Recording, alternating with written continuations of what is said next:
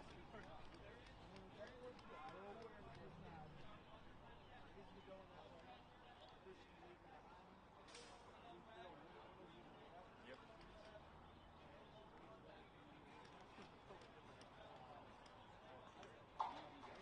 Yeah, here we go. This side.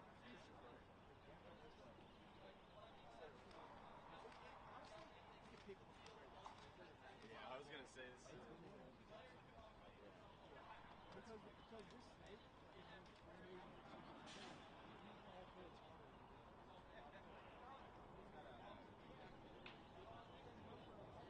Brandon, honestly, Brandon got him every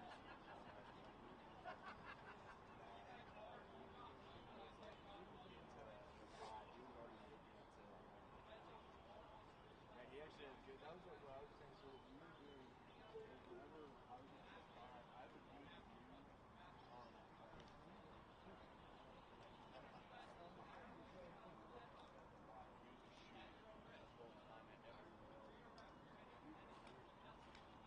you could look at that and then the D3 as well. So I was just sitting there.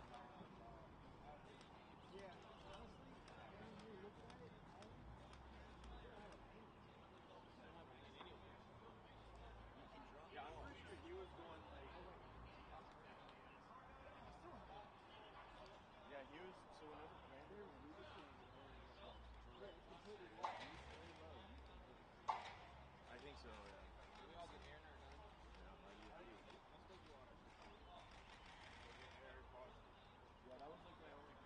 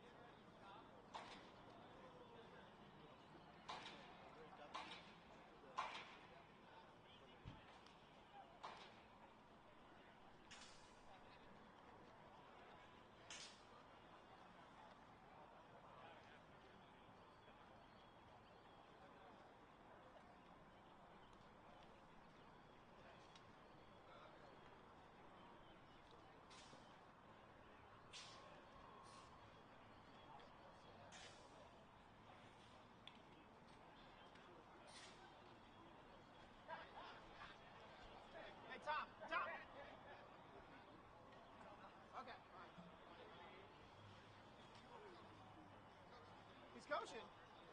Lies. Lies. See his ass on the field. Like, ah.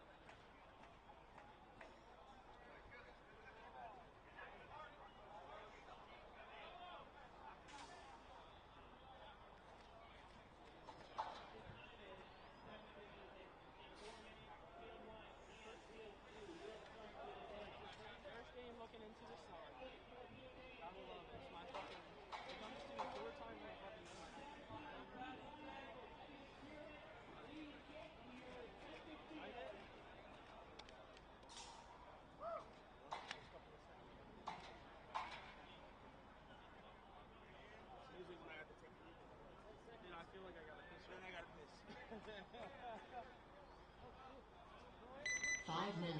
Everything's fully in.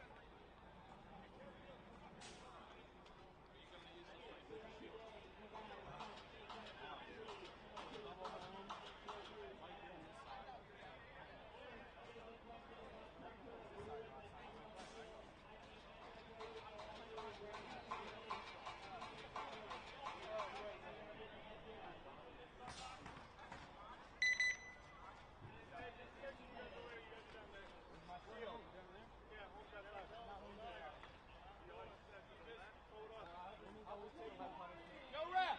Which way's home? Which way's home? 100%. I'm 100%. Yeah.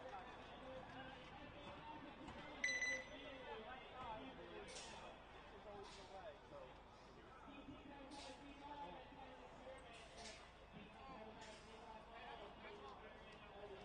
4 minutes. That's how I feel. I feel like the old fucking man out here. I'm stressed.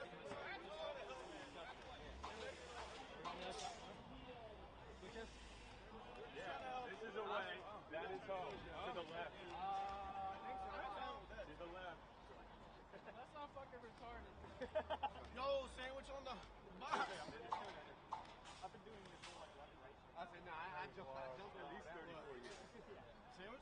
I had a guy get fucking crazy. Who's Stanford like that? What's going on?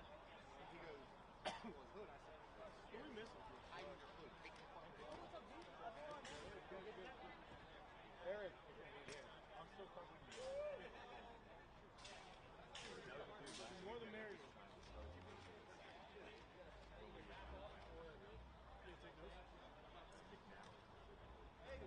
take these.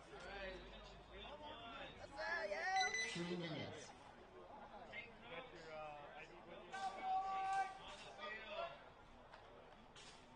Banners versus shooters on deck. Freshman rejects versus Sportz in the hole.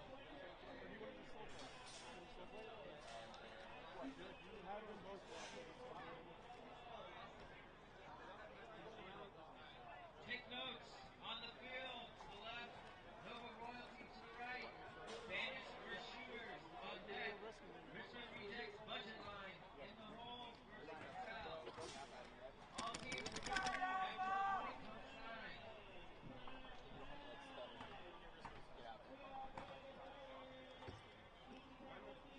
After the point, if your team won, make sure you sign for your point.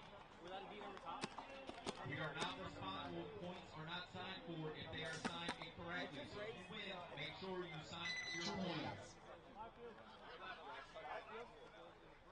Warning, live field foul on. Take notes to the left, Nova Royalty to the right. Let's bring it in real quick, boys. Bring it in. Hey, get communication, boys. Remember, S3. Let us know if we get to that snake at all. Uber. And these over here. Remember, it's just that. That's our big concern. So keep them out. Robbie! S3's murder.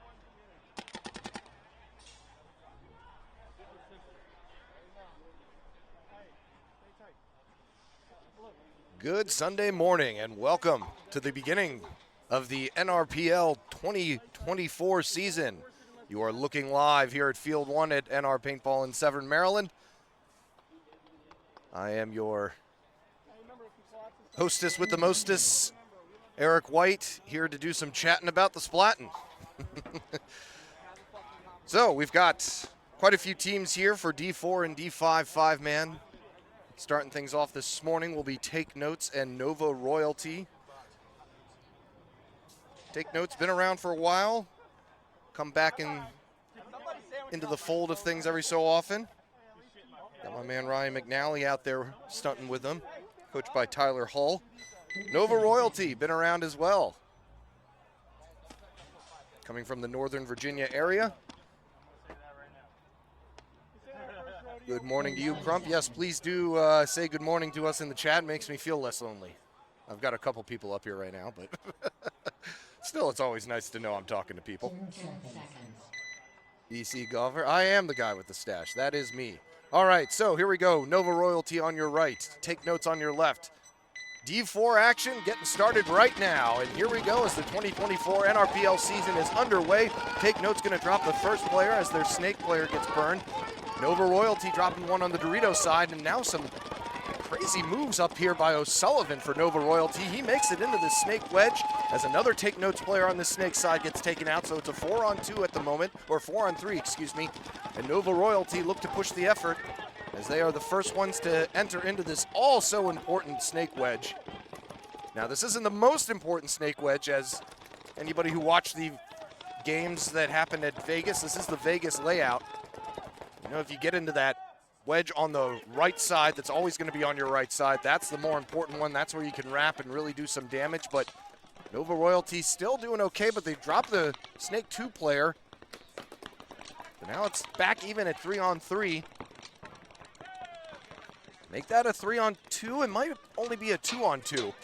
Take Notes player over here in the snake corner having some gun issues as Nova Royalty, O'Sullivan making his way up into the next knuckle, and he takes out the player across the way from him, and I think we've got ourselves a 1-on-1. Didn't take long. We are in our first 1-on-1. So the Take Notes player here in the snake corner as the Nova Royalty player looks to clear things. I don't know if he knows there's one more guy alive. Now he does. He's getting some shots taken at him. So 1-on-1, Take Notes player seems to have gotten his gun back up and running. Nova Royalty player yelling back to nobody. Doesn't know he's the only one. And here it goes for the buzzer. And McNally, Ryan McNally, able to hold strong and pull out that victory for him. That was a tough point there for Take Notes. They got started off pretty slowly. They lost 2 right off the get-go, but Ryan McNally doing what he does best, staying alive and getting some kills. So Take Notes will win that first one.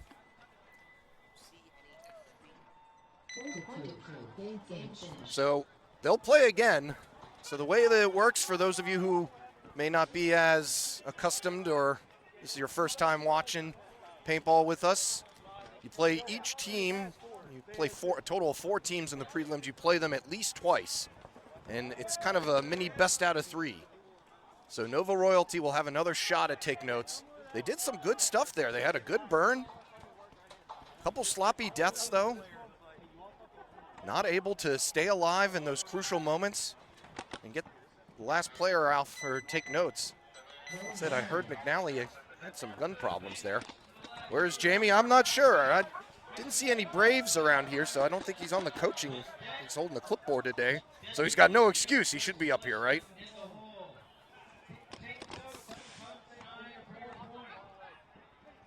So as I was mentioning, you know, anybody who watched the Vegas event that just took place, really the crucial bunker is going to be that right wedge that you, or like I said, is always going to be on your right, because we're going back to the swirl here. So the field is mirrored on its own self horizontally instead of vertically. And if you can get to that wedge, that's always going to be on your right. That crosses the 50. It's almost on the other team's 40. If you wrap, that's puts an end to a lot of people's games. So coming up next, we've got Banished going up against Shooters. Shooters out of Southern Maryland. Southern Maryland Paintball, that is. Going to see a lot of people get burned today, as both teams have lost one on their corresponding left side. So 4-on-4 here as Banished into the snake. Shooters into the big wedge. Another one for Banished walking off from the snake corner. But Shooters lose one in the back center. Maybe stayed doubled up a little bit too long. Now we've got ourselves a 3-on-3. Pretty evenly matched too. Banished are going to lose a player in the back center though, and so it's only these 2 players left. One in the Dorito and one in the snake. Shooters looking to find these last 2 kills and finish things off. The Banished snake player making his way up to the snake. We may have some snake action here right in front of us. Our first close bunker of the day. I'm not sure the Banished player knew he was right there, so now he's going to run around and trade off. Getting some pointing. Shooters player going to want to be careful. Don't want to be the first example made. So now it's a 2-on-1. Last player for Banished on the far side, Dorito.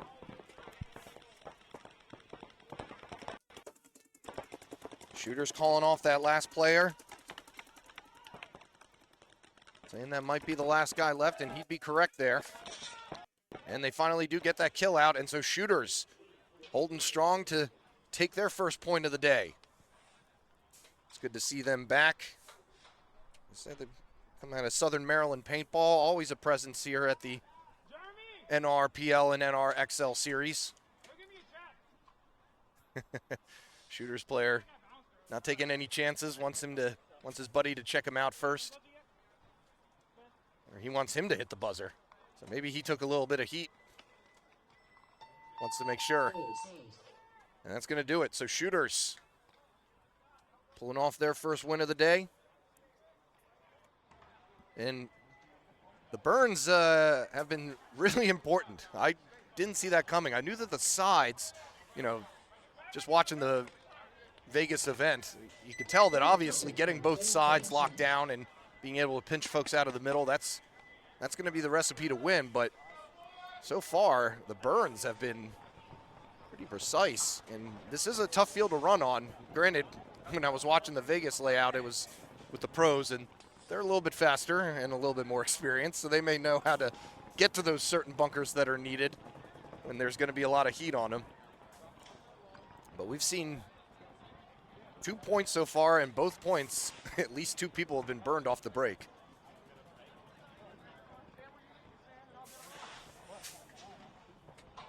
All right, so coming up next, we'll have Richmond Rejects Budget Line versus Cartel.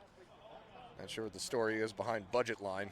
Maybe we can do some intel digging, or maybe one of you fine folks can tell me why Richmond Rejects added Budget Line. Don't know if they have a sponsorship with the car renter place, but if they do, kudos to them. Well, Cartel, you know, Cartel had a pretty good year last year. They got Bill Raber, a couple other guy coming out of playing with Image. Oh, I have to trade my pen now?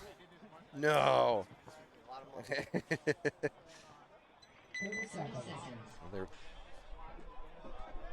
a lot of guys who have been playing up at NR, putting the work in. 20 seconds. See Bill Raber out there for this first point. Meanwhile, Richmond Rejects 10 seconds. coming all the way from Virginia.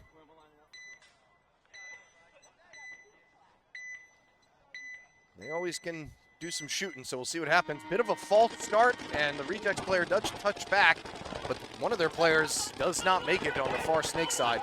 Nobody burned off the break here for Cartel, so 5-on-4, make that a 5-on-3 as Rejects drop another player, and it might actually be kill 3.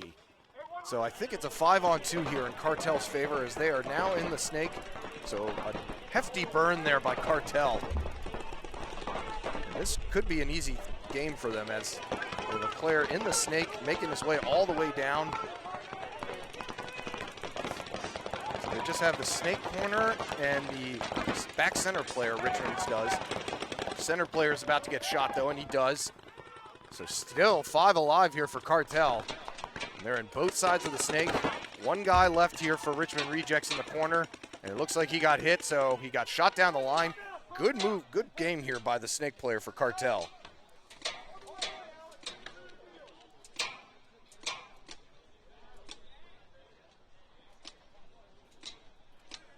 I believe that's Adam Levine.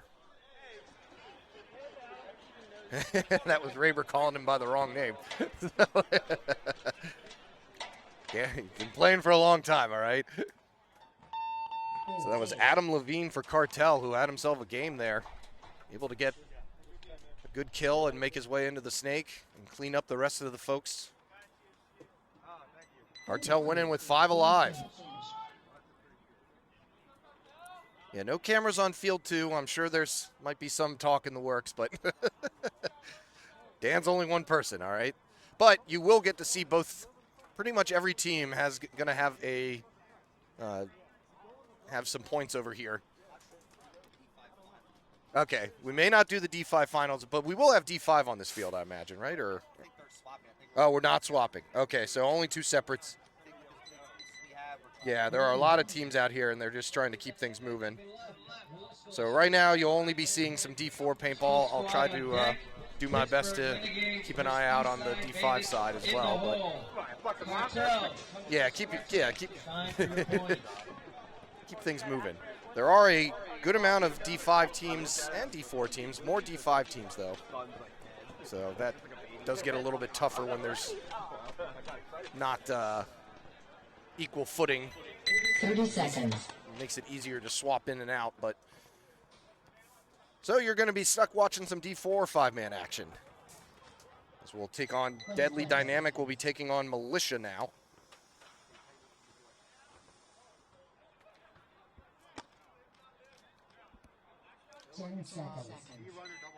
Deadly Dynamic. Some experienced players on there, so Militia are going to have to do all they can. Militia coming out of West Virginia.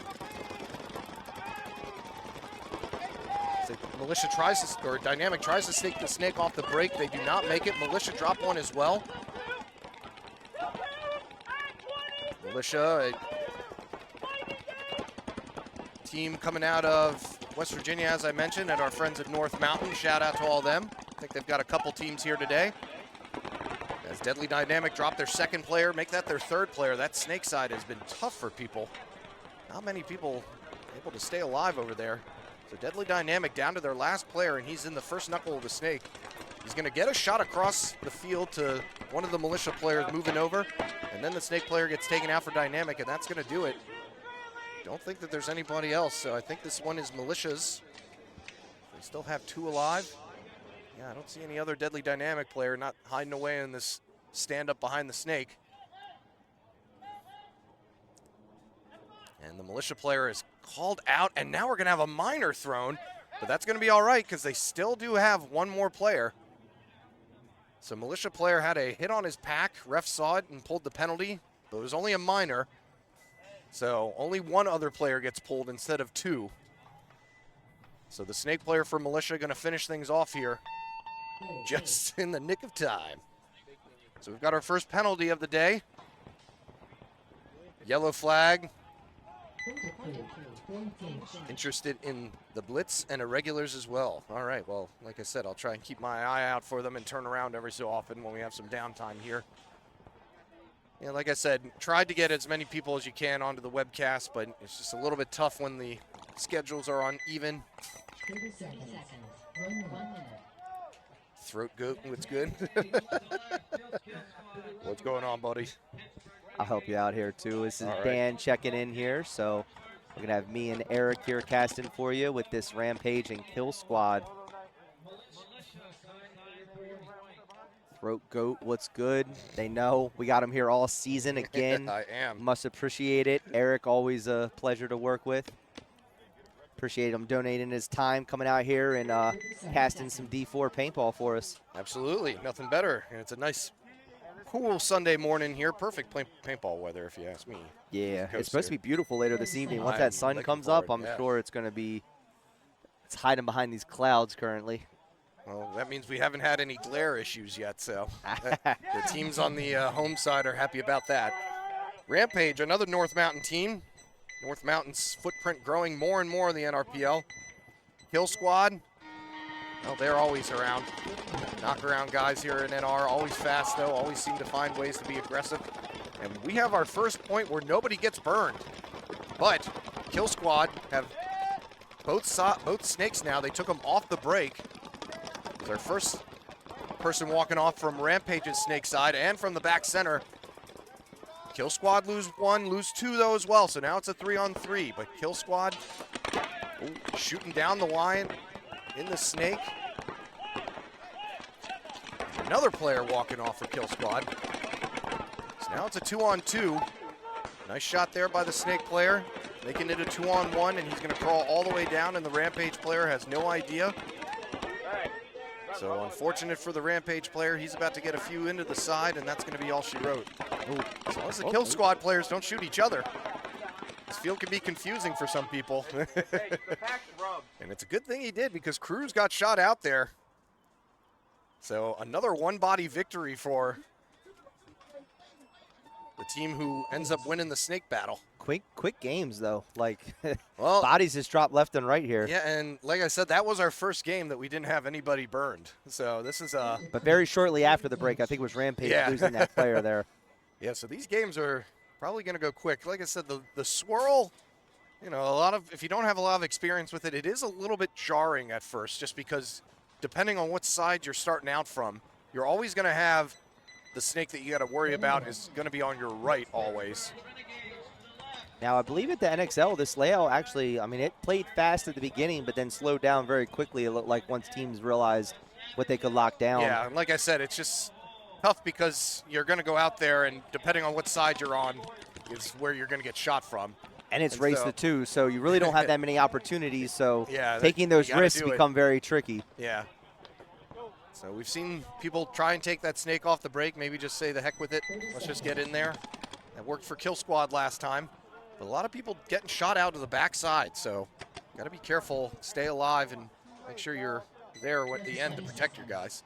Got Pittsburgh Renegades coming up against East Side Bandits. East Side Bandits having the veteran experience of Ramon. Looks like he's playing with his son Chance as well, so that's cool. They'll be on your right side. Pittsburgh Renegades coming out of Pennsylvania. We've got our first player shot for Bandits, trying to take a far side Snake Dorito. Nobody out for Renegades. 5-on-4 right now. Snake player for Bandits into the wedge as Bandits are going to lose another player off the backside. Not a lot of talking here. Ramon's the only one who's shouting out positions. Snake player for Eastside Bandits does get a wrap shot on him, so that's gonna do a little bit more for the effort as Ramon moves over to back up his snake player. It's a 4-on-3 right now. Make that a 3-on-3. Not sure where Renegades lost another one. So now you got to give the advantage to Bandits here as they are the only ones in the snake. Renegades moving back over to try and battle with that snake player a little bit. It's probably a good idea.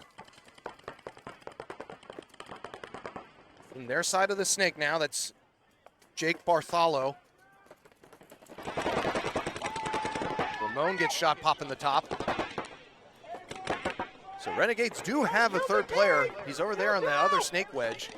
So now I think it's all down to Jake Bartholomew. Oh, nope. So it's a 2-on-2 right now.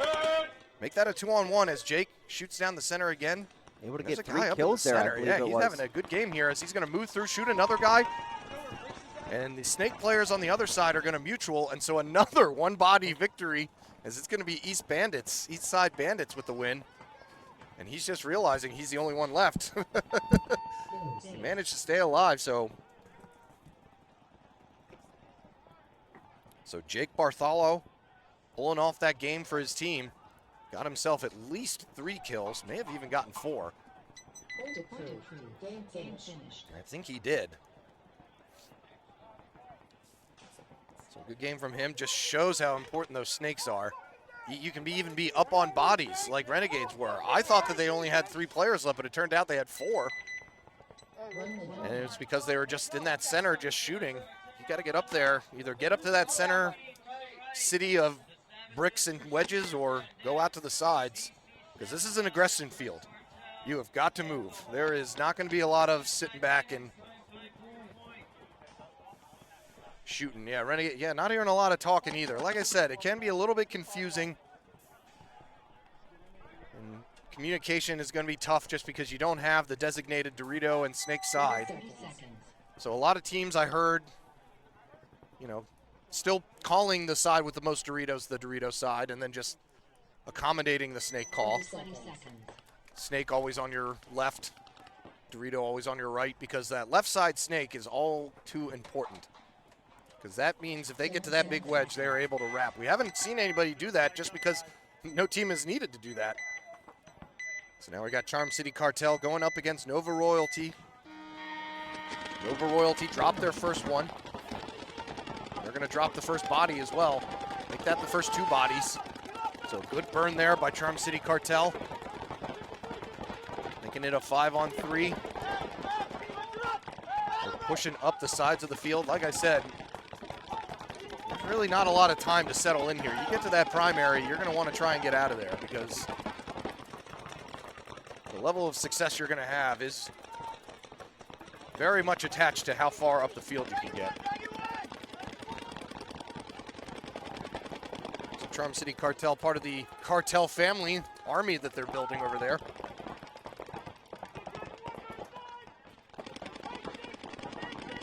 Got Brandon O'Barry, who's been around, played with a few of the Revo 4 teams and other squads coming out of NR. He's always up here. I think that's him on the far side, Snake. Charm City Cartel taking their time. 5-on-3 here still.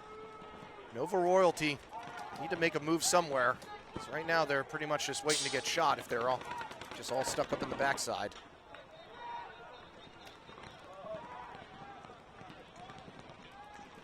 Royalty talking it up at least, trying to get that cross-field communication going. Cartel now, though, into their side of the snake. All he's going to have to do is really just wrap because the Dorito player can't really see him that well. Kind of has the beat on him because he can come out of anywhere. He's going to gog the Nova Royalty player. They're going to gog each other. Gog for gog. All right, so that makes it a 4-on-2. Cartel still looking pretty. Nova Royalty only have the 2 cans in the back. Player for Nova Royalty going to try and break out to even things out, but he's not going to make it. So that leaves the 1 player left for Nova Royalty. Josh Heller here for Charm City Cartel looking to finish things off. Trying to get that shot in on that player in the back corner can. Looks like Matt Barry is just going to go and mop things up. May have taken a couple shots to the back there on his way up there. But that's going to do it. So both Cartel teams pulling out victories for their first points. And both doing it against teams based out of Virginia.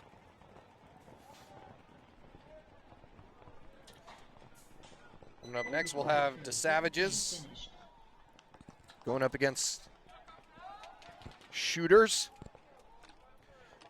Already saw Shooters once today. They were able to win their first point. Going to try and keep the momentum going. An excellent point from their snake player. Be interested to see what the Savages do. They are always almost too aggressive of a team. But it's a lot of guys who play together all the time.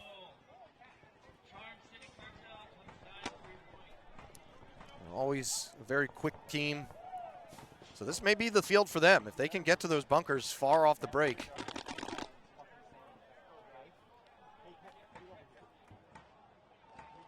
They might be able to do some damage here. Shooters, like I said, won their first one, trying to keep the momentum going.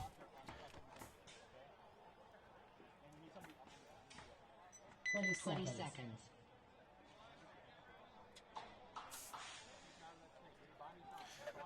Thank you all for joining us on this Sunday morning. It's a crisp, cool morning here in Severn, Maryland, wherever you're watching us from. Getting ready for your day. We've got the Savages on your left, Shooters on your right. And the Savages lose one off the break, but do take both snakes off the break. Shooters take one, and they're quickly into the other snake as well. The Savages losing another snake player and a player in the center. So now it's instantly 5-on-2. So nice burn there by Shooters. Make that a 5-on-1. Last player left for the Savages in this snake knuckle. And Shooters player doesn't know he's there, but he's about to find him and put some in his back, and that's going to do it. And that's going to be a quick one from Shooters. 15-second point just about. So Shooters looking good. The Savages were able to take some places off the break, but not able to stay alive very long. And that is another quick point. So if you watched Vegas, you saw that there were a couple points where it was just organized chaos in the first 10 seconds, and then when the dust settles, every player gets shot out. That seems to be what's going on here, especially with lower division players. May have a bit of a tougher time staying alive, facing an onslaught of paint. So once folks start getting warmed up, maybe they'll be able to realize where the shots are coming from a little bit easier. Going to have DC Sabotage taking on Cartel. 30 seconds. Cartel looked strong that first game. DC Sabotage, though, NRPL vets. 20 seconds. I think they have a D5 team here as well. 10 seconds. So Cartel on your right, DC Sabotage on your left. Cartel looked to be sending another snake runner.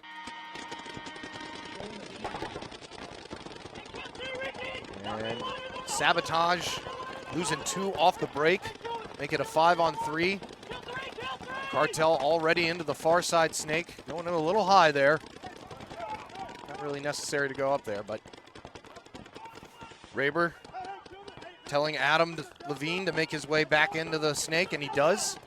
Looks like he's going to try and have himself another game. Sabotage haven't made any moves yet. I know that you're losing him off the break, but you have to fight that urge to not move, because you are pretty much just waiting to get shot once the other team gets in the snake.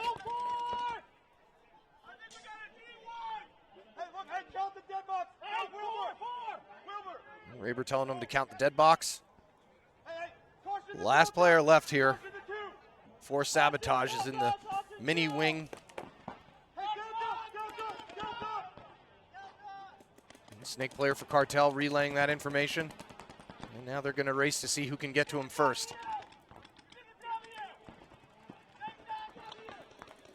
And he's in a tight spot here. And that's probably as best it could work out for. Raber really wanted that bunker. Not going to give him any extra, though. And they're going to hit the buzzer. So Cartel looking very strong here. Coming out of the gate. Game finished. As I said, they did have themselves a few good tournaments last year, and these guys have been out here grinding every weekend. I've seen them, so getting better.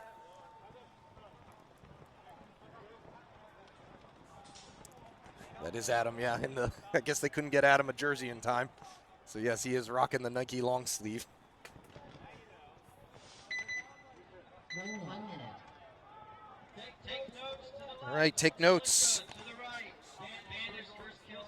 Dan taking some friendly fire. Take notes won their first one against Nova Royalty. Going up against Militia now.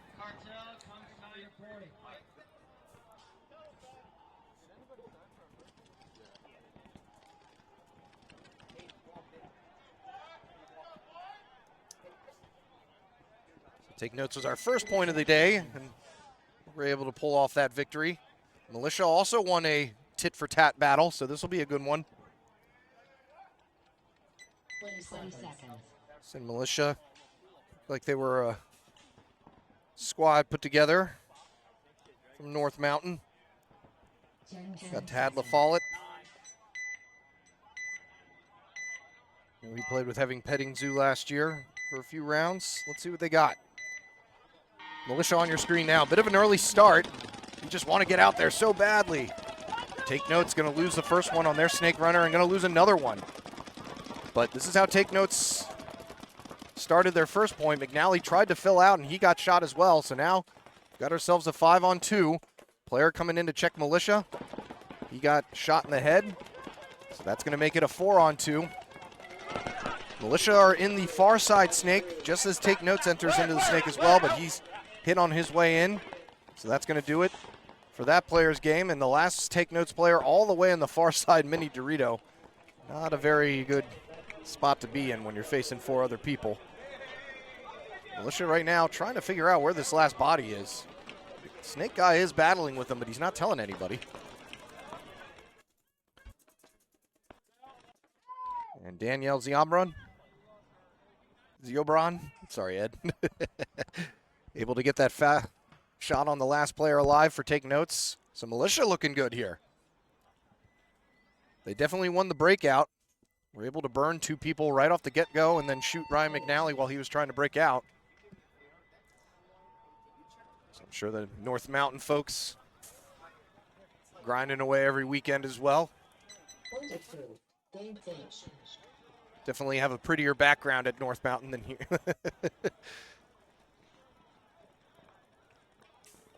Got nice mountainous terrain up there. So Take Note's going to have to try again against Militia.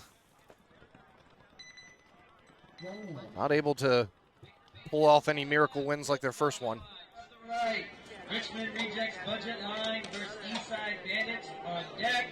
Deadly Dynamic versus Charm City Cartel in the hole.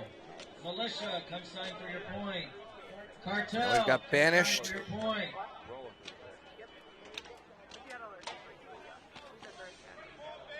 Coming out of Central Avenue Paintball down in Bowie, Maryland. Part of the Southern Maryland Paintball 30 seconds. family, so definitely check it out right off of 214. I used to live by there. 20 That's their seconds. field and kill squad. Anybody who plays at NR knows who these guys are. Got little Troy, 10 seconds. Cruz, and Vashad out there. Cruz trying to play a little sneaky. Seen a lot of false starts today. And there's another one. Not going to affect him, though, as Banished take this close snake side and are able to crawl on up. Savage is in the snake as well, though, and now they're in both snakes. Excuse me, kill squad. So this will be interesting. 5 alive for both sides. Oh, curse of the commentator. Just like that, Banished dropped both of their home players. Staying doubled up a little bit too long. Now we're going to have some snake action right in front of us as Kill Squad dropped their first person on the far side. Snake-to-snake shot here by the Banished snake player. And now they know he's there, and the poor Banished player's Hopper not cooperating right at this moment. It looks like the Kill Squad player is going to try and go on the inside. Banished Snake 2 player not letting him do it, though. It's a 3-on-3, still anybody's game, and how this turns out, the Banished player is almost underneath the bunker, just desperately trying to get a ball into the chamber. And so now the Kill Squad player is going to go to the highway, bunker him. He's going to try and run down. Is he still alive? No, he didn't know that that other guy could see him that easily. So now it's right at a 2-on-2. Didn't need to go that far. Could have just shot him and got right back into the snake. Felt more sorry for the Banished player, as his Hopper was not cooperating. So the last player left for Kill Squad into this snake corner. 2 players left for Banished, talking about it and trying to figure out the best way to get at him.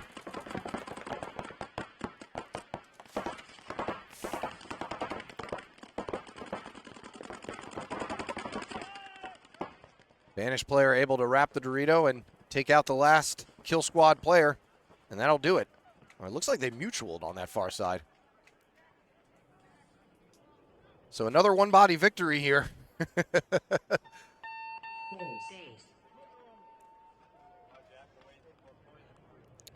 Seeing a lot of those, too. Last guy left is the last guy alive. So Banished able to eke that one out.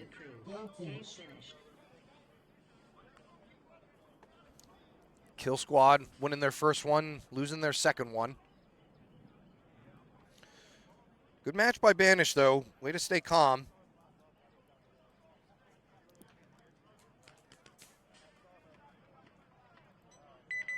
Keep their heads on a level playing field. As that Kill Squad player made that move, that could have busted things wide open, but luckily they were keeping a good cross there. So now we'll get our second look at Richmond Rejects budget line.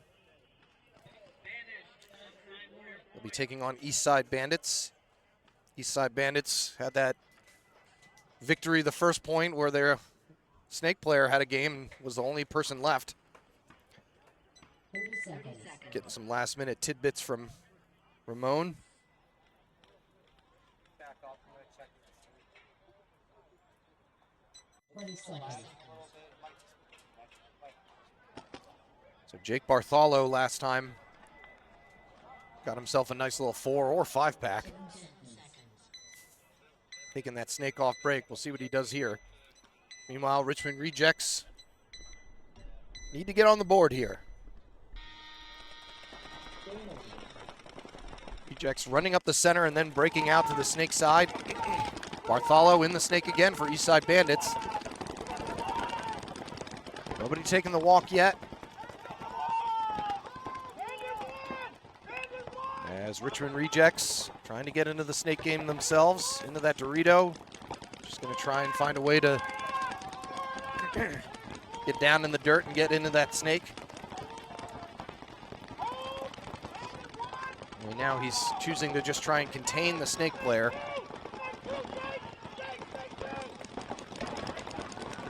He's telling him snake 2. There's nobody in there yet. He may be at snake 2 now. He doesn't want Ramon to be a liar. So Ramon behind Jake now. It's Jake Bartholo. Gets his first kill in the snake corner. A snake battle going on right here. And the Richmond Reject player gets clipped in the top of the head, and that's going to do it for this side. So Eastside Bandits now smell blood in the water. Still 5 alive for them. Ramon chops up their last attempt to try and get into the snake, making it a 5-on-2. Bandits lose their first player all the way back. Another player shot out for Rejects, so it's a 4-on-1. Last player for Rejects, trying to get as small as he can, but Bartholo still able to see him and shoots him out, and that's going to do it. So a little bit more of a controlled win, but Eastside Bandits still looking good. Getting some excellent snake play here from Jake Bartholo.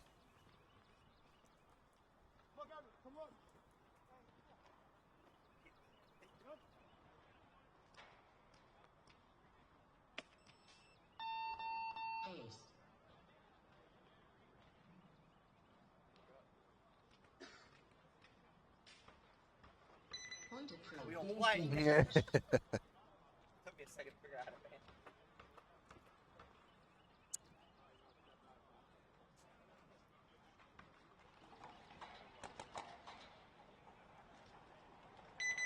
All right, so moving things right along here. We're going to have a lot of fast games, so I don't think we're going to be out here burning the midnight oil because we are almost ahead of schedule still. We're going to have Deadly Dynamic going up against Charm City Cartel. Dynamic had a rough breakout their first match. And Cartel are looking good on the burn, so see if Dynamic changes up their approach at all. 30 seconds. I know, yeah. Go all the way in. Hey, athleticism. 20 seconds. And wishing everybody a happy St. Patty's Day as well. Hopefully you got some celebrating in. Didn't wear any green here, so better not have anyone come up here and pinch me. All right, so Charm City Cartel on your right, Deadly Dynamic on your left. Dynamic going for that far snake run again. They're going to lose the backup snake player. So a burn there by Charm City Cartel, making it a 5-on-4. Cartel are all the way on their side of the snake on the far side up to that wedge. So they better find him real fast, or this is going to be a quick one. And it looks like he got a shot across the field, so a nice shot there by the Deadly Dynamic snake player. It's Shamard Shorter. Dynamic going to lose another player in the back, though, so it's a 4-on-3. And now he's moving up to their side of the snake. Shorter getting some paint pounded at him. They know he's there now. Not quite sure why the Charm City Cartel player isn't letting his snake player know that there's a guy literally right in front of him. Shorter is going to try and crawl around. And they're going to mutual. No penalties thrown or anything. And he actually shot Barry in that melee as well. So now there's only one Cartel player left against 2 Deadly Dynamic players. Cartel player, last one left in this little mini wing. I think he just realized that. And he's going to mutual with one of the final Dynamic players. And Dynamic with a one-body victory. There we go. So Deadly Dynamic able to brave the storm a little bit longer than Charm City Cartel. Point approved. Game finished.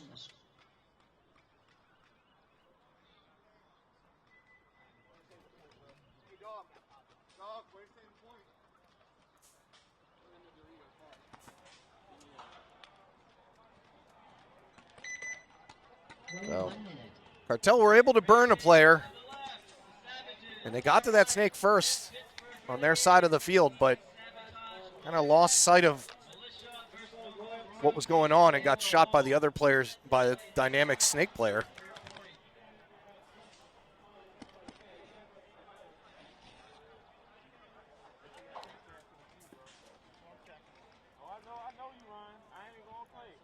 So Charm City Cartel going to go back to the drawing board. And he had that melee right in front of us, where the dynamic player was able to get the guy in front of him and the guy behind him. 20 seconds. Appreciate you guys all checking us out this fine Sunday morning. It's the SK Classic, first event of the NRPL 2024 season. Doing 5-man today. We'll be doing X-Ball next time around. So you got the Savages on your right and Rampage on your left. Rampage, another North Mountain team. 5 alive for both teams. Scratch that. Rampage lose 1 off the snake side. And the Savages lose 1 off the other snake side. And we've got a little snake battle going on right in front of us here. It's only a moment of time here before the Savages player realizes what's going on. Shoots at the Rampage snake player, got a bounce. It's Becky Young for Rampage. And now I guess the second one didn't bounce. So it looks like we've got ourselves a 3-on-2 at the moment. I think the Savages have lost some bodies. We're going to have another ref run in, pull them out on the hopper. The Savages on their side of the snake, though. Rampage player moving over into the center. It's a 2-on-2. Rampage trying to move up the other snake side. The Savages snake player staying down. They'll make that a 3-on-2. Okay, I didn't see Rampage had another player out there. So it's a 3-on-2 in Rampage's favor. The Savages have a player all the way up on Rampage's side of the snake, though, and nobody seems to know about it. I don't think his own guy does. I think he's talking to him. The Savages player could go, though. And the Savages player goes down, but only able to get 1. Ooh, he got 2. But Rampage... Oh, he did not get that second guy. Okay, so Rampage going to finish up with 2 bodies alive here. That was really all that Savages player could do. He was the last one alive on their side of the snake.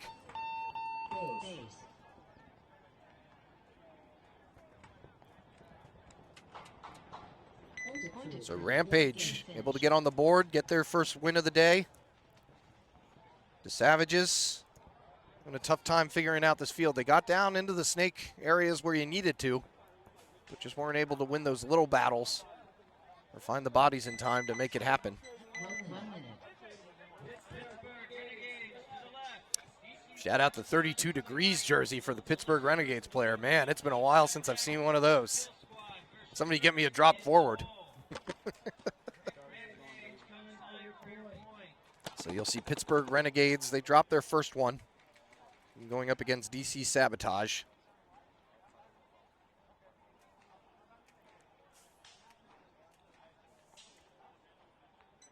Seconds.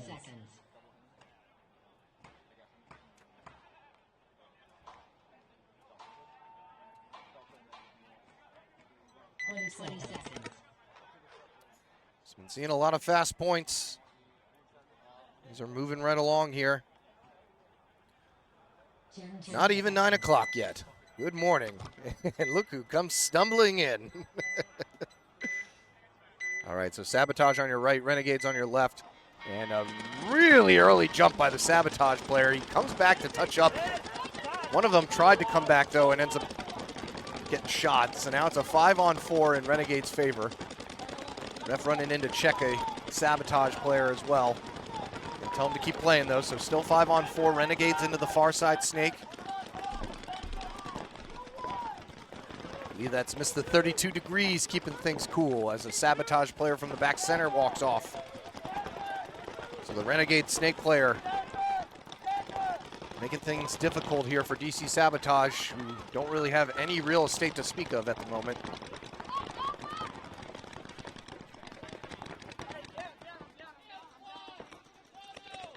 Sabotage with 3 players left, all in a straight back line. Renegades have the snake. And they're going to lose their first player from the snake corner stand-up. DC Sabotage player talking it up. It's good. Less bodies you have, the more talking you got to do. Get our first center push of the day here. The Renegades player is on their side of the center 50. Not sure if he knows that there's a player right in front of him that could easily wrap and kill him. He's staying low. He's going to try and see if he can pick out a kill. He's got somebody right behind him as well to help give him some backup. DC Sabotage doing their best here to try and keep things slow for Renegades. It's a 4-on-3.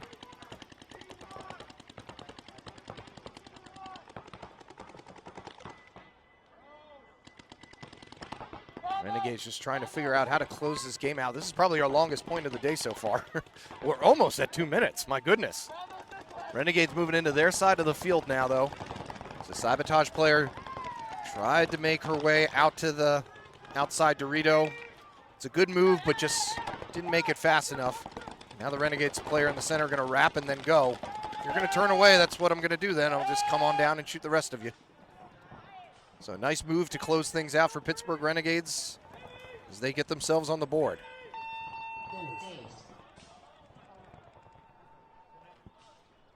Good morning, Jamie. Oh, yeah, let me pump you in there. Good morning. Long St. Patty's Day, I see. Yes, it was. So DC Sabotage still trying to find their footing.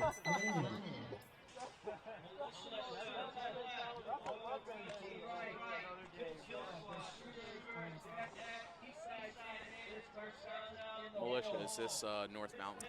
This is a North Mountain team against Nova Royalty, who too have had trouble getting that first win. Nova Royalty, is that a Pev's team? I would imagine they've been there. They've heard about it. Militia looked good that last time. We saw them go up against somebody. Who did they beat? They beat Take Notes, and they definitely won the burn, so. Sure they had this layout set up for them up there in North Mountain, probably trying to run as many points as possible. 10 seconds. See if Nova Royalty can get themselves a win. See if we can get a game with no false starts. Everybody's so eager to get out there. Militia taking the snake off the break. Gonna lose one on the far side though. Double up home on both sides.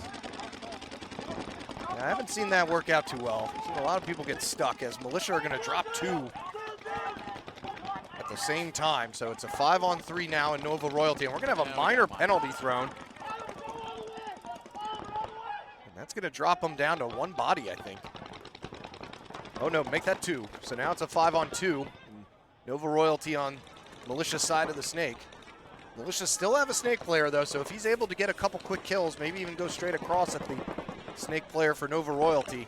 No one's picked him up yet. Nobody knows that this Militia snake player is in here, as he's all on his own now as the 4th player drops off.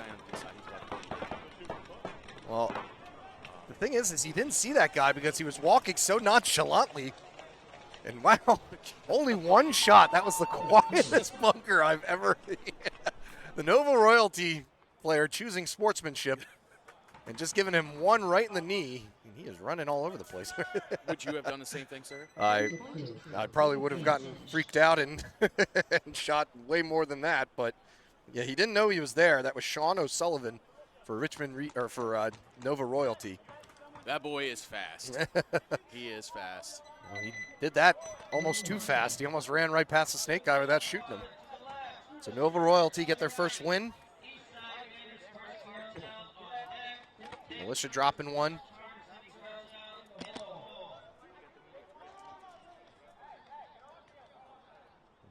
Nova Royalty with some arguments. Arguing with each other after a win. Some may say that's a good sign. Weird flex, but okay. Always striving for perfection. So yeah, I think they're all trying to figure out how that guy got down to the snake with no one seeing him. I mean, in their defense, he didn't really do anything. He was just kind of crawling on down there. I didn't really see him shoot anybody, and he popped up when he did. He could have shot a couple militia or Nova players, but they were all just kind of walking so nonchalantly. I think he didn't pick them out of his peripherals. All right, so we're going to have Kill Squad going up against shooters.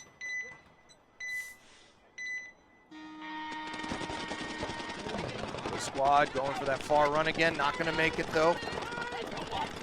They made it into the snake closest to us, though. Looks like that's Cruz in the snake here for Kill Squad. 5 alive for shooters, though. And they have the one body advantage at the moment. We'll see if Cruz can make anything happen for Kill Squad. Now they know that they're both in the snake.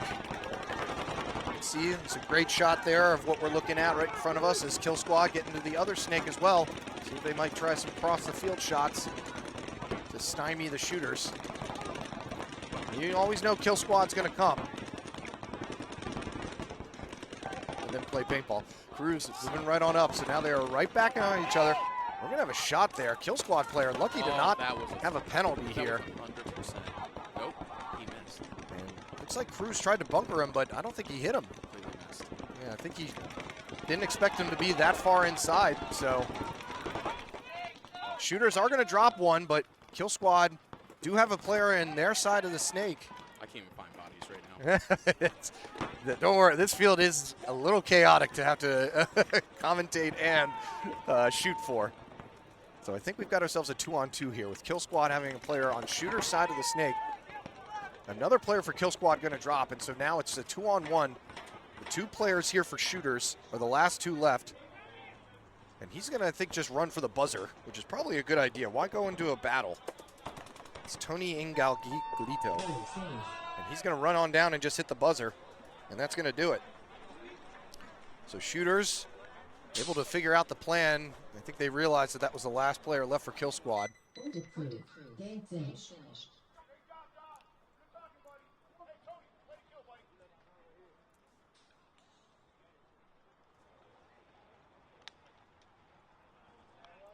So it was Tony Ingagliato, I believe.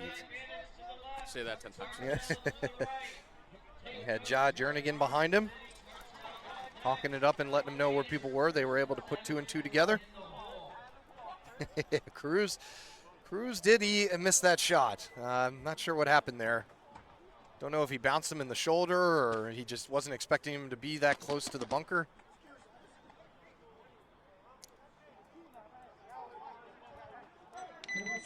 But shooter's going to walk away with the dub. So now we're going to have a good matchup here. Possible semifinal or final with Eastside Bandits going up against Cartel. Both these teams have looked pretty good, so something's got to give here. Is Eastside Bandits the team Horizon Oreo from last year? Correct, yes. Yes, I believe that they changed things up a little bit. Looking good on the burns so far. 3 guns up off the break. Cartel not sending anybody really wide, though, as Bandits are the first to the snake this time. Looks like Chance at the home Bandits. So 5-on-5 for the moment. As Bandits going to break out now. Is that Chris Thompson at the home for Cartel right now? It could be. I can tell you that, Rob. Yes, it is Chris Thompson. Got Adam Levine here trying to get back into that snake where he does his most damage. Raber putting people in to get him in there, and they do. Bandits player know that he's there, though, as Bandits are going to lose their first player walking off the snake side. So 5-on-4 advantage for Cartel. Levine is in the snake trying to find the next kill. Shoot across to try and keep him out of that snake. As the Bandits players are now just posted on him, waiting for Levine to try and come down. Don't think Levine knows that he's got all this firepower right in front of him. He's doing a good job, though. Keeping his head level, watching down that wire to make sure nobody comes to get him. He's got Raber right behind him as Chris Thompson bounces out now to the far side Dorito. So good spread here from Cartel, but nobody looking down the snake side. And Levine gets shot. And we're going to have a major thrown. Yeah, that was pretty rough. Yeah, that was pretty rough. We're going to have 2 bodies pulled now as Levine just got himself a major. Yeah, granted it was right in the top of the hopper. So now that goes from a 5-on-3 advantage to now a 2-on-3 in Eastside Bandits' favor. Eastside Bandits, I think they realize that there's nobody on that side of the field, but moving too nonchalantly down the center, and he's going to get shot. Cartel still have a player in the snake, as do Bandits. So depending on how that snake battle goes, it looks like he came around and he's stayed alive. So now it's a 2-on-1. Last player for Cartel in the snake side stand-up. Those wedges on both sides, both snakes, they're just absolute money.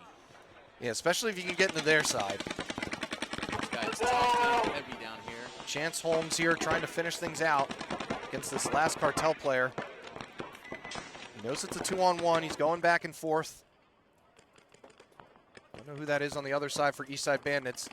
Cartel player, yeah, pulled out. You're going to want to do that when one of the players isn't watching you move. Anything, you may want to try and move up at that point. Chance Holmes able to finish things off. Was that Chance and Marcus Clark? Is that who the other player is Yeah, right I couldn't read his jersey, but it was somebody. As Eastside Bandits, pending a clean hang, will get the point here. That looks like Marcus. I'm going to go with that. Why not?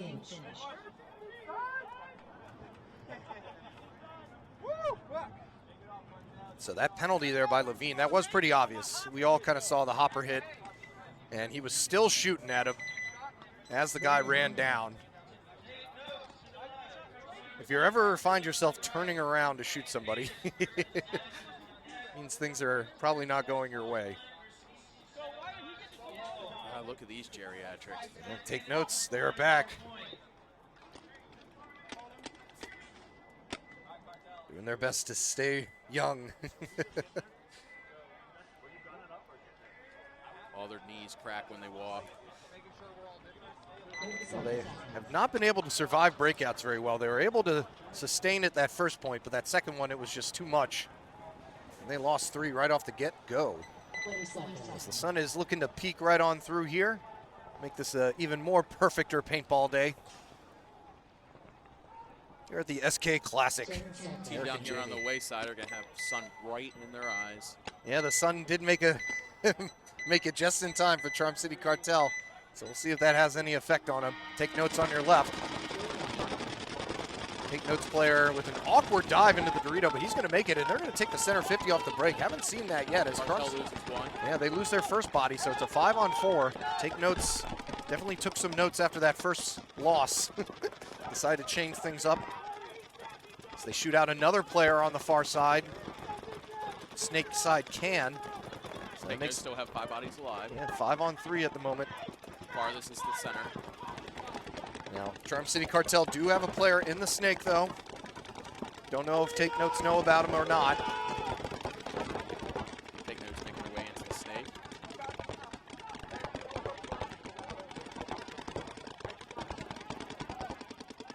Ref explaining to Adam what that major was for. Very aggressively. That must be touchy.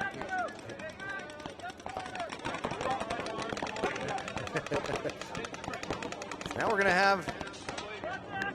He's looking right across, and I don't think Take Notes player even sees him, and now they see each other, and it's going to be who shoots who first. And looks like Chewy got him. The Take Notes player is able to shoot him.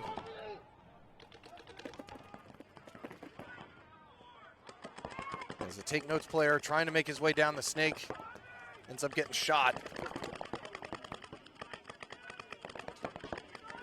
Chewy's over here. Myron for Jones. kills. Up here in the middle wedge.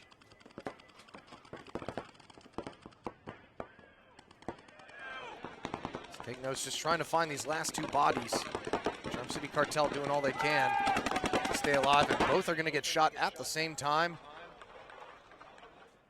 As the Take Notes player able to find the last body. That'll do it. So Take Notes with a good response. We're able to survive the burn that time. That was very important. Ref is checking the player for Take Notes. And good point. So that was our first point where we actually saw the center 50 not somebody take it, but actually have an effect. He's able to shoot the snake guy. And he ran the entire way there gunning. Yeah. So you can get up there. You're very vulnerable, obviously, because you got two snakes. So you really got to trust the guys behind you to let you know which way you should be looking. They did a good job that time. And we got Banish walking on the field. That we do. Had themselves a nice point last time against Kill Squad. There's Nico wearing some pants that are 3 sizes too big for that kid. Charm City Cartel talking about it, trying to figure out where they lost the bodies. Take notes have been playing together for a long time now, though. So those guys all know each other by heart. So it can give you a little bit of an advantage playing up against a team.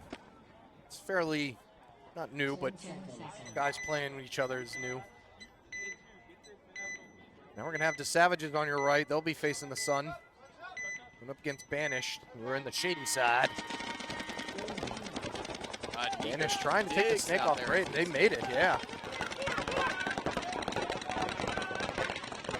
The Savages have 5 alive as well, but Banished are the first ones into the snake.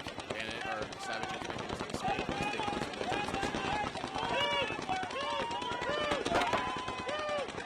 No one's picking up. Has anyone picked at all? First kill there. Nico. Nico shot a guy and then gets shot himself. So now it's a 4-on-3 advantage here as the Savages are far up the field. Banished player in the center looking for the snake player. Shaxton making moves, trying to get that player out. It's a good move. It looks like he's going to try and just run and go get him. Did he make it? Oh, he did. What is going on over I'm not sure. I wish we had a camera over there so we could have seen what happened, because I don't think he was where he thought he was. And no one has stood up, so I'm assuming he shot. Yeah, he might still be alive. Meanwhile, the Savages move up into the other side of the snake, and they're going to shoot another guy in the back. I think the last player for Banished, yeah, is in this Dorito right behind the snake, and he's about to get bunkered. And we're going to have a major thrown on Banished. Or we're going to have it. Oh, wait. Nope. Yeah, I think the major is on Banished, yeah. Okay. Because he didn't even shoot him. So that's going to be an automatic win there. The Savages are standing Cut you around. over here, throw confusion.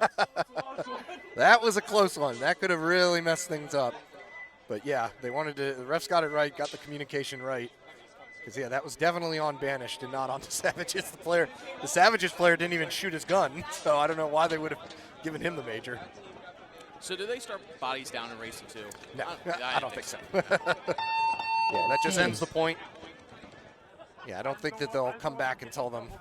I don't have the memory, and I'm sure that the refs don't have the memory to remember that. Oh, that's right, because they probably won't play each other again for another... Yeah, 9 or 10 matches, so that's going to be a while. Adams in the doghouse. Yeah, he probably is after that major.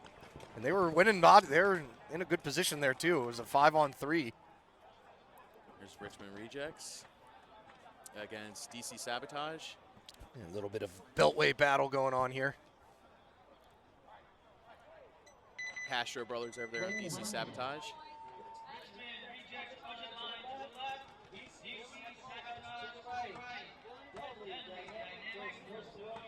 The Castro brothers, Brittany Rife. Seen her playing a little bit.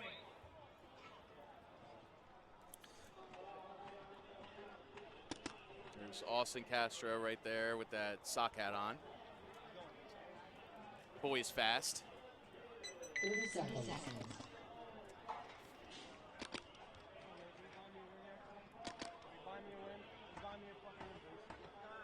So we haven't quite made it to the second round of games. Still in the first round here. 10 seconds. Rejects on your left, Sabotage on your right. Ooh, they're lined up like they're going to push the center heavy on Sabotage. Looks like they are, and they are going to. So 2 in the center 50. for DC Sabotage, and they made it to their side of the field. We got a ref running in to check one of the Sabotage players. He's hit, he is not. Sabotage do lose one off the backside. So it's a 5-4 advantage right now for Richmond Rejects, but Sabotage really far up that center. Castro's gonna eat it. Looks like, yeah. Nope, never mind. So a barrel shot there by one of the Sabotage player gets the snake, but he does get one in the center out before he's taken out. So now it's a 4-on-3. Sabotage are in the snake as well on the far side. As the center 50 player looks to change positions. You really saw in Vegas a lot of players going back and forth in that center 50. And another snake kill, so this guy is... Oh, I don't know, they're checking him. He missed. And he is hit, so he gets out, so this guy is eating him some snake. Austin Castro having himself a meal. It's a 3-on-2 now in favor of DC Sabotage.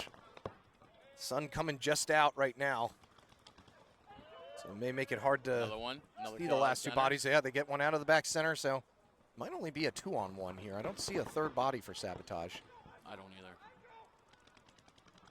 So this last player left for Richmond Rejects in the Dorito corner.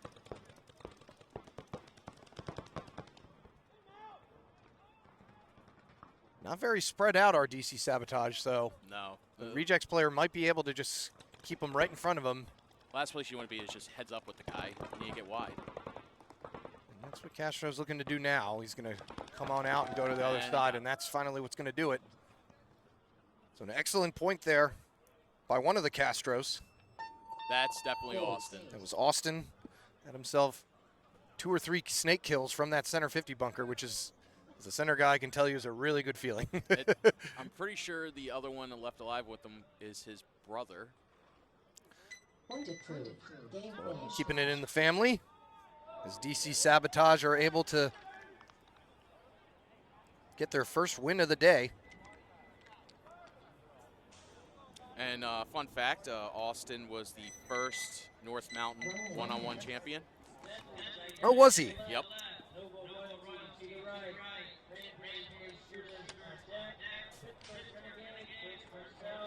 I'm not gonna lie, I dig the Dynamics jerseys. Is that Deadly Dynamic? Yes, it is. I kind of dig their jerseys. A little bit of Miami Sunset in there, or Southwest Sunset, I guess. But yeah, very cool looking jerseys. Going up against Nova Royalty, who went the other way, doing some pajamas, but that's okay. We've all played in them. Definitely a lot cheaper. Keep the money on the field.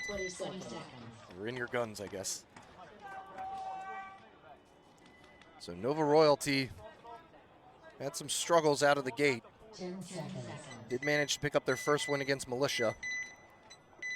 Deadly Dynamic also had a couple tough breakouts. Dynamic player landing in the snake scorpion tail style, but he's in there. Tripled up the home off break. And they didn't burn anybody. Not a single body.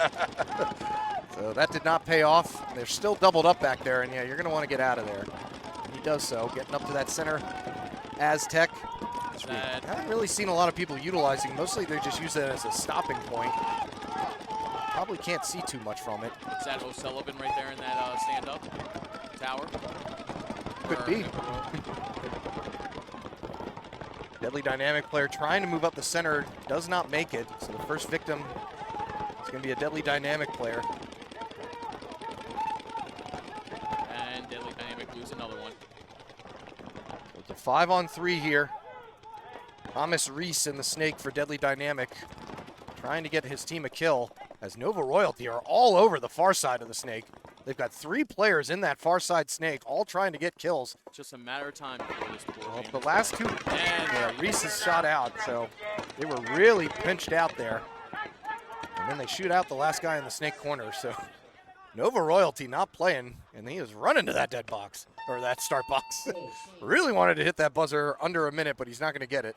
Took him 1:15. But there were a lot of bodies over there for Nova Royalty in that far side snake. Just making life pure heck. Heck, I tell you. Sullivan is hype right now. Like I said, they probably taken out a lot of frustration there. But Sean O'Sullivan did get up in that center. 1 minute. So we're going to start seeing maybe the center be pushed a little bit more too, which I would like. Like I said, it does seem like you can be a poacher in there, and you can move back and forth a lot.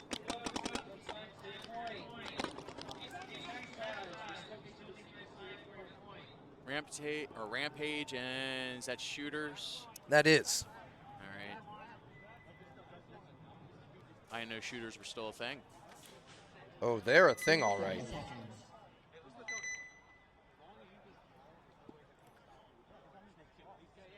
How are they doing out here today? Looking solid. Lost one, but have won all their other ones, I believe. So is this their 4th point? Yes, this is their 4th point. So we're getting close here to flipping things and going into the second rounds of a best of 3. Rampage have looked pretty solid too, though. What's their win-loss so far? They have won 1 out of 2. Okay.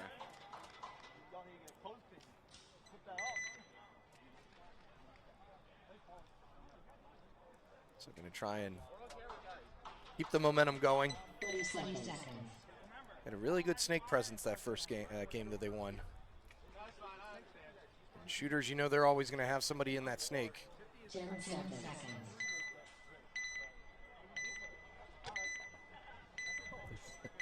Reps hurting themselves throwing flags.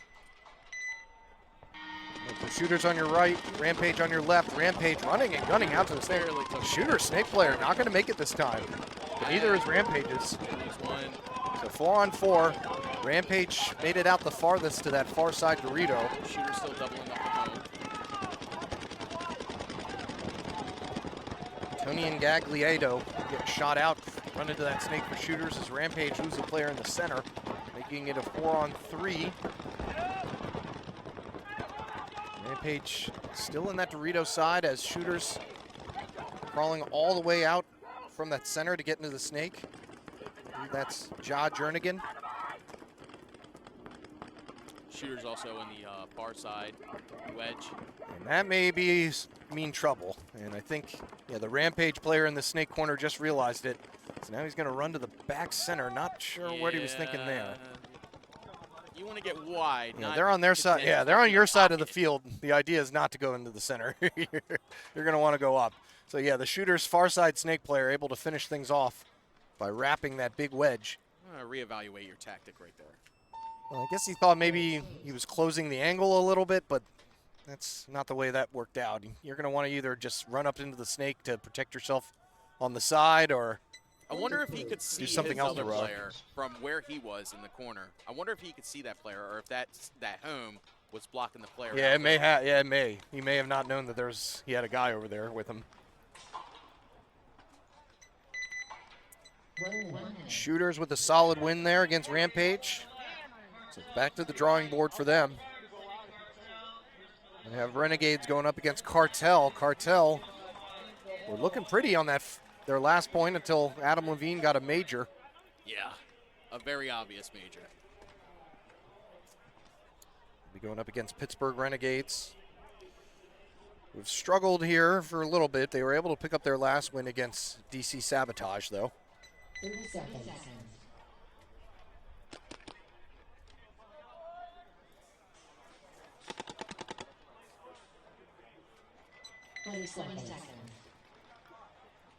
So what we got as things warming up here, now that the sun has decided to join us.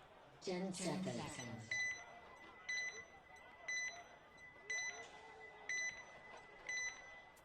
Looks like Cartel gonna push the far side. Send Raber and Levine over to this near side again as they burn the Renegade Snake player and the player behind him. So a good burn there by Cartel, making it a 5 on 3 right out of the gate. And all Renegades have now are these back 3 bunkers on this near snake side. Gets into the snake though.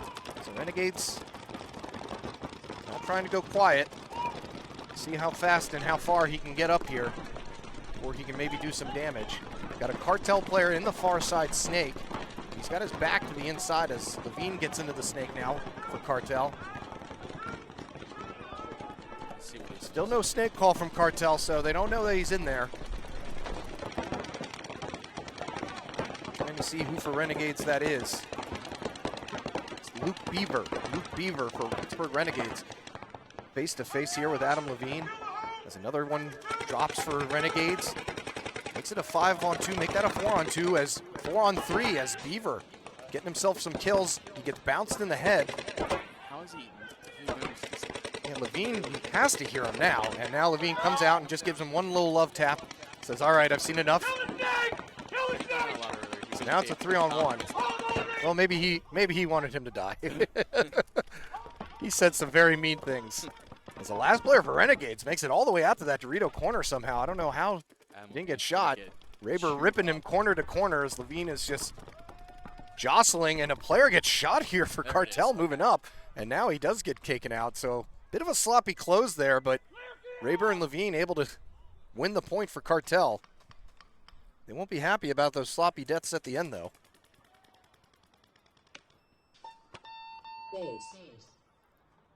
Is Raber back here having gun issues? Perhaps. Don't know if he's going mechanical or electrical today. He's pretty good at shooting that mechanical fast enough. Sure is. Newborn showed me one of the guns that Image is using, and it's all mechanical, but it doesn't sound like it. They're able to shoot them pretty fast, get up to almost 12 balls per second. Interesting pod bag Cartel has here. It's a laundry basket. A laundry basket that he's dragged. It looks like he's grocery shopping right now. I used a laundry bag for a pod bag once. Carried that thing all through One like that, Reagan sir? International. One like that? Not like that, but it was a laundry. It was a straight up laundry bag. He's really into this too. Very happy about his find. Duke Stevens over here. All right, so now Charm City Cartel, part of the Cartel family. We're in the same jerseys. We're going back up against Militia. We've shown some good moves here. So does that mean the first round is over? Not yet. Okay. We are almost there. So Militia, got the Clark brothers and the Jenkins brothers, so it's a family affair. It's Militia breaking out. Both teams taking the snake off the break on the far side. Militia going to drop the first one, though. And Cartel dropped one in the back end as well. So now it's a 4-on-4. Got a ref running in to check another Militia player. Another one. So that makes it a 3-on-3. So good burns and primary shooting by both teams. And we might have ourselves a field flip here. As Militia is working their way up the right side, Snake, and I don't see the third body. I think he's in that far side wing, mini wing. I could be wrong, though. Unless Cartel dropped another one, it may be a 3-on-2 here. As Militia are on their side of the Snake, and he had no idea about it. That was thrower for Cartel. Oh, there he is. I knew he was in there. As the far side Militia player wrapping that all too important wedge in the Snake. So the Cartel player going to get into the Snake and hide his best and see if he can get 1 or 2 kills to put things back in his favor. Militia know that he's there.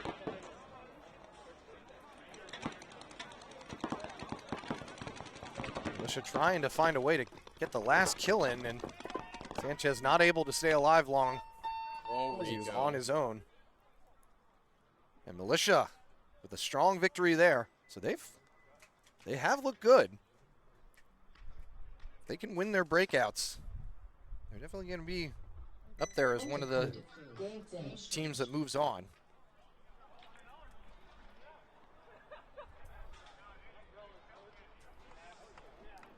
So good point there from Militia. Nice controlled point.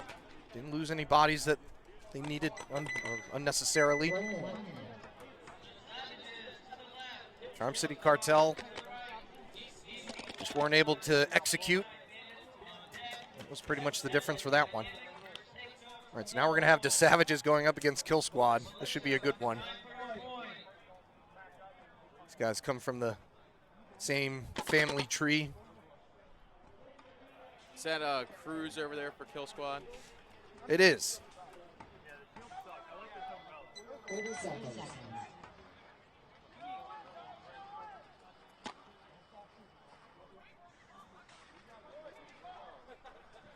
20 seconds.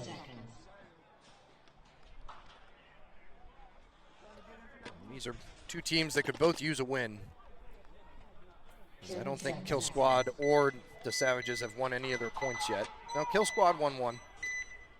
Still, they'd like to put one up here on their boys, I'm sure. Kill Squad on your right, the Savages on your left. Kill Squad taking that center 50 right off the break. Looking snake side, gonna see if they can poach one.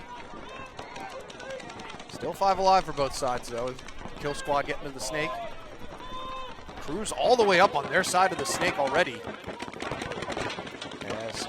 First kill coming from the center and another kill down the wire. So that's just like that, it's a 5-on-3. Make that a 5-on-2, 5-on-1. Last player left here for the Savages in that mini wing. Yeah, that was it was quick work. I think that's gonna do it.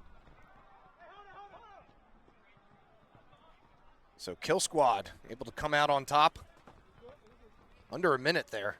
That was a fast one.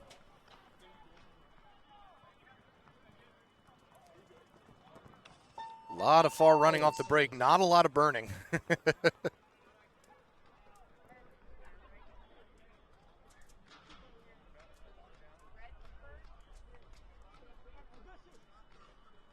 looks like they're going to have a conversation with some of the players about their headgear. Can't wear too many layers up there. Favorable for bounces. I think you're probably allowed just one layer. Onions have layers. 1 minute. Can I say, Jamie, that you would make a good Shrek without offending you? Deadly dynamic, where's take notes on deck. I suppose. Rampage, vanished in the hole. It's not the face or it's just, I don't know, you just... I lack the height for that. I think you'd make an excellent Shrek. We put some actual makeup on you and stuff. Wow. I say that lovingly. I guess. 30 seconds. Just the cuddly big monster. Cuddly big monster. Yeah. Yeah, come on. Anyone it's a that knows compliment. me knows I am not cuddly. 20 seconds.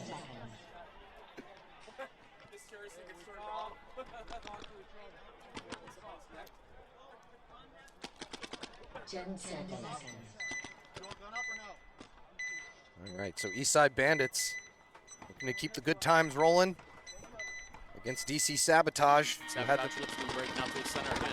Yeah, it worked last time, so why not? So he's going to go far. Bandits player, I think, who went up the center as well, knows he's there.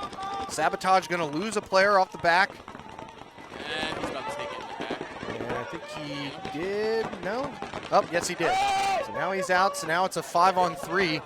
You can tell that Eastside Bandits definitely scouted that little run play. Yeah, they knew that was coming. Because, yeah, that was the first place he looked in the center as Bartholo here in the snake for Eastside Bandits.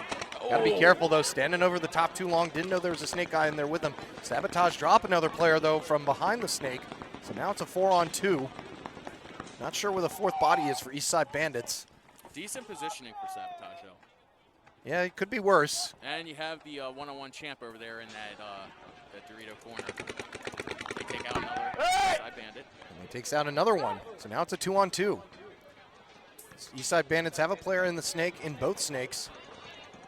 Here come DC Sabotage backing up. Yeah, that's a nice move there. Able to see more of the field from there. Ooh. And did he shoot him in the cross? He did. Oh, not happy with himself there. So it's a 2-on-1 here. Eastside Bandits have one player in each snake, both trying to figure out where that last body is. Doing the best to not get careless.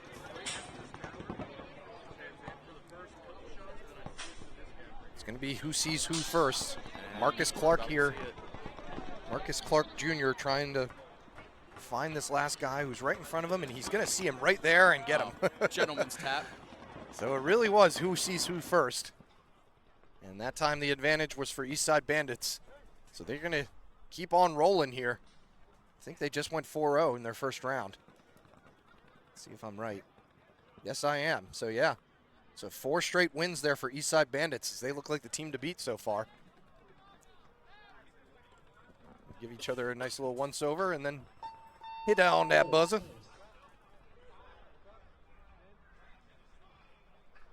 Players being way too nice. Yeah, there has been a lot of sportsmanship. A lot more than we would have figured. Only one major so far. Actually, no, 2 majors. Game finished. Couple minors here and there, but like I said, everybody knows everybody in this community, so trying to keep things civil. It's a nice day. And here comes Take Notes. They're going to the wrong side. Now the old guys are starting to slip a little. They're asking Kutchy, and Kutchy doesn't know anything. It's the worst person to ask. And so Take Notes will be on your right, Deadly Dynamic on your left. Take Notes had a rough go last time. We're able to beat Charm City Cartel. 30 seconds.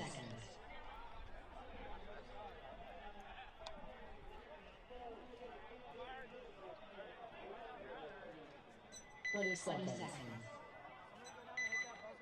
There's only one team out there. Not sure where Deadly Dynamic are. So we've got our first kink in the chain here. We were moving along so slowly, or so well. And now We're all just standing around in the pit. getting lost in the moment.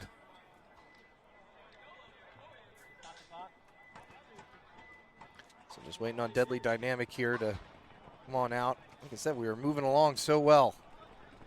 I think they So need to go swimmingly. back to that name, Disabled Dynamic. Maybe they're all dead. Deadly Dynamic happened. All right, so here they come running with apologies to everybody. Is that kid carrying like 12 pods right now? That is a lot of pods for as Is fast that- as these points have been. Is that not the guy who's diving into the snake Well, maybe he shoots a on lot. the far side? The way we've only had 1 minute points, the amount of 1 minute points we've had here today, I would be probably fine taking out 3. We got to do a lot more moving than shooting on this layout, that's for sure. All right, so Take Notes going up against the 10 better seconds. late than never Deadly Dynamic.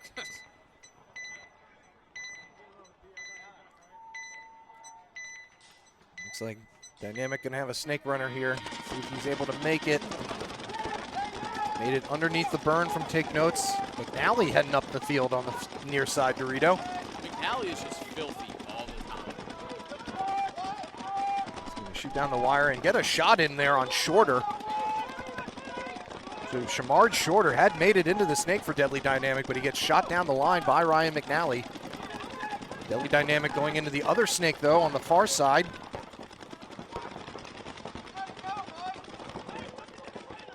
Myron just launched into the snake on the far side. Take Notes has entered the snake game as McNally's just trying to lock down this side, it looks like. 5-on-4 advantage for Take Notes. As Deadly Dynamic are in both snakes now.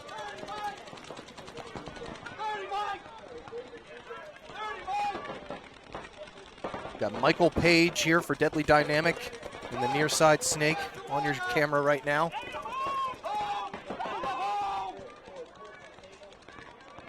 So still a 5-on-4. Take Notes talking it up, trying to find out where these bodies are. McNally knows that Page is in here in the snake. Deadly Dynamic doing a pretty good job here staying alive, but they're going to lose a player on the back end of the snake, far snake side. So now it's a 5-on-3. Make that a 4-on-3. Take Notes lose their far side snake player. McNally going to run highway here to take out Page. Nice move there by McNally, gets the snake killed. So now it's a 3-on-2. No, make it a 2-on-2 as Take Notes lose another guy off the near side. So it's a 2-on-2, and this has been Take Notes' issue all morning. Daylight Dynamic definitely have the positioning. That is true, and Take Notes, I'm not even sure if they know a second snake guy has ran in over here.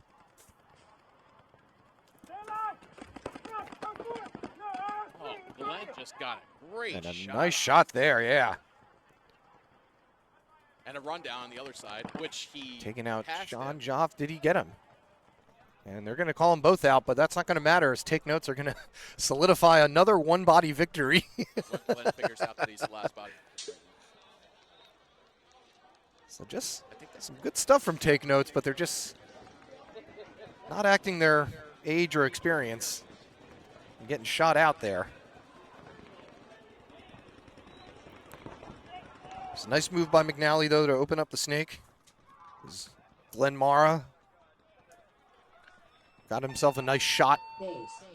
It just got chilly. A You feel that? little bit of a breeze. It Hey, was as long as supposed to be it, like 63 today. as long as it's dry. Point approved. Game finished.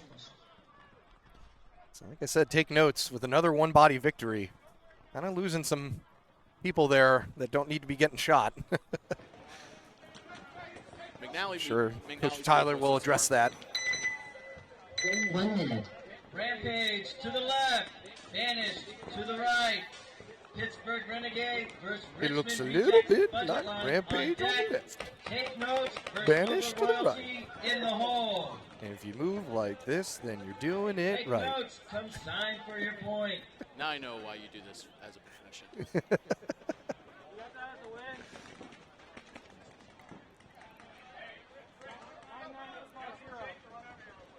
30 seconds.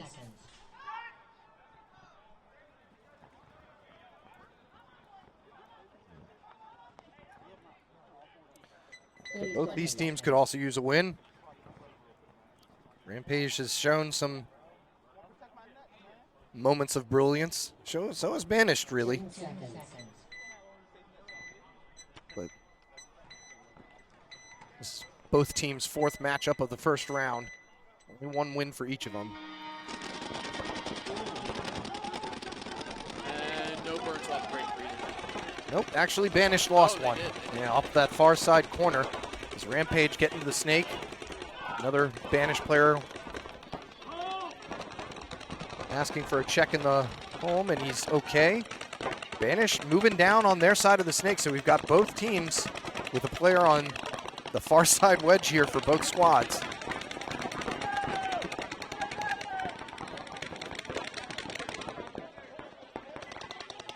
Becky Young here getting herself some wrap shots. She gets one kill. Gotta try and stay low, though, to make sure that her snake counterpart doesn't get her on the other side. Rampage lose one off the back end, so it's a 4-on-4. Another one, she gets him out of the home. And Now it's a 4-on-2. the last guy over here on this side has gun issues. His gun's completely down. He's about Well, Banished have a player on that far side snake. She just can't see him from here. Oh. And he got her. So now it's a 3-on-2. And Ooh. he just got him. And he just got hit, so now it's a 1-on-1, and I don't think the Rampage player knows where he's at. He ducks down, Nope, there's able another, to... there's another body. There's another body on the far snake in the way. For Rampage? Yep. Oh, yes, there is. Okay, so it's a 2-on-1. I thought that was a mutual out there. Rampage player backtracking. Rampage player may just try to go for the buzzer. He does. Now Taylor for Banished is trying his best to survive on two sides. He tried his best. He was definitely putting up a fight. Hard to win a war on two fronts. You can ask anybody. Adolf Hitler.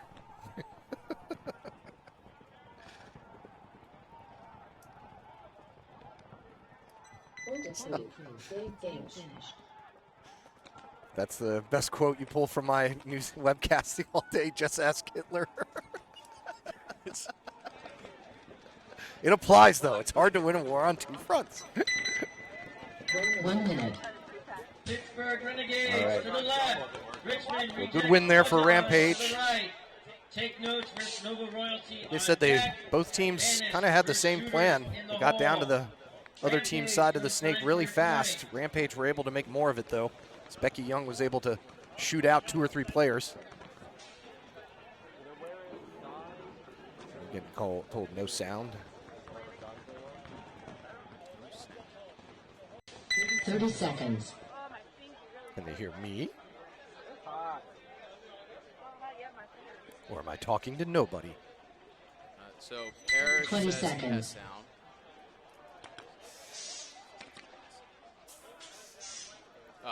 Oh, He said okay. it was on his end. Or her end. 10 Don't seconds. scare us like that.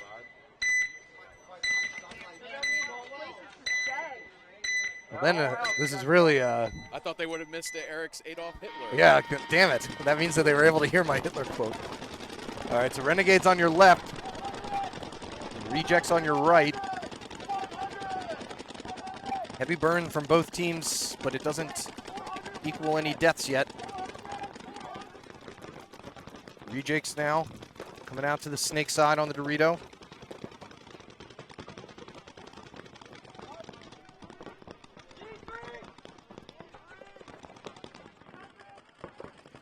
And up in the center are the Renegades. It's the 32 degrees, keeping things cold for you. That was that chill you felt. It was right when he stepped on the field, Jamie. That's what it is. He's watching the snake side. You can see on your camera right here. And now he's going to switch to the other side, though, to guard that snake. That's what can make that 50 a little bit tricky, is you don't really know which side to look at. Teams can come at you from both snakes. Looks like he's having some gun issues now. Still 5 alive for both sides, by the way. A minute of 5-on-5 paintball. I think that's the most we've had all day. As Renegades now has a partner in that 50. See how long it takes for one of them to notice the other. Richmond Rejects crawling into the snake as well. Hey, get out! And just luckily like that, the Renegades player walking out. Ref spotting a hit on his hopper. Rejects going to drop their back center player, though, so it's a 4-on-4. About to see some fun in the snake. Yeah, we're going to have a little snake battle here. It looks like he's going to be death of the shadow. Beaver gets taken out, but does get a kill out across the center. So he did leave his team in a better spot than he left him. And now only 2 players remain here for Richmond Rejects. So I think it's a 2-on-2 or a 2-on-1. 3. Or 2-on-3, okay. So Renegades have 3, Richmond Rejects have 2. They have a player in the near snake side and a player in that far Dorito. He's going to shoot a guy in the center, wasn't paying attention. So now it is a 2-on-2. Didn't want to make me a liar. He's about to get another one. So Robert Randich in for Richmond Rejects on that far side corner.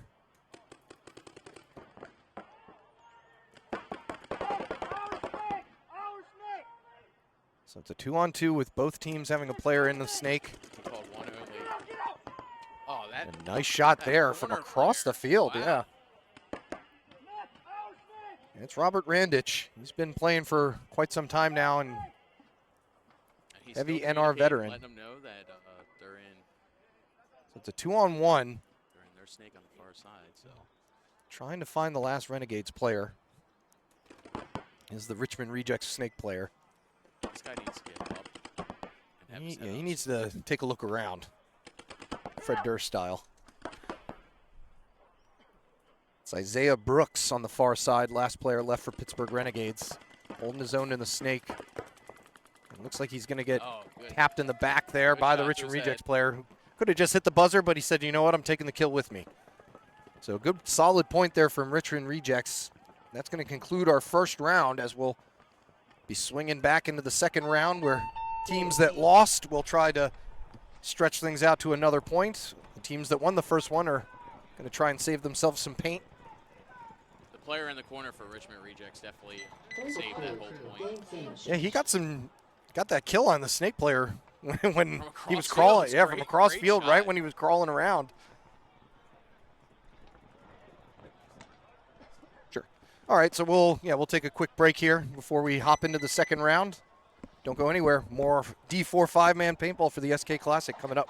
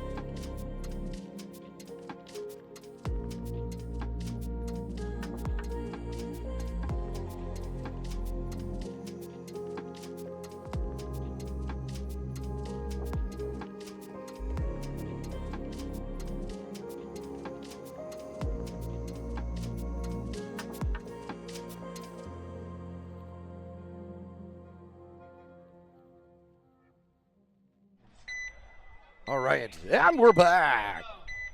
Starting the second round of games here. Nova Royalty up against Take Notes. Take Notes took the first one. They'll be on your right side. Like I said, trying to end this thing here and now. Nova Royalty with 3 in the back center, but does not successfully pull in any kills for them. So 5 alive for both sides for the moment. Got Daniel Chewy up in the center for Take Notes, trying to keep Royalty out of the snake. Royalty are in the snake on the near side, though. See what he's able to get down and get any more kills for them. Take Notes losing their first player on this snake side, and they're about to lose a second one in the center. Oliver here for Nova Royalty.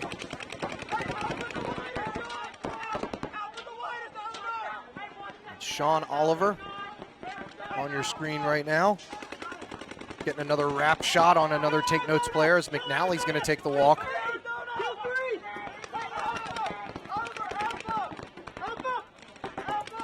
So Richmond Royalty still with 5 alive here. Take Notes have a snake player and a player in this mini Aztec in the back. Nova Royalty with 5 alive, trying to find these last 2 bodies and figure out the best way about it. Oliver now moving to their side of the snake. I think the Take Notes player was having gun issues. He's now hiding on the side, and he gets shot. So the Take Notes player didn't have a gun, was able to survive long enough. He doesn't have a hopper on right now. Snake player gets bunkered out for Take Notes on the far side, and then last player finally gets shot, and there is Mr. Speedy himself. As Sean O'Sullivan is pumped. So Nova Royalty, pending a clean hang, able to bring one back against Take Notes. Stretch this into the need for a third match. Sean O'Sullivan, like I said, he is pumped for that win, and why wouldn't you be? That was a good match by them. Some good 5-on-5 ball, and Nova Royalty were able to take the important spots faster. So Take Notes are going to have to figure out where they went wrong. Not having a gun or a working gun for Mara, that's always going to make things a little bit difficult.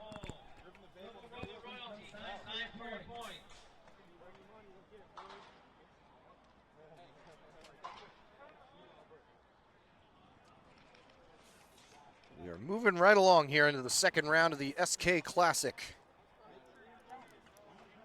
30 seconds. The beginning of the 2024 NRPL season. Got a lot of good stuff coming to you this year. Trying to remain one of the top series on the East Coast. Appreciate all you guys supporting us, getting those subs in, coming out here and playing, 10 seconds. supporting your friends and family.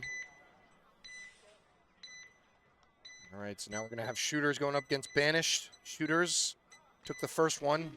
Banished, a bit of a false start there, able to get back. And have another player shot for Banished. Ref chasing him in. Taking a look at both snake players.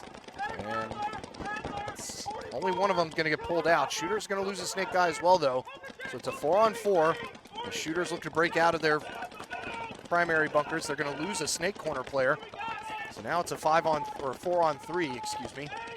Shooters back into the snake game, though, on the far side. Banished, know he's there, though. As I mentioned, Shooters did take the first one, so Banish trying to win this one to stretch it into a rubber match. They're now in both snakes. Banish players trying to figure out where they are in the snake. I know the snake's hot, man. It just makes you nervous because how easy it is to get into the snake on this field, and there's, you know, 3 of them.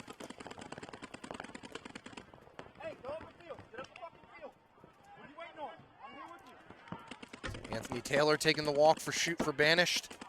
It's going to even things back up. Make it a 3-on-3, I believe. Banished snake player Marcelo Palacios trying to get a shot in across the field on the Shooters player, and he does. He gets himself 2 kills there. So now there's only 1 player left in this stand-up corner in the near side snake. It's a 3-on-1. Last player left for shooters. Nice shot there by Palacios to get 2. As the Banish player runs down, don't think he got the shooters player. He didn't. So now it's only a 2-on-1. Banish got to be careful not to throw this one away. Last player left for shooters is in that can right in front of the snake player. You can see him right on your screen right now. And he does get the shot in on him, and that's going to do it. So a nice game there by Palacios. Stay alive. Right where his team needed him to be. And we'll have to do it again. So first 2 games are going to push us to the need for a rubber match.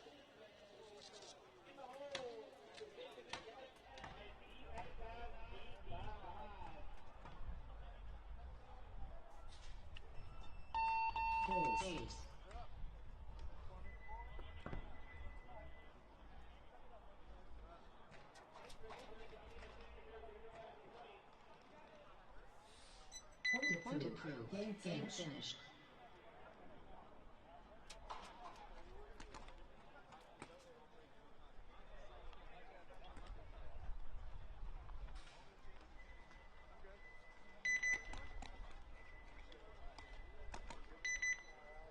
One minute.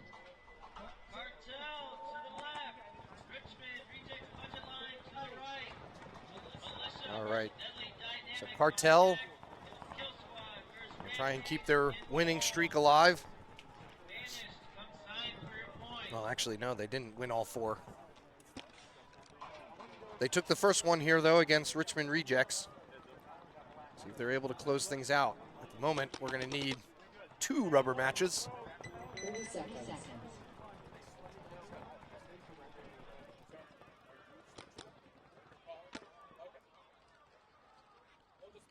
Twenty seconds.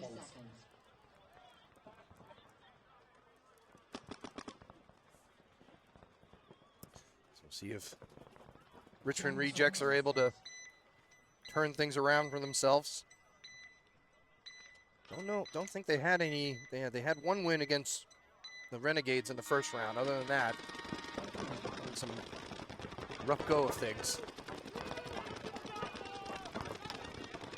Cartel sent a snake player running, but did not make it to the Dorito, and it looks like a player on the far side Dorito got shot as well. I think that was Raber. So now it's a 5-on-3, so a good burn there by Richmond Rejects. Cartel trying to get into the snake another route. As the Rejects get into the far side snake, still with 5 alive. Oh, make that 4 alive. They lose their first player off this near side snake play. Adam Levine in the snake for Cartel on the far side. 4-on-3. He's able to get a couple kills to even things back out. It'll be okay. Cartel still with a pretty good spread here. They're in both snakes now. So at least they got the memo that even if you're down bodies, you really got to get up there on this layout. He's going to move into their side of the snake. Going to pop up and get a kill right in the center. Nice shot there. Randich is in the snake on the far side for Richmond. He's going to run through and bunker Adam Levine. Another guy bunkers the Cartel snake player, and he runs all the way down to their corner and finishes things off. So the refs are going to run in and check this fella, pending no penalties. Yeah, I'd hit that buzzer to try and end things real quick. So Richmond Rejects player just kept on going. Don't know if he had any shots on him or not. Point approved. Game finished. So Richmond Rejects able to grab one back against Cartel.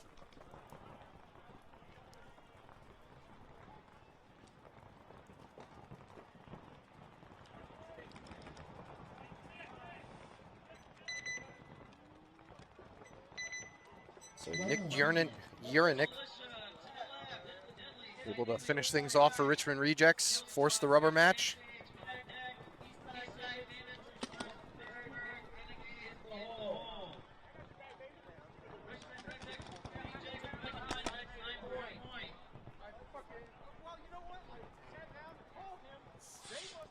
So this one will be deadly dynamic. Going up against Militia. Militia winning the first one. Deadly Dynamic finally did get on the board at the end of the first round. towards the end of the first round. At least I thought they did. 20 seconds. And they look good against Take Notes. Gave them a game. Just survivability being an issue here for them. 10 seconds. See if they're able to mix things up. Militia has been playing pretty solid. It's definitely not over yet for them. They were able to get a couple wins that first round, including this game. Taking the snake off the break. 5 alive both sides as Deadly Dynamic shoot the first guy off the near side stand up. So 5 on 4. Dynamic, I think they're in the far side snake. Militia looking in the center, and he does manage to shoot out the center player for Dynamic. Good kill there, evens things back up 4 on 4. Deadly Dynamic do have a player in the far side snake. Same knuckle and everything as the Militia player, so things are pretty even at the moment. Militia player diving up the center, gotta be careful. The snake guy posted, I'm not sure how he missed him. All right, now Deadly Dynamic are in the snake as well. So we're gonna see another snake battle. The Militia player pops up, tries to shoot his snake counterpart on the other side, not able to get a shot in on him. Meanwhile, Reese for Dynamic is in the snake here. He manages to shoot out a guy through the center. And now the Militia player mutuals with another Dynamic player. So when all is said and done, it's a 2 on 2. And the field is gonna get short here because both players, all 4 players are on that far side snake section.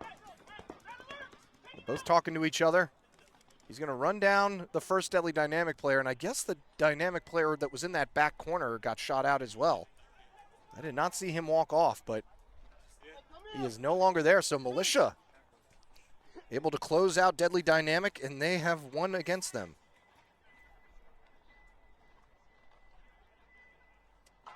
So that matchup is finished. No need for a rubber match there, pending a clean hang.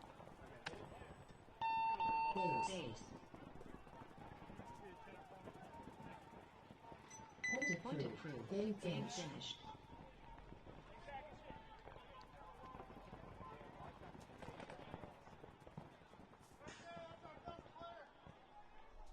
A good solid match there from Militia. Despite all the chaos and losing the first body, they were able to respond and pull out a victory. Save themselves some paint. Beaten Dynamic in 2. Looks like some confusion here on which side is which. 1 minute. Kill Squad to the left, Rampage to the right, East Side Bandits versus game up next, Nova Royalties versus Charms and Carlisle in the hole.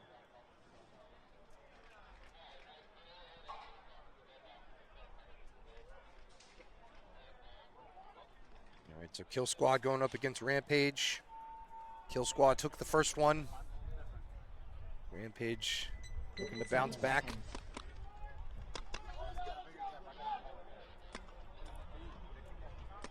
Got Troy Peterson coaching Kill Squad. 20 seconds. Got little Troy playing on that team.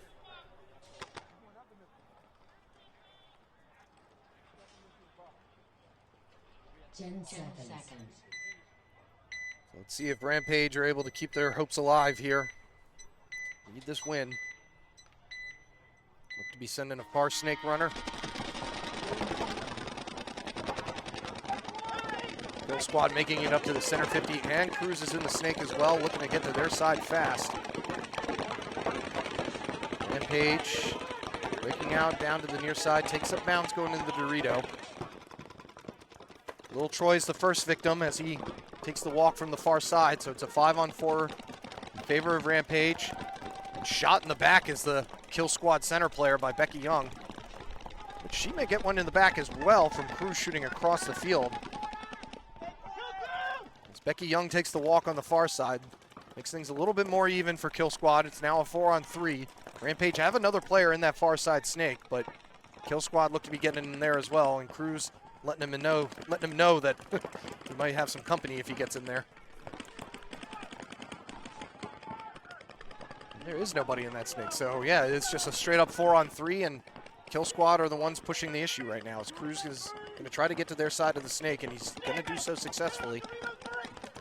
Gotta be careful though not to get run down. Hopefully, Bruce's backup player here can give him some support. We're going to have a player right here.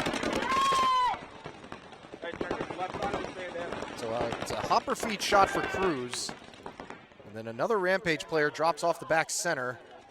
And he's got shots in his headband there that he may not have felt, so he's gone as well. So now it's a 2-on-2.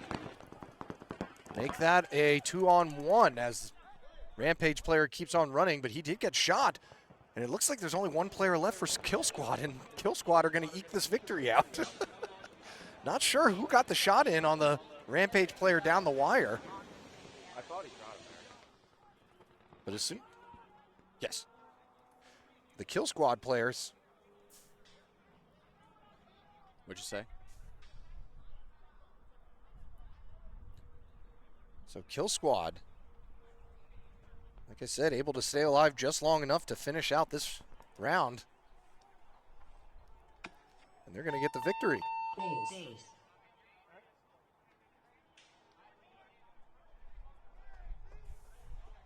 So it looks like they were asking MK, one of the head refs here, Game finished. on why he didn't get a penalty. He was shot in the Sandana, so I guess they determined that that wasn't all too obvious. It's Big Terrence making the win there for Kill Squad, able to stay alive just long enough, pull off his team a victory. So Rampage are going to need to make up for that somewhere, as they'll now have one loss on them.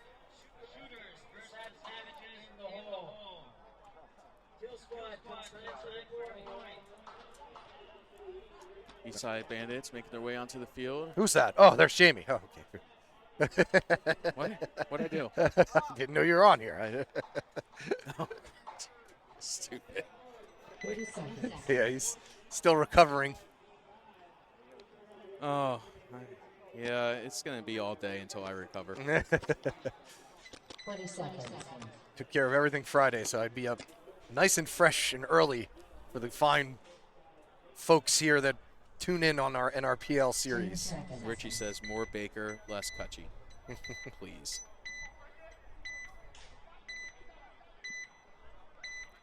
All right, so Eastside Bandits on your left. They took the first one. Can the Renegades force the rubber match? 5 bodies up on both teams. Renegades doing some deep crawling from that Dorito all the way up to the snake. God, Ramon is moving it. Almost takes out his own guy, Head. but he fills that snake. So it's a 5-on-4 favor of Pittsburgh Renegades at the moment. It's like a Mack truck running out there. I wouldn't want to get in his way. Eastside Bandits with players in both snakes, as are the Renegades. This guy's going to come around the corner. This guy right here in the tower is looking. He's going to smoke him. And he misses opportunity. And not sure how he didn't see that. He wasn't crawling that low. Yeah, he is probably just walking, and somehow he didn't shoot him.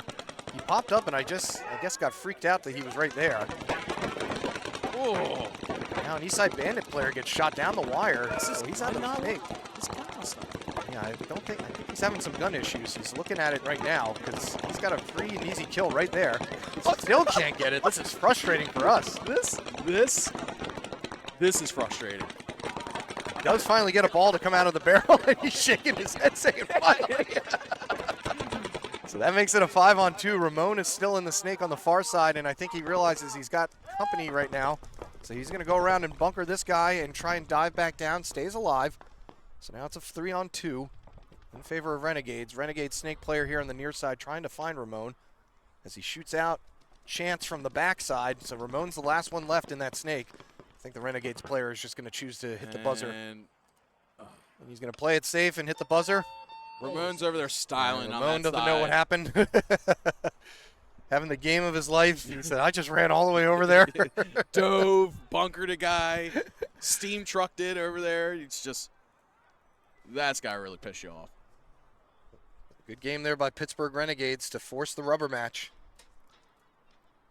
So we're going to have ourselves a healthy amount of rubber matches so far. Point approved. Game finished. So some nice moves there by Pittsburgh Renegades. Once their snake player finally got a gun that was operational. And O'Sullivan running on out to the field here for Nova Royalty. He must be just one of those guys that just can He always is. run. He's literally hype all the time. Just talking to the dude. As the rest of the team is just kind of moseying on out. Oh, look, he's down there even just pacing back and forth. He's staying warm. He's ready to go. He's ready to just run the whole way down the side and just smoke 5 bodies. Yeah. He's going to have some cartel players who are going to want to say something different as they took the first one against Nova Royalty. So Nova Royalty do need this game.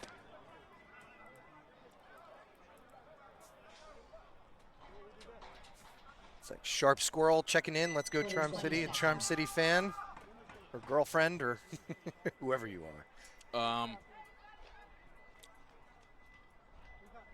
10 seconds.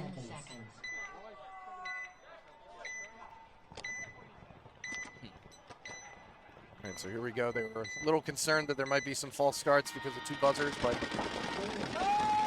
no need there as Charm City Cartel lose the first one. One of their burners They got flipped down 3 the line. bodies stacked on Royalty. There goes Sullivan. There's Sullivan running on out to the corner, but Nova Royalty lose their other snake corner. So now it's back even at a 4-on-4. I wouldn't be surprised if O'Sullivan sees his opportunity and just goes straight into the snake wedge on the opposite side. Better make a move soon here because now it's a 4-on-3 and Cartel look to move. They're in the snake. And all Nova Royalty has is the back 3.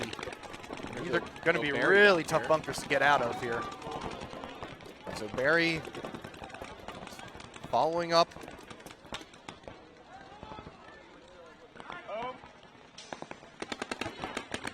And Charm City Cartel realize that they have the 2-body advantage, or 1-body advantage, excuse me. Not sure where their 4th guy is.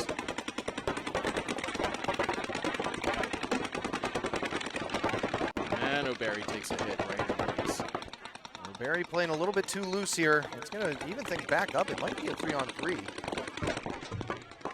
It's a snake player here for Charm City Cartel. Doesn't know that he's on his own. Oh, he's about to take it. And now he's about to get shot in the And thigh. there it is. He does. Good move by Royalty. Way to stay alive back there.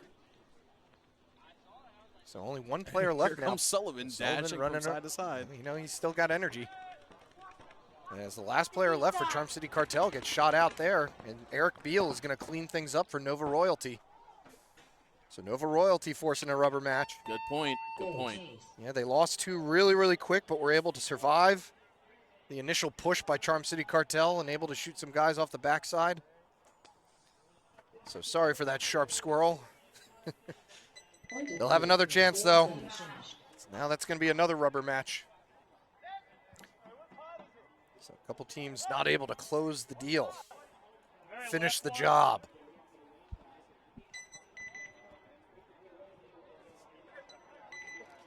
One minute. Shooters to the left, the Savages to the right. Cartel versus DC Sabotage on deck. Shooters weren't able to close out their first one. They're going to try and close out this one against the Savages.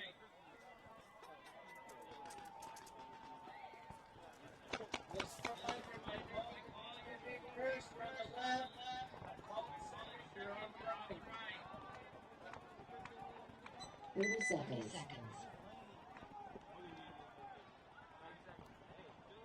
Hearing a lot of all-the-way calls.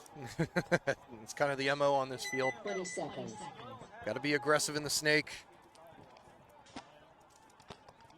Got to keep the aggression up. 10 Keep the seconds. offense rolling. This is an offense field. Although Nova Royalty were able to play a little bit of defense that last time and get some kills to come on back. So it is possible, but it's not ideal. The Savages on your right, Shooters on your left. Shooters taking that far side snake off the break. And he gets taken out. Did not make it, though. So good burn there by the Savages. Makes it a 5-on-4. The Savages and the snake now themselves, and they're both snakes. The Shooters still with 2 in the back center. Got to make something happen. They send a player out to the far side, Snake Dorito. That's going to spread things out a little bit. And finally get out of that back center can. 5-4 advantage here for the Savages. Just got to play it cool. I mean, that's the opposite of what you want to do there. He's going to get shot popping the top in that snake, so he's back even at cool. back even at 4-on-4. Got a little bit too eager there. If you're going to wrap that much, you might as well just go to the next knuckle. Now shooters looking to fill out and get into the snake. The Savages had the chance. They got to the spots first, but they weren't able to capitalize.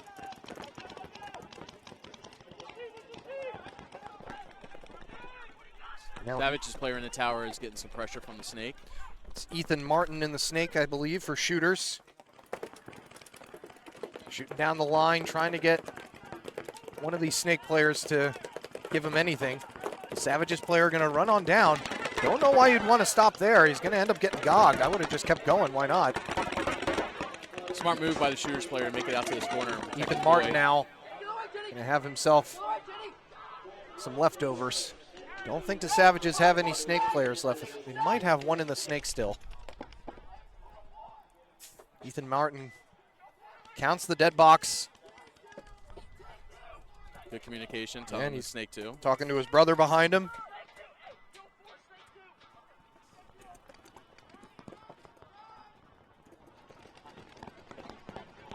A lot of family members playing on teams today. I like that. I like to keep it in the family. Always gives you a good dynamic. So you got two right in front of you. Or, you know, I don't know. Maybe it's just a coincidence. Common last name. One of the Martinses is, though, will hit the buzzer. So shooters able to close that out. No rubber match needed there. Like I said, good match there by Kill Squad. They were just, or the Savages, excuse me. They were just not able to capitalize on the bunkers that they got to. You see Sabotage walking on the field right now. Who are they playing? They are playing Cartel. This was a pretty good point last time. Cartel looking to bounce back after that loss to Richmond Rejects.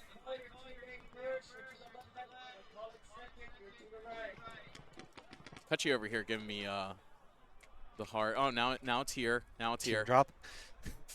That means he's killed someone. Oh, he hasn't killed a single person. 30 seconds.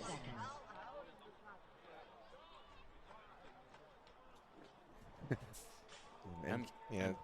MK is discovering more layers. More layers. Too many layers. Too many ogres with layers. Oh, here we go. Here we go. Shrek and Donkey here with you all day. All right, so Sabotage on your right, Cartel on your left. Doesn't look like Sabotage is going to make the break to the center again. Picks a step out of the box and gets shot. Levine runs up the center and then runs to the side. And that's the way he's been choosing to get up the field most of the day. And we're going to have a minor thrown on Raber. Not quite sure where he got shot at. They're going to pull Raber and another body, so it's a 4-on-3. Make that a 3-on-3. Sabotage drop one off this near snake side, just as Cartel get into the snake.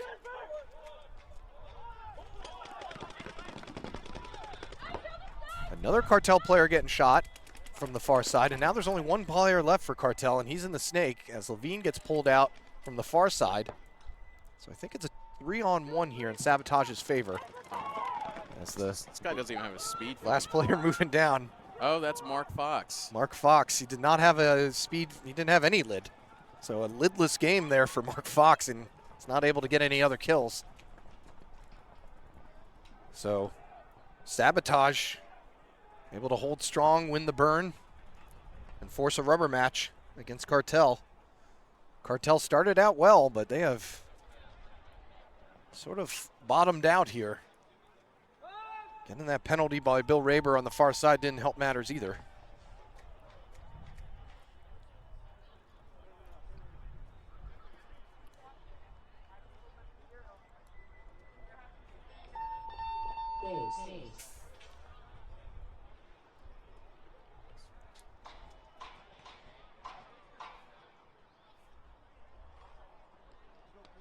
Point approved. Game finished.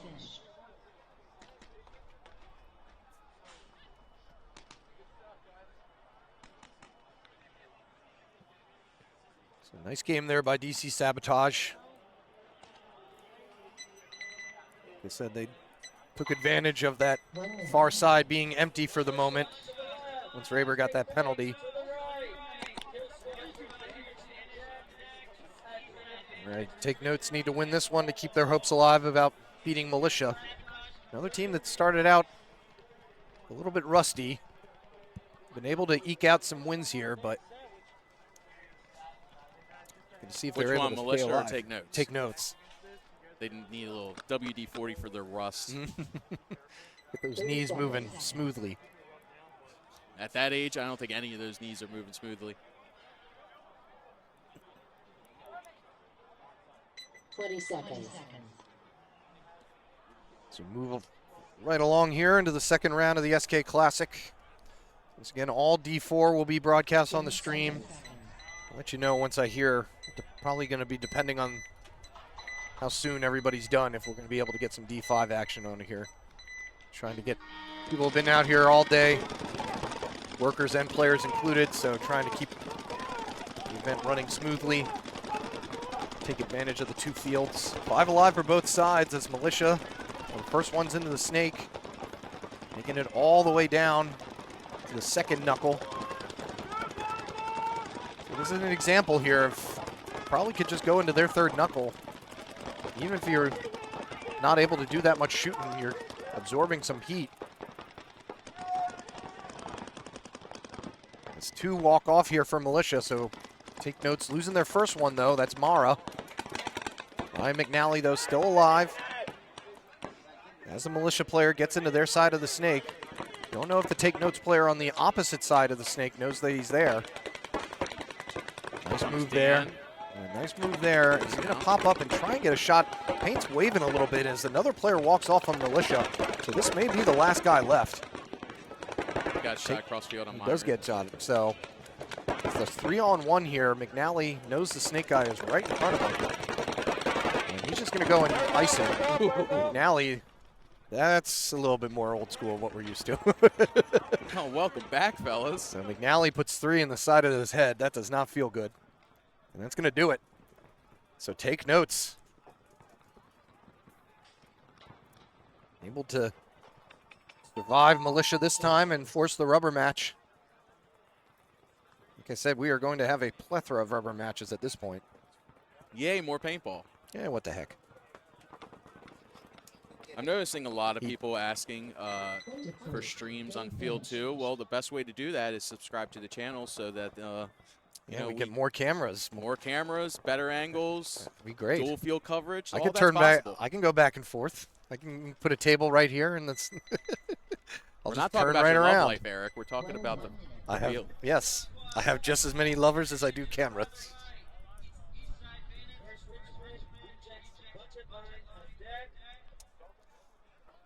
So Take Notes, looking a little bit more solid there. Able to stay alive a lot longer. Militia had some aggression, but just getting shot out of the backside too much. Left their snake guy up here all alone. 30 seconds. So we'll have Banish going up against Kill Squad next. Banish took the first one. Nico from Banish stopped me earlier and asked me what he could be doing better. Did you say? Well, one, he do more of the good stuff that you did. 10 seconds. Told him to get in there and just know the shots from the bunkers. Like, it's his biggest problem. Well, like I said, it can be tough with this swirl. You're not quite used to having a view like this. There's a lot of stuff in that center. I've seen guys pop up right next to each other and not realize that they're right next to each other. Speaking of being right next to each other, we've got a snake battle here with Cruz going against the Banish snake player. The Banish snake player over here needs to look towards the center to get that free kill, but he's going to miss it. I'm not sure what the Kill Squad player heard from Cruz. I think he thought he'd heard center 50. Yeah. But there was nobody else there with him. So Kill Squad are going to lose that center 50 player. He's going to be giving him a talking to, for sure. I heard Cruz yell 50, but I don't know what he was talking about. Meanwhile, Banished are on their side of the snake. He's going to try and shoot Cruz across the field. Not going to get him. Cruz is going to tactically retreat back. He's trying to tell people that he's in the big wedge. Getting some point in here by the kill squad player, and he does manage to get the kill on that snake player. So now back even at 4-on-4. Not quite sure where the fourth kill squad player is. We have one in the Dorito on that side. Okay, so he's in that Dorito that I can't, the only bunker I really can't see. Is that 20 Dorito? Yeah. Asking him to watch the highway for him. Doesn't want to take one to the side. Got Anthony Taylor behind him. Well, Banish going to try again to get up into that wedge. Kill squad player Mutual's with them, so still even here at 3-on-3. Banish to have a player in that far snake corner. Pretty good cross here going between the two Banish players as the Banish player moves up the left side. Mutual's with his guy, so now it's a 2-on-2. Terrence moves up the center. It's Terrence and Cruz going up against Taylor and Palacios for Banished. So everything is right in front of you here. Those are the only 4 players alive, so you're not missing anything. Palacios going to try and go through the center. He takes one. It looks like it bounced or broke away from him. So he's lucky there to live another day. Terrence looks like he wants to move up the center, but can't get too antsy. He needs to stay alive here for Cruz's sake. Terrence is eking his way up. Cruz was going to try and go. Palacios thinks he shot him in the arm, and it looks like he did. So now it's a 1-on-2, and Cruz is going to get shot in the top of the head, and that's going to do it. So Banished. Palacios and Taylor. Yeah, Palacios and Taylor kept this cross for a really long time, and they're able to squeeze out a victory from that. Some good communication between the two of them, knowing which way each one of them is looking. Apparently they don't know the kill count, though. Well, they had a very small world for the past 3 minutes, so weren't able to really pay attention to a lot. But Banished are able to finish off Kill Squad. So no rubber match needed there. Kill Squad definitely could have won that one. Like I said, some nice work there from Taylor and Palacios. Banish will be saving themselves some paint.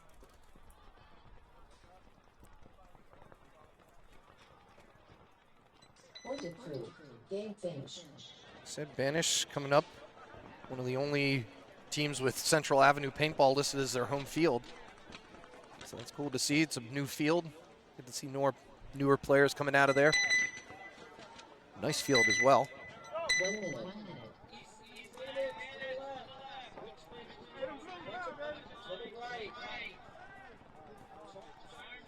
Eastside Bandits. Going to try and finish off Richmond Rejects. Rejects are definitely picking things up. They're getting better. They had a couple good showings last year in the 5-man category. I think they even may have played an X-Ball event or two. 30 seconds.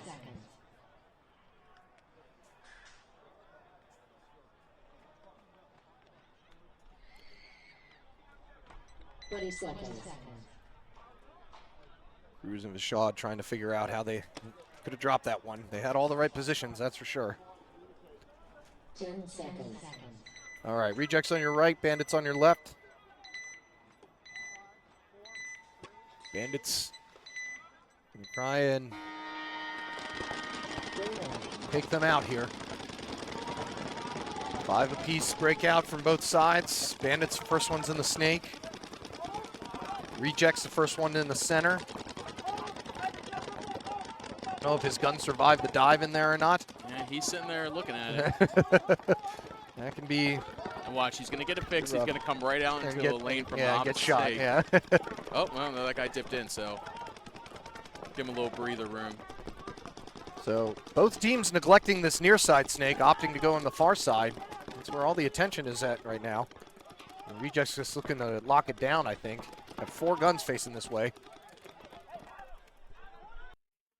And the Rejects player steps out into one. Looks like he was trying to go, but took a step out of his bunker and got shot.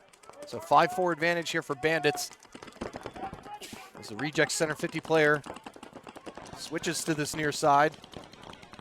Now they bust out wide, try and keep some kind of control, but he's going to get shot in the side by the Bandit Snake player that was already there, and that's where the confusion can lie. I think a lot of players didn't get enough time on this layout as some of the more seasoned folks that you saw on Go Sports. I've been seeing a lot of people break out into bunkers and then getting shot from places that they didn't know could shoot them so easily. Meanwhile, Bandits moving in unison down this snake. All the rejects player can really do, it's a 5-on-3 advantage here, and he's in that center 50. Can't really see anything. Player's gonna wrap now for Eastside Bandits and get a kill.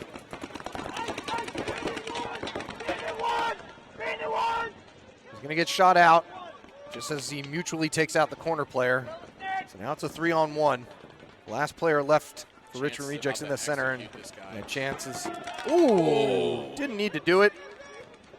Didn't know that he was already dead though, so that wasn't too bad. But that man wanted to.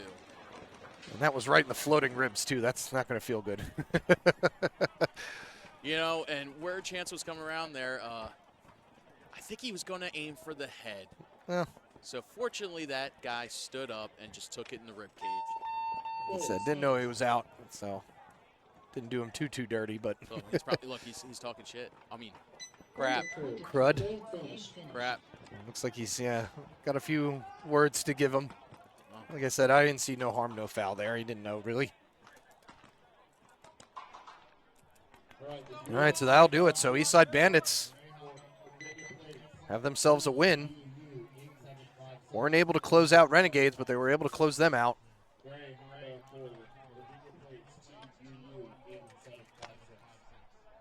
right, so Charm City Cartel making their way out. 1 minute.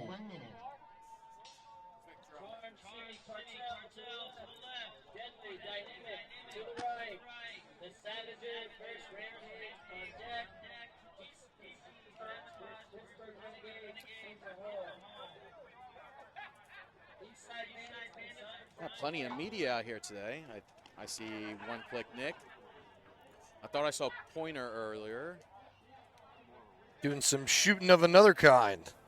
30 seconds. We got Deadly Dynamic and Charm City Cartel. Is this Cartel or Charm City Cartel? This is the Charm City Cartel. 30 seconds. This was Deadly Dynamics' only win in the first round, so Ugh. got to try and get it where they can. Gonna try and close out this team real quick.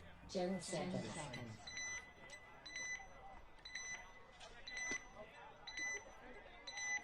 Charm City Cartel having some closing problems.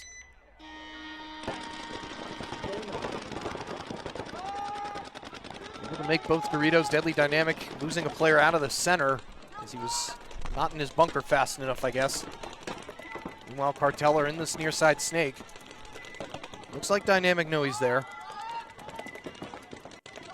Coming out wide to try and protect him around that wedge. Barry ran out to that far side Dorito corner. Ends up getting pinched out. That's going to make it a 4-on-3 as Deadly Dynamic lose another player on the far side snake. Wrapping the wedge on the opposite side right now. Oh, he should be. Charm City Cartel. I think they're the third Dynamic player, I think, is in that Dorito player, but another player taken out here for Dynamic. And the Dorito on the far side? I don't know. Not in there, so it might be a 3-on-1 here. 4-on-1, excuse me, yeah. I don't see any other Dynamic players. Unless he's in like the snake tube looking down the tape. I'm not sure. From the way that the refs are looking over there, So he's in the snake 1. That's where he is. So it's a 4-on-2. Charm City Cartel trying to close out these last two bodies. Deadly Dynamic players can't really cross on this field just because there's so much stuff in the center. It'd be pretty easy to break, and they're going to shoot out that guy on this near side and then bunker out the snake player. And that'll do it. So Charm City Cartel forcing the rubber match. Deadly Dynamics troubles continue.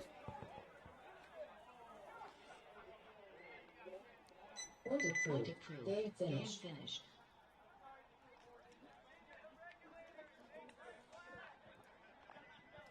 Next up, we'll have Rampage versus the Savages. It was Rampage who came out victorious the first time. 1 minute.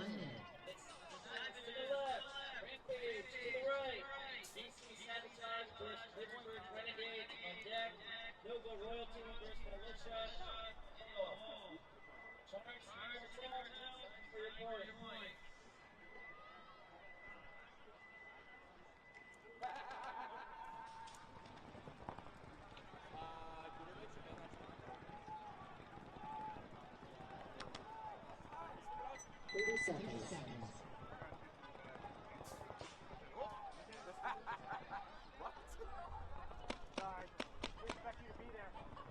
30 seconds.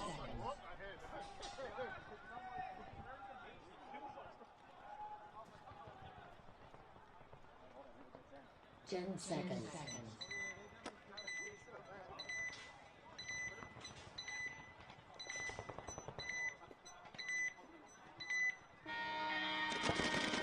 All right, see if Rampage can close things out. Run to the snake and, yeah, not going to make it. Don't know if that was a shot or a barrel touching incident. MK just, okay, she said he did just shot, so I did not see that. So 5 on 4 now. Nice burn by the Savages. Savages have the best positions right now.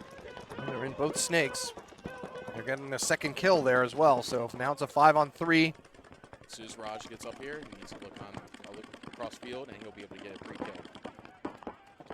And you can see that snake player. It's a smaller window, though. He's going to run down the side. Rampage player ain't going to make it. That was Becky Young again. She does manage to get 2, though. Yeah. So, hey, why not? So now it's a 3 on 2. Make that a 3 on 1 as Raj wraps, and he gets another shot on the far side corner, and that's going to do it. So the Savages with a win under their belt now. Good job, Raj. Yeah, that was a nice point by him. Nice run through there by Becky Young, though, to manage to get 2. Absolutely. She got the one, the person in front of her and the person to the left of her. Her teammates just weren't able to stay alive behind her and back her up long enough. Had that guy on the Savages in the center of the field actually been guns up. Probably got a guy before she got the snake player. He had just gotten in there himself, though, so can't fault him too much, but you do always got to be ready. I will. I'll do it. that. I'll be that guy. No mercy. 1 minute.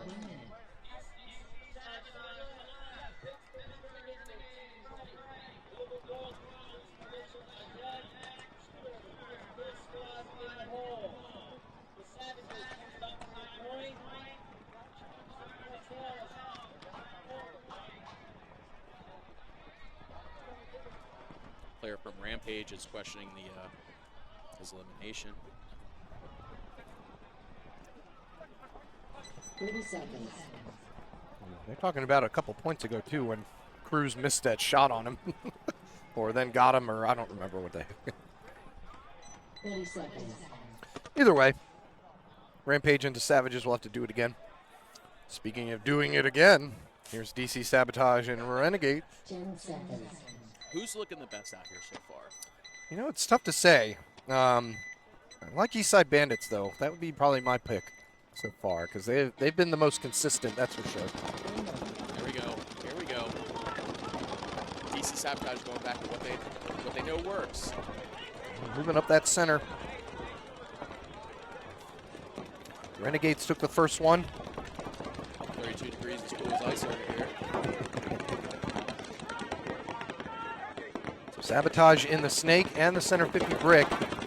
Renegades have a player in the snake that you can see as well. Down Watch the wire. Shadows. That's all you gotta do is just watch those shadows. The shadows were such a big key thing in the Vegas tournament that we all watched. Nice shot in the center there, making it back even at 4 on 4. Make it 4 on 3 in favor of Sabotage. Sabotage have all 3 back bunkers and player in this knuckle who almost gets shot.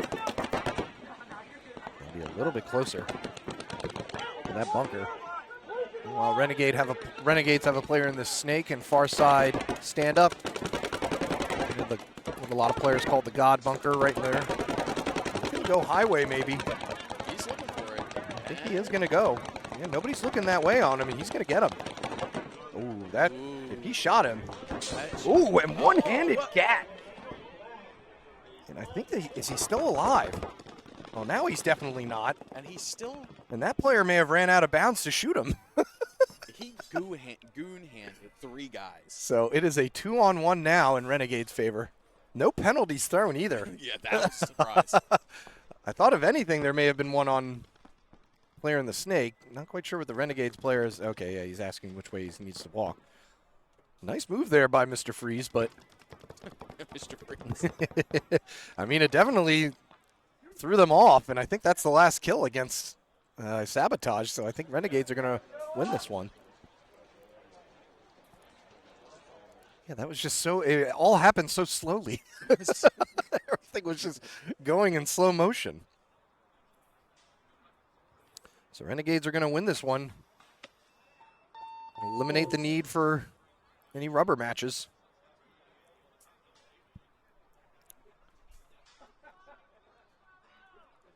Yeah, back to your, yeah, I'm liking East Coast Bandits so far. Like I said, they've been the most consistent.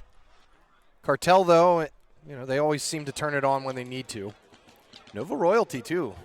Liking O'Sullivan's energy. O'Sullivan is just. It is. The guy is no. There's never. It's infectious. You know, you get a guy like that who's always hyped. Now watch. It spreads. He's going to stand down there. He's going to pace back and forth. He's going to hype himself up. Love to see it. Love to see it. Cartel versus Eastside Bandits in the hole. So they beat Militia the first go around. They're looking to close them out. But yeah, Nova Royalty, if they're able to. I mean, they have some really good players on that team.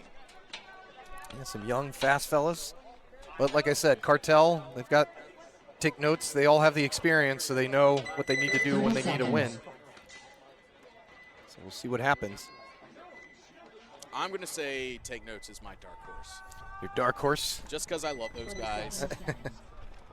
I said, don't sleep on or Richmond Rejects. That's true too. Yeah, they've been playing. They've been getting better throughout the day too. Right now, though, Nova Royalty trying to save themselves a game. Not beating out Militia here. 5 alive all around. Heavy pocket ball by Nova right now. Now he's starting to stretch a little wide. Yeah, a lot of teams are opting for that. It's a safer move to get up the center and then cut on over. I can't stand it, to be honest. Here goes O'Sullivan launching. Down to that corner. Militia are the first ones in the snake, and they get the first kill. So 5-4 advantage right now for Militia.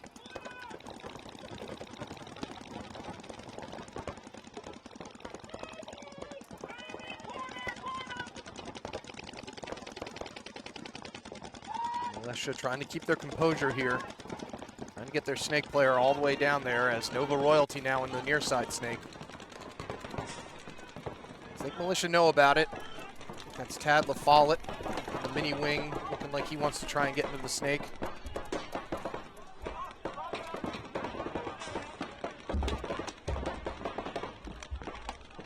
The Royalty player up in the snake now in the second knuckle.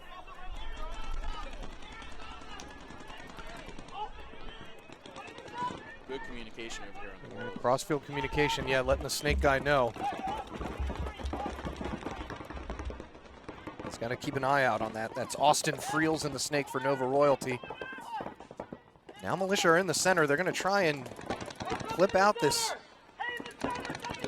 Nova snake game. Friels, though, able to stay alive, weather the storm. Here comes a big move up the center by the Militia player. He's going to hop up over the top of Mutual, but then Friels wraps and gets a kill for himself. So now it's a 3-on-3. And look at him walking back to the dead box, just wondering, what are you guys doing? I'm all the way up there, man. Guy leaps, unicorn style. He did jump up to get that kill. So it's a 3-on-3, I believe. I think Nova Royalty have a player on that far side still. Friels over here on the snake. As a malicious snake player runs all the way down to their corner. But at the same time, Friels is mopping up killers over here. So now it's a 1-on-1. maybe a 1-on-2. Where's the other second? No, that was the snake guy. So yeah, so now we got ourselves a 1-on-1. Hey, if you say it loud enough, he can hear you. Yeah, that's why I try. That's why I went to my golf voice. So Austin Friels here for Nova Royalty, trying to win it out. Last militia player, both of them going toe to toe. Militia player is the first one to make a move up to that stand up. Friels opting to stay in that Dorito. He's going to try and get closer and closer to that buzzer. Don't think he saw Friels move. Now you got to guard the buzzer, and a nice shot there by the militia player to win it. For militia. And close out that gap. I believe they beat. Oh no, Nova Royalty won the first one. So that's going to open things up for yet another rubber match. So nice play there by militia. Game finish.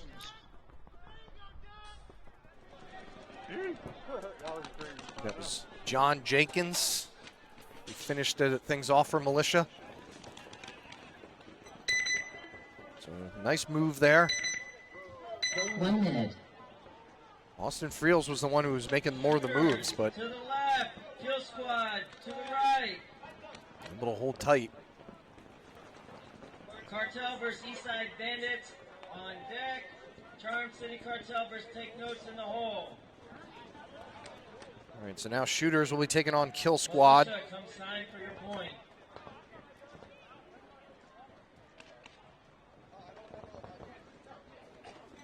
Thirty seconds. Taking the first one, shooters. Kill Squad. Getting more confident, you can definitely feel that. 20 seconds. So there's a nice breeze now, blowing my notes everywhere. There's nothing nice about that breeze. Says the man wearing shorts. Those of us who dressed prepared. Shut up. All right, so Kill Squad on your right, shooters on your left. Shooters shoot one of the Kill Squad guys right off break. I think that's Cruz? Lil, No, I think not that's Cruz. Lil Troy. So Lil Troy walking off. And another Kill Squad player not able to make it. I think that's Vashad. They're So just shooters chewing up this side. Look Yeah. up standing in the back he of is. the home just hip shooting, and now they're going to take advantage. Shooters get all the way down to their side. He's going to shoot Cruz across the field. Shooters are going to lose one in the back center. So now it's a 4-on-2, but Martin here, one of the Martins, either Ethan or Corey, I think it's Ethan, moving down very aggressive lead on this snake side on their side of the field. Doesn't even see that he could probably easily shoot this corner player. Kill Squad player seems to be having some gun troubles now at just the wrong time. Not that there's ever a good time to have gun troubles.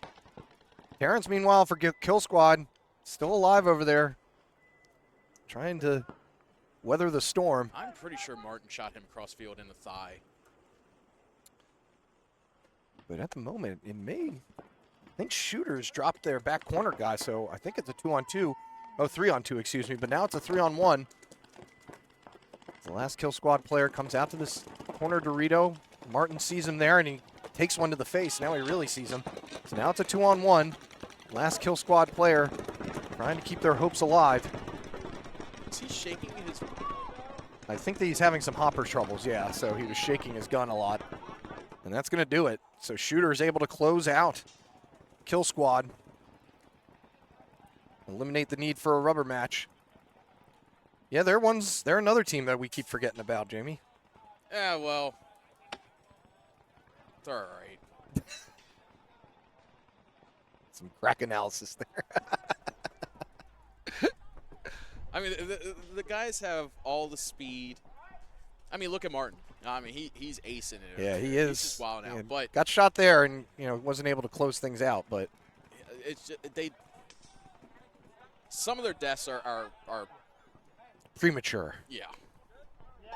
Yeah, because while that was all going on, they dropped two off the backside, and we didn't even see them because just peeled off somehow.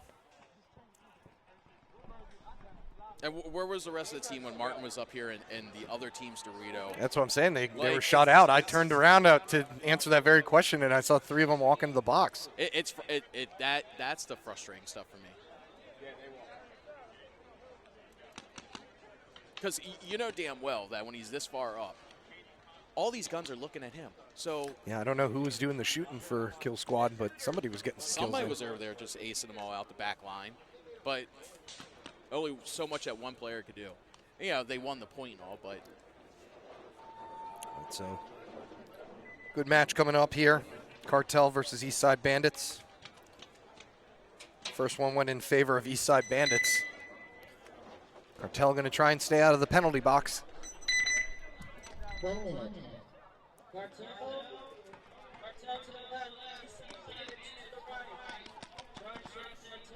So moving along here into the second round of D4, 5-man action for the SK Classic. Welcome to the 2024 season. oh, and it's a cold start. This is not cold. Shut up, I'm freezing. I think there's still a ton of alcohol in my system right now. It's constricting your blood vessels. 30 seconds.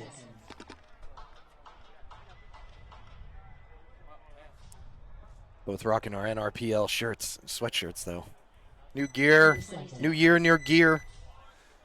Be sure to check out some of that gear and buy it.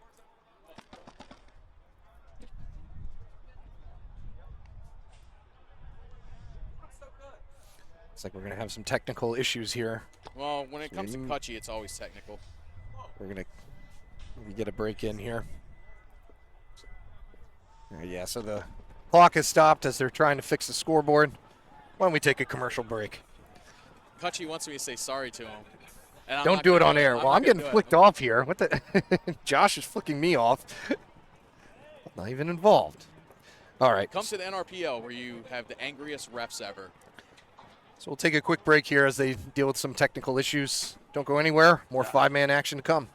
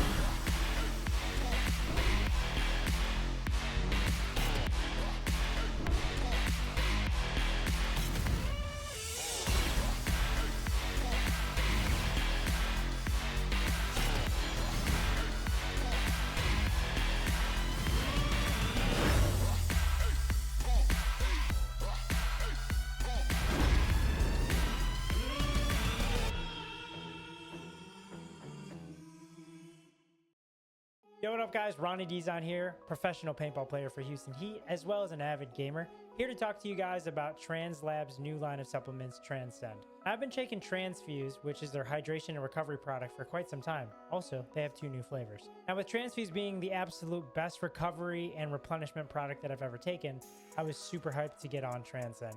Transcend is one of the only products backed by research studies to make sure that the formula is correct and the right dosage for optimal performance. It's literally more potent than anything on the market. Now I'm a little bit stimulant sensitive, so I take about a half a scoop to a full scoop. But if you guys want that LFG dose, 2 scoops and you're gonna be cranked and ready to go. They got 2 delicious flavors, Skittles Candy and Baja Splash. Make sure you guys head over to translabs.com and get yours today. 10 seconds. All right, scoreboard has been fixed. So we are back in action here. Cartel on your left, Eastside Bandits on your right. Bandits losing the first body, Cartel losing one as well. So both teams not able to make it to this near side snake off the break. Makes it a 4-on-4. Bill Raber taking the walk on the far side, so that's a 4-on-3 advantage now for Eastside Bandits.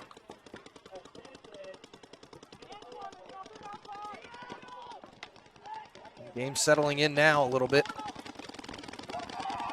Ooh, another Bandits player walking off, so things back even at 3-on-3. Cartel the first one in the snake. You can see him on your camera there.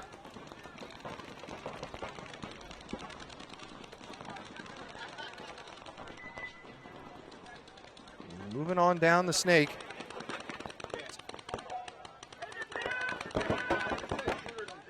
It's Antoine Thompson for Cartel, trying to get these last 3 kills.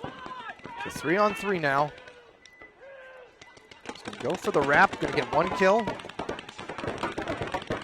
Now he knows he's got somebody shooting at him. See if he's able to wrap as easily. Get some balls in on there, but doesn't know that he has a player in that stand-up right on the side. Cartel drop a player off the back end. So it's a 3-on-2 here. Didn't know that that player was in the center there, just waiting for him. So now it makes it a 3-on-1. Adam Levine is the last player left for Cartel, and it is not looking good. Eastside Bandits have all their players on that left side, though. So if Levine wants to make a push on this near side, he may be able to do just that. He's going to want to do it quickly, though, because the Bandits player is moving up to their wedge. If he can guard himself against the side run, and here comes Eastside Bandits player running down. Didn't see him, and he's hit, and he's still shooting. That should be a major penalty. They're going to go in and pull them. That's very generous for him to only get a minor, because I saw the paint explode off of him before he shot Levine. So I think that Eastside Bandits are going to win it here because they still have 1 body left, but they're lucky to be doing so because that looked like a major for me.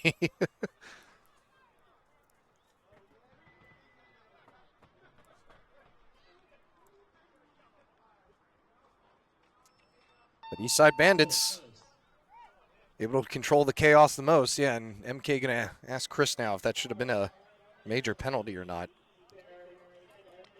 But as of right now, Eastside Bandits going to take the win. Knocking off Cartel. Point approved. Game finished. So we're getting some clarification here.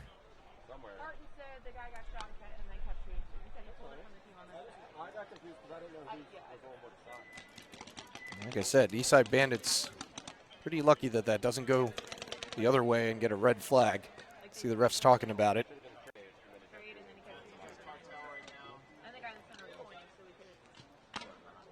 So now we'll have Charm City Cartel going up against Take Notes.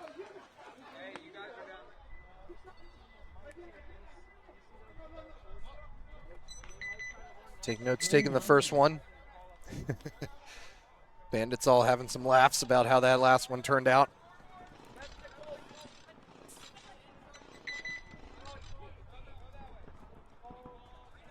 Charm City Cartel to the left.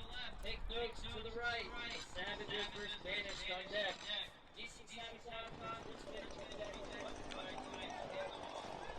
This should be another good one. It was a good game last time. Take Notes were able to squeeze out a victory.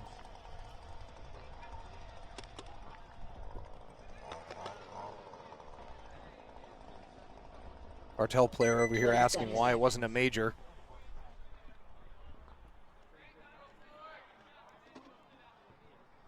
Stevens for Cartel arguing the penalty.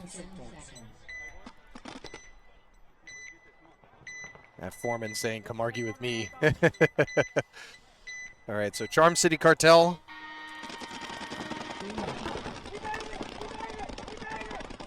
Losing one off the break, but making it to this near side snake. So 5-4 advantage for Take Notes. Take Notes with a heavy gun presence off the break. Still all 5 alive for them. Charm City Cartel, though, making more moves on the far side. Let's Take Notes now. We're in the far side snake. Already up to Knuckle 2. We'll see if he tries to go into the other one. Ryan McNally diving into this near side Dorito just as his partner moves up the center. Sean Bob Dugan getting taken out for Charm City Cartel. Makes it a 5-on-3. Take Notes.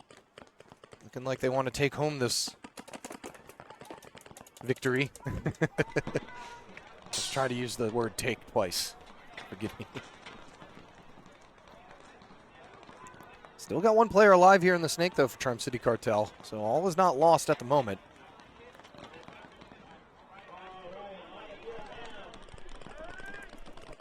Take Notes, though, taking no prisoners as Ryan McNally runs through.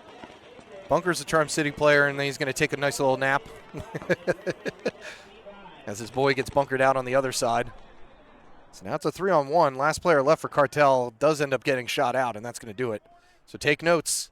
Wiping off Charm City Cartel.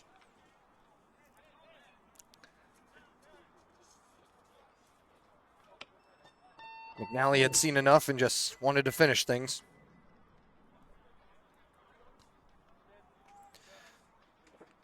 So take notes, like I said. Seem to have cleaned up a lot of the mishaps that were happening in the beginning of the day for them. Finishing with 3 or 4 bodies alive instead of just 1 when they do win.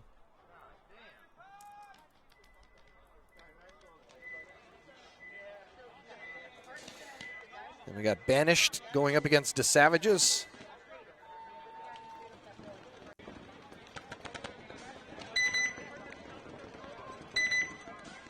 One minute.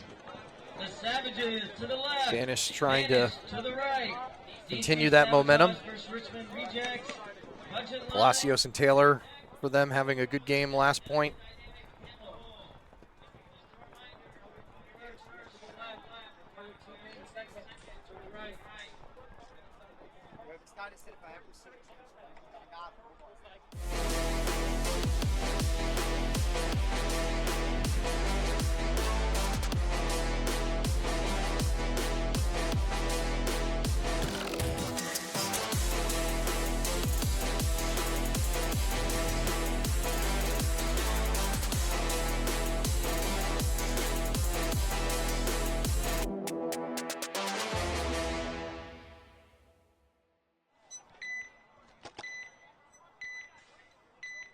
All right, so Banish on your right, the Savages on your left. Banish running right to that snake. The Savages losing 2 off the break on the far side. So good burn there by Banish. Palacios is able to get into the snake pretty fast. Don't know if the Savages player knows he's there. His barrel's sticking out a little bit too wide. Able to get back in, though. Banish is on their side of the snake on the far side now. Savages trying to shoot at that snake player from across the field. Marcelo's calling for Ant. Needs some comms here. Ant's moving on up. Well, these two are in sync. They won that last point. Yeah. Just going to try and keep things in check as they get another kill off that far side. Chris Jackson in the home. Good communication. I can hear him from here. It's a 5-on-2. Banish are in really good position. The Savages only have 2 players on this near side snake. 1 in the stand-up, 1 in the actual snake. Wouldn't be surprised to see Palacios go highway here. Or just put in the corner. Snake player clean. Chris Jackson moving off the center. If he doesn't come around this corner, expecting the guy in the snake. Lets him know now. Maybe blocked off, though. There is that juice box kind of right in front of him. When Raj is backing up, he's going to pop right up. He's going to do so now, yeah. Raj going back to snake 1. Yeah, they are chitting and chatting. Player getting shot out of the center, so now Raj is the last one left over here.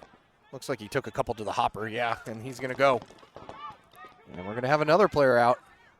I think his own player may have shot him because there was nobody left alive. So that's. I think he traded with Raj while Did he? While he was pointing, saying. Ah, okay, gotcha. I didn't know. I was like, Raj is out, so who could have shot him? So a good point, good controlled point there by Banished to finish off the Savages.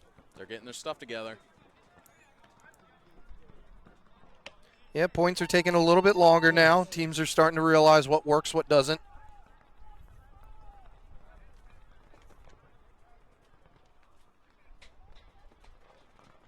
Point approved. Game finished.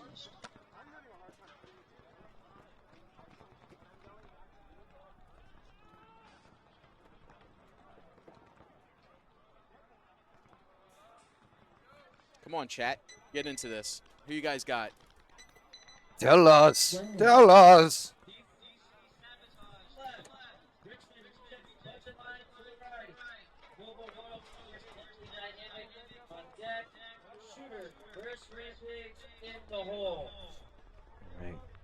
You know, I thought DC Sabotage would be doing better. They were pretty dominant in their D5 season. Well, I think they have a D5 team here, right? Or is this? This is the team that was D5 last Okay, year. and so they moved up. 30 seconds. They've been having a rough go of things. See if they can turn things around right now. They have one up on Cartel. So they have a rubber match with them. Going to try and create a rubber match here with Richmond Rejects. They said that we have both a D5 and a D4 line now. Cool. Very cool. And Sabotage did actually win the first one against Rejects, so they could close one out here and get themselves a win. Far run up the center 50. He makes it cleanly. Still doubling up that back center. That can be tricky. Don't want to get trapped in there. It's great for the first couple of shots off break. You know, just on lane. Now he gets out of there. Yep. I think that's Austin Castro that just bumped back to his corner. You can always tell which one he is wearing that sock hat. Rejects still with 5 alive as well. Trying to work their way into the far side snake. Right now, furthest up the field is Sabotage with that center 50 move, and he's going to crawl down and get to the true center.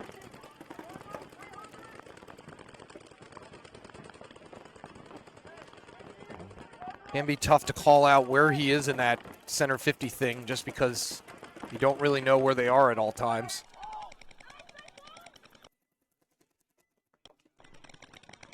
Still at 55. Sabotage now on their side of the center 50. It's going to be looking towards that snake. I know that Rejects have a player in that far side snake, and he just misses his chance to pop up and get a free kill on the Sabotage player.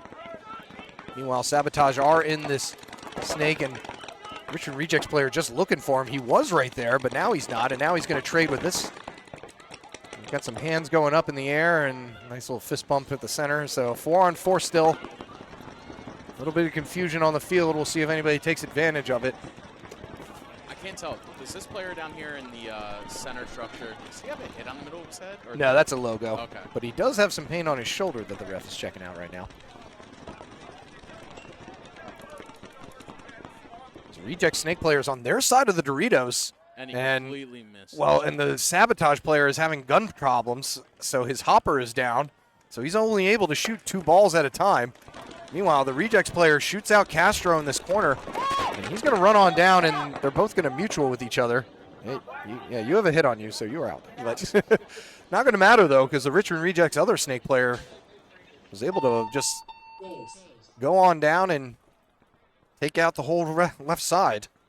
So a good point by that player. Try and see if I can see his name.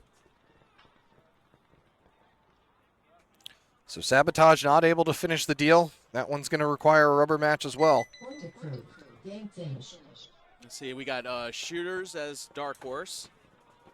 JMU defeated in D5. Yeah, they had a pretty good run in D5 last year.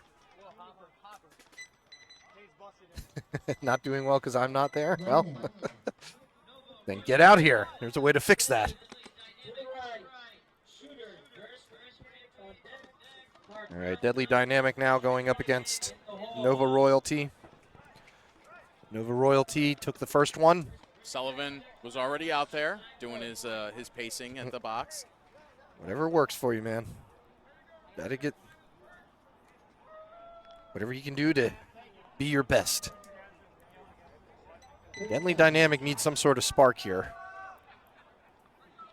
And find themselves in a hole that they're not able to come out of. 20 seconds. Deadly Dynamic needs the leadership qualities of Dan Pruitt. 10 seconds. I think they need a more experienced coach. I think Tom Sellers is coaching him. Oh, really? Well, he's definitely got experience. Dynamic player trying to do the center run to the Dorito, not going to make it. They tried busting out wide. And they lost all their wide guys except for one guy over there in the corner. Meanwhile, Nova Royalty breaking out wide. Sullivan making that big run to that corner Dorito we've seen him do. Now Deadly Dynamic all taking the back three. You can survive there for a little bit, but once the other team does what Nova Royalty's doing and takes both snakes. As long as they cross their guns up in a, well, I'd say get out of there. Shot. I mean, Well, the Dynamic player, it's a good move, trying to get into the snake to counter things, but not able to make it. So now it's a 5-on-2. Nova Royalty are circling the waters here. this guy at home for Deadly Dynamic needs to move, stretch the field. There he goes. There he goes, but he's going to take a few going in there. While Oliver, or Sullivan gets shot out. Oliver is up here in the snake 3 for Nova Royalty. The last player for Deadly Dynamic going to get taken out. And that's going to do it. So a 4-up victory there for Nova Royalty. Making quick work of Deadly Dynamic, who just can't seem to get on any even footing. Ace.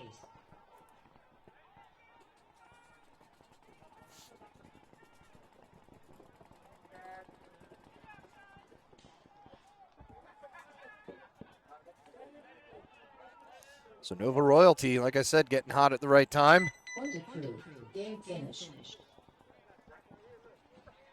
They have the aggression, that's for sure.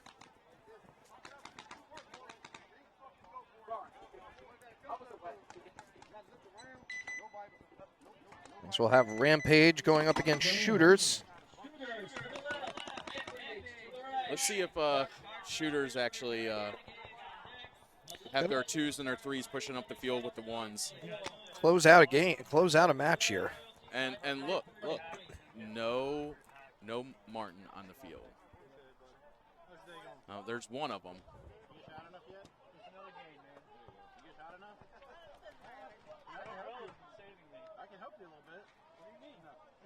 30 seconds. See if they can close S1 out here. Against Rampage, who, like I said, at times have shown 20 seconds. they can hang, but not able to finish games. Getting their kills in, but just 10 not seconds. able to get the D kill.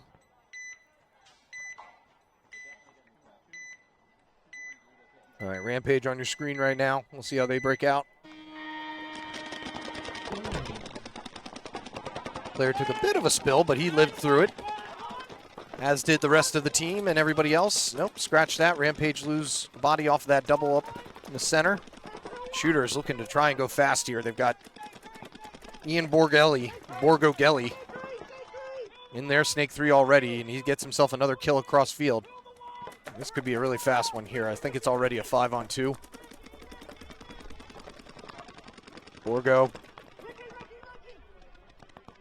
Borgogelli trying to finish the game off. Shooters gonna lose 1, make that 2. It might be a 2-on-2 here, Jamie. Shooters losing to the back player. No, there's 3. There's 3. Oh, there is 3. Okay, so now it's a 3-on-2. Becky Young tried making a run down that snake side. Wasn't able to get far enough to get anybody. Borgogelli's over here all on his own. He's got a hit on him, and we're going to have a minor thrown. So Rampage, seeing that and trying to capitalize, the Rampage player I thought just took a hit in the hopper. He did, 100%. Yeah, I think he got rid of it in time. And he was hauled out. Yeah, not in time. And had another ref running down here to chase him. Well, that was chaos. That was. That minor really threw things into craziness. And coming out on top is Shooters, who had the only player left still alive. So that's going to do it. So Shooters able to close out a match. Rampage had a chance there. Just that last player bit off a little bit more than he could chew moving down that snake. This chatter says, typical Ian. That new camera angle for the side of the field is nice. Well done, Dan. Nice, Dan. That's all Dan. Well, and us. Dirty Dan. Actually, I'd give us more credit than Dan. Do you? And yes, Sir Sueno, this is the same layout, the Vegas layout, that you saw all the pros playing on if you checked out the tournament or if you went. Go, Dan. I don't know if I trust someone named Sir Willie, though. Oh, if he's a subscriber, all right. I love you. Dan says he trusts you with everything. Borrow my car. I I'm not letting him borrow my car. I mean, it's already. 20 Baby, seconds. you can drive my car. My bumper's still hanging off. And so now we'll have Renegades going up against Cartel. 10 seconds. Cartel trying to turn things around here. What did you say? Make things a lot easier on themselves here if they're able to close out this match. Raber going to the second Dorito this time. Guess he got tired of getting shot out of that Adam Levine mini going up the Aztec. center this time instead of going over there on the other side. Well, he goes up to the center and then he usually will cut over. But now they're sending Raber far side on that third Dorito. Still 5 alive for both teams, though. And here's Mr. Freeze getting in. Yeah, Mr. Freeze for Pittsburgh Renegades. Doesn't have a name on the back of his jersey, so if anybody can give us his real name, until then, he'll only be known as Mr. Freeze. Still 5 alive here. Cartel hanging out in the back. Having some gun troubles, it looks like, on this near side Dorito. Raber just eats it. Yeah, getting clipped out from the side, and they also lose their back center player. And so Levine's going to get shot in the back if he doesn't get. this is Cartel's just having issues surviving here. And it almost worked out in his favor because the Renegade Snake Runner had to wait so long to come up because he was getting checked by the ref, and I think that made the Cartel players kind of forget about him. Only 2 bodies left alive for Cartel. Mr. Freeze is calling kill 3. He's right. The rest of it, look where the rest of his guys are. It's kill 3. Only 2 bodies left alive. We're on Snake's side. They've identified that. And I think they're 5 alive as well. They are. They are.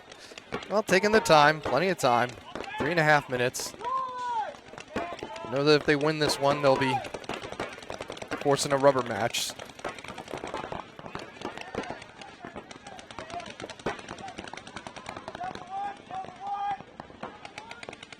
Well, another player taken out for Cartel.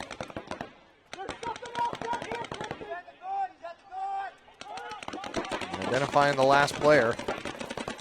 That was Barraza for Cartel taking the walk, and now the last player left.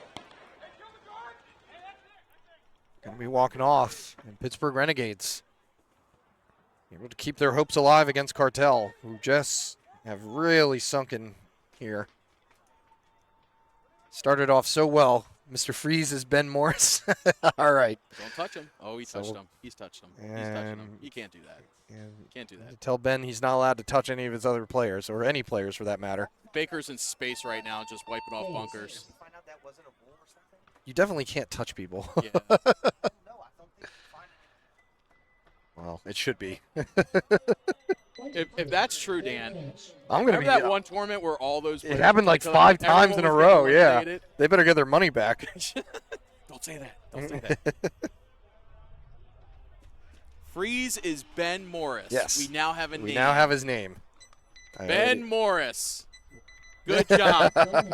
Good job. Jamie, give him. I don't know. I kind of like Freeze more. But. Yeah. You know what? We're going back to Mr. Freeze. But thank you, Arbel. That man is icy. Especially when he pulls out games like that. Got himself a nice little 3-pack on that one. You need to turn the camera angle to look at yourself, Dan, so everyone can see the sloth. And the wind. Sloth hit his exercise goal according to my Apple Watch. Oh, it did? You did? Never mind. I don't know why I even talked to you. All right, so now Charm City Cartel and Militia. 20 seconds. With Militia looking to close things out. I'm going to go themselves with on Militia the on this wind. point. Militia's looking pretty damn good. 10 seconds. Charm City Cartel definitely need a spark themselves. Charm City Cartel on your right, Militia on your left. Tripling up the back center Cartel was. Doesn't come to anything as neither team gets a burn yet. And they're stuck in the pocket. Ooh, and a shot to the wait, tank. we got a penalty. We got a major. Oh, you can't get anything past Ron Rad. That's going to make it a 4-on-2. Just like that. That could be the spark the Charm City Cartel needs. The last two militia players now are on that far side, both in the Dorito and the second Dorito, I think. Didn't see the major, who it was on or how it came about. As another militia player walks off, and that's going to do it. Good job of Barry. Barry letting everyone know the kill 5. Look at him strutting now. Like I said, that could be the spark they need, because they need something to get going. Oh, well, then maybe I should stop saying who I have that point, because they dropped fast. Yes, they did. Well, the penalty didn't help. Like I said, I wish I had seen that and seen what the call was, because they threw the red flag, so he must have done something pretty egregious to get that. Oh, Ron's talking about it. I don't like the way the guy looked at me. Point approved. Game finished. He made an off-colored remark. So that's going to force a rubber match there. Next one up, we'll have the Savages taking on Kill Squad. This was a fun one last time. Both these teams kind of like to just go for it.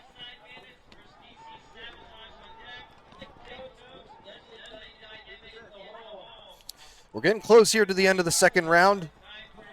Got about 5 more matches to go, or points to go, before we hit the spot. When we go into the third round and get those rubber matches. You know what would hit the spot? Some barbecue. Barbecue. Yeah, if you notice, folks, that we're not taking as many mic breaks, it's because we have no barbecue to chew on. 20 seconds. In fact, I'm so cold, I probably stand next to the pit just to heat up. I don't have to worry about getting any melted cheese on the microphone. But that's usually a good problem.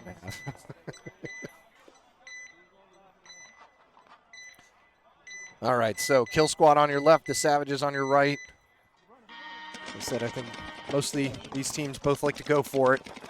Cruz is going for it here, and as he jumps out into the second knuckle of the snake right away. Rashad going up the center. That Dolo in the center? I think so.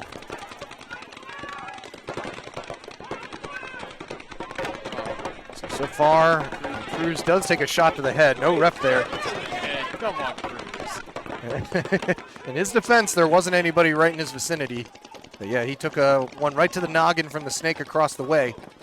So that now needs to be your first look when you get in here, is across field. Yeah, that's where most of the snake guys are getting shot, actually, just not seeing the snake action. Things back even now to 4-piece, though, as the Savages lose one. See, if Dolo was looking this way, he'd be able to eat, but... Kill Squad coming out of the back center, so now it's a 4-on-3. I guess he heard me. Savages snake player been the main catalyst so far. Oh, you were not going to Dolo's going to get shot. And we're going to have a major... I don't know, what was Cutchy throwing the flag at the guy? I think an attempt at a major throw, and he couldn't do it, and then MK threw her flag, and it landed on top of the roof here. He's out because he shot. Hey, Cutchy, why are you throwing flags at players?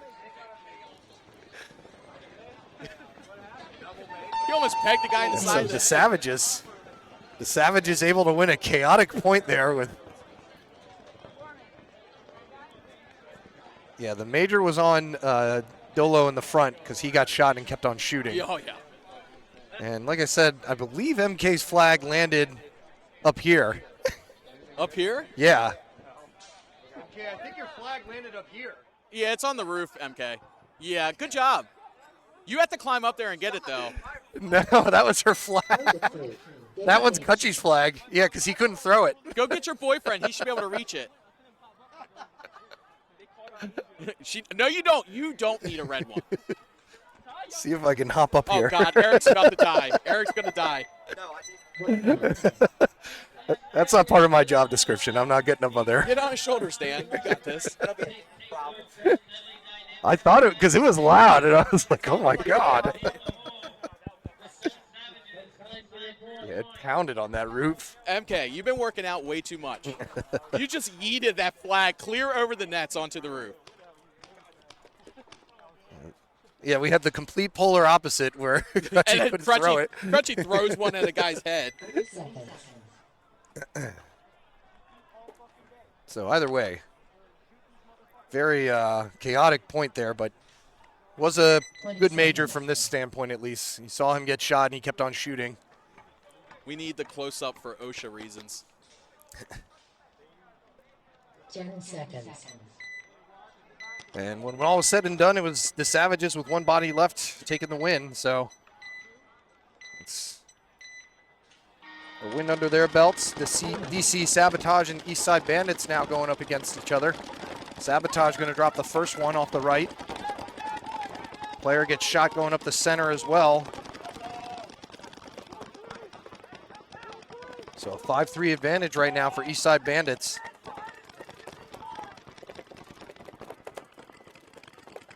Right back here, communication. Eastside Bandits won the first one. They've got a 2-body advantage here at the moment. See if they're able to capitalize.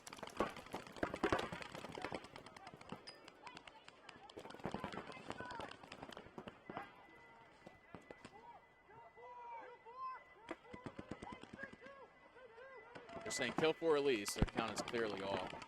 I don't see any kills for Eastside Bandit. There's another kill there for Bandits, so now it's a 5-on-3, and they're just going to run down this last guy in the Dorito, and that's going to do it. So a quick and easy point there for Eastside Bandits. Dominated all 3 sections of the game. Beginning, middle, and end. Look, MK, I'm going to need you to stop throwing stuff at us. Able to hit the okay? buzzer there. I need you to stop throwing stuff at us. We can't get that down. Who? Oh, yeah, he's tall enough. So Eastside Bandits finishing off that game. Take notes to the left. Deadly Dynamic to the right. Danish First Rampage on deck. Richmond Rejects Budget Line versus Pittsburgh Renegades in the hole. Take notes, going to try and finish off Deadly Dynamic right now. We'll see McNally out here. Moving along. They're moving along quick and easy here.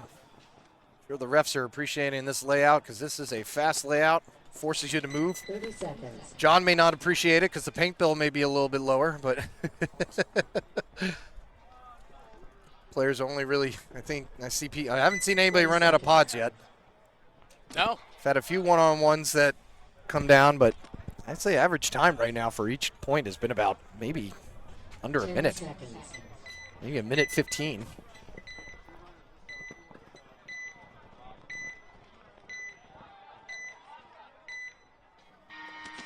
All right, Deadly Dynamic trying to keep their hopes alive here.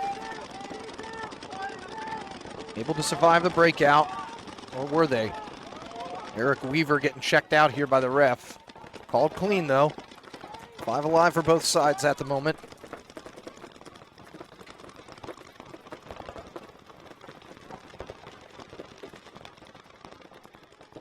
Deadly Dynamic player over there, flinching. I guess he's fine. See the Take Notes player trying to get to that snake. Just waiting to see if anybody can help him or if he can put someone in down the line. I think McNally took the walk. I think he was shot out over there on the D side. I'm not seeing anybody in the dead box. He was walking there. Probably laying down. So 5-on-4 advantage that means for Deadly Dynamic. As Take Notes are able to get into the snake. That's Myron Jones and the snake for Take Notes. And he gets a kill there on Eric Weaver to even things back up at 4-on-4. Deadly Dynamic and the other snake as well, though. See if they're able to grab any kills from that snake push. And have another player shot down the wire for Deadly Dynamic, make it a 4-on-3. Myron's going out the home. Myron is moving down, almost gets a shot on the home player. Oh. Home player tries breaking out. He's not going to make it. So now this one is Take Notes match to lose. It's a 4-on-2. Snake on the other side, though, does pop up and manage to get a kill in the center, but the last guy left is whopped up by Myron. And that's going to do it. So Take Notes putting an end to this one as well. So no rubber match needed there.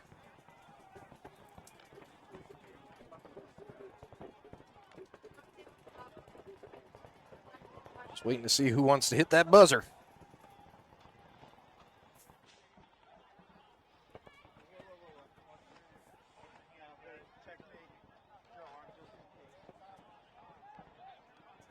Somebody hit it. I'll do it. Base.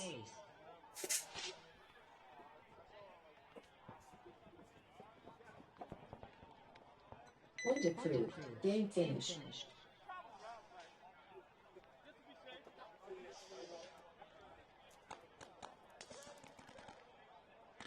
I'm sorry, because I literally was watching this guy like No, I this. mean, it's 'cause fine. I was watching this guy like this, so I thought you were watching this guy. Not quite sure how many are moving on in each bracket. 15 teams, I would imagine 6. With the top 2 getting a bye.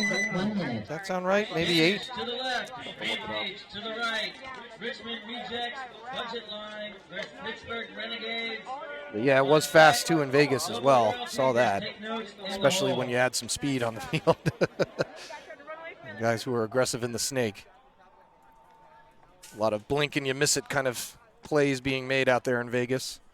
Oh, it actually doesn't have it listed in the brackets on So we'll find out along with you. leagues. I'll let you know as soon as we know. Usually depends on the number of teams. Like I said, I would take a strong guess they would be the top 6 with the top 2 getting a bye. 20 seconds. But I could be wrong. And often am. 10 seconds. All right, so Banished versus Rampage. Rampage still trying to get themselves a win. Started out pretty well. They won this first one against Banished, so if they can win this one, it'll go a long way towards moving them on to the next round. Banished take the snake, far snake off the break and make it. They lose one out of the back center, though. And that is clearly why you don't keep the back center doubled up. As another one falls victim for Rampage as well. So 4-on-4 now. Becky Young in the snake for Rampage. On that far side. Sanchez is checking this player over here. Nope, clean. He had his flag out waiting too. It's never good when you see the ref running with the flag already in hand. But he lives to fight another day. But 4-on-4 still. Rampage loses another one out of back center.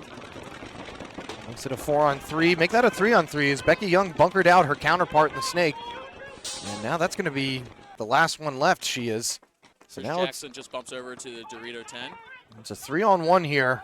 So Becky Young needs to try and get a quick kill. Oh, she's going to. Go a long way towards improving her chances. Banish moving down the snake, though. Oh, and the Banished player takes her out. Yeah, from across the field, saw it hit her pack. So that was a nice shot there. Always the first look in these snake bunkers is across field.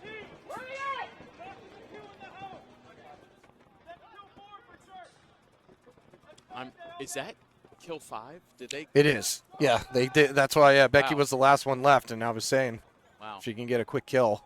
So now Banish just mopping up the field, trying to figure out if they are correct or not.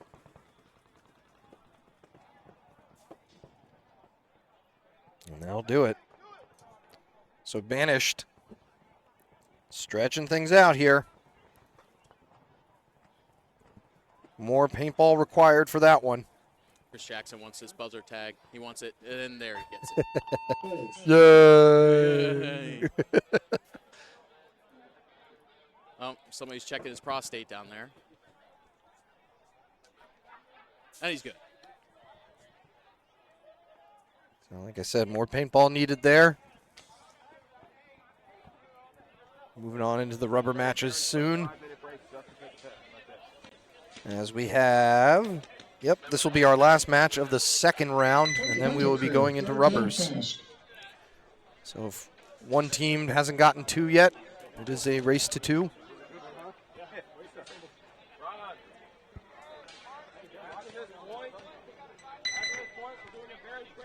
Kirk from Banished out there collecting pods. 1 minute. Richmond Rejects, Doing a Budget hell of a Line to the job. left, Just Pittsburgh an Renegades epic job. Just to the a right. applaud. fantastic job while he's wearing pods on his That back. is the last match of the second round. Then we're going to take a 5-minute break and do rubbers. Alright, so 5-minute break coming up after this matchup. And then we'll be going into rubbers. Let the refs get some lunch inside them. I hope to do the same as well. 30 seconds. Nope, one more match, and then we're off the hook. Dan was adamant. Dan really wants to go. He apparently. is snacking All right, Dan. already. Yeah. 20 seconds. Just eating in Wait, front of wait, us. wait. It's fine. Are those not crunchy Cheetos? You are something else. 10 seconds. All right, so Richmond Rejects. They took the first one. We'll see if they can finish off Pittsburgh Renegades, who you're looking at right now. Here comes Mr. Freeze. And Renegades losing 2 off the break. Mr. Freeze is moving it. Just. If they keep it up, he's not going to have any backup. No. And it's a 5-on-3 already. Richmond Rejects with a really good burn there. Oh, he took out the deep corner. Morris gets his first kill, though. Makes it a 4-on-3. Ben Morris is my hero. If he's able to even things back up, took a little bit of a spill there. Now he's going to be battling in the snake, and that's what you're looking at right now.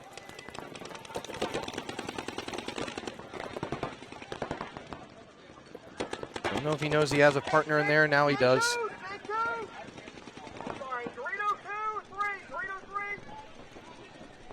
We'll see if Morris is able to pull something off. He is being the thorn in Richmond Rejects' onslaught right now as they lose another body, so things are back up even 3 apiece. They did take this far snake side, so Morris is going to have to watch out for the cross snake shot. Can't see Renegade's third body if they have a player in that Dorito or not. Here goes Morris. Turns around to yell at his teammate, and we're going to have a minor thrown on Morris. And that's going to pull him for talking. He should after have. the Mr. Freeze should have chilled out. Chill. That's going to do it. And Richmond Rejects, we've got our first one of these, Jamie. Are they shooting at each other? They're shooting at each other, and they don't realize they're teammates. Friendly fire, bro. It's Ben Sanderson shooting against his teammate, and they have no idea that they're shooting against each other. And they managed to shoot out a teammate. Oh. And that's the way to get the last kill. Way to mop up, Sanderson. I was hoping that was going to happen at least once because we've got this field that is a swirl, a mirror to itself horizontally. And I was like, if somebody times it just right, we're going to have some team kill action going on. And we finally got it with Sanderson taking out his teammate and then hanging the flag. So that's going to do it for our last match of the second round. Rubber's coming up right after this. Dead field. So it is a dead field. So don't go anywhere. We've got more action coming your way. I would love to see a D4. Transfuse commercial. Yeah, SK Classic. Yo, what up, guys? Ronnie D's on here, professional paintball player for Houston Heat, as well as an avid gamer. Here to talk to you guys about TransLab's new line of supplements, Transcend. I've been taking Transfuse, which is their hydration and recovery product, for quite some time. Also, they have 2 new flavors. Now, with Transfuse being the absolute best recovery and replenishment product that I've ever taken, I was super hyped to get on Transcend. Transcend is one of the only products backed by research studies to make sure that the formula is correct and the right dosage for optimal performance. It's literally more potent than anything on the market. Now I'm a little bit stimulant sensitive, so I take about a half a scoop to a full scoop. But if you guys want that LFG dose, 2 scoops, and you're gonna be cranked and ready to go. They got 2 delicious flavors, Skittles Candy and Baja Splash. Make sure you guys head over to translabs.com and get yours today.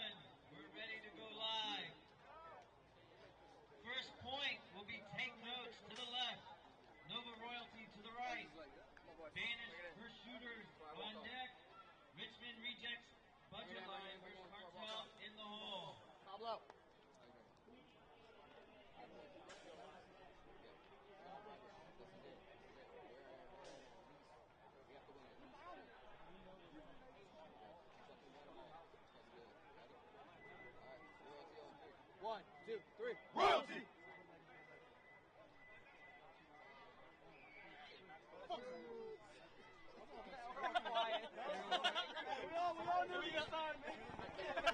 We all that quiet and only Pablo yells it. I felt it in my fucking soul, I'm in the shaft. Field 1, it's going to go live. Exit the field. Exit the field if you're not playing. Take notes to the left. Nova Royalty to the right. Spanish first shooters on deck. Richmond Rejects budget line first cartels in the hole.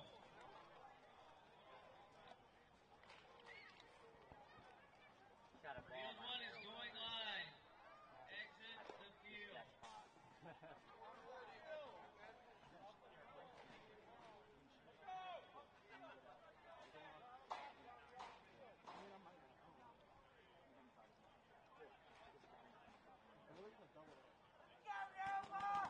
I'm gonna try to win, Mom.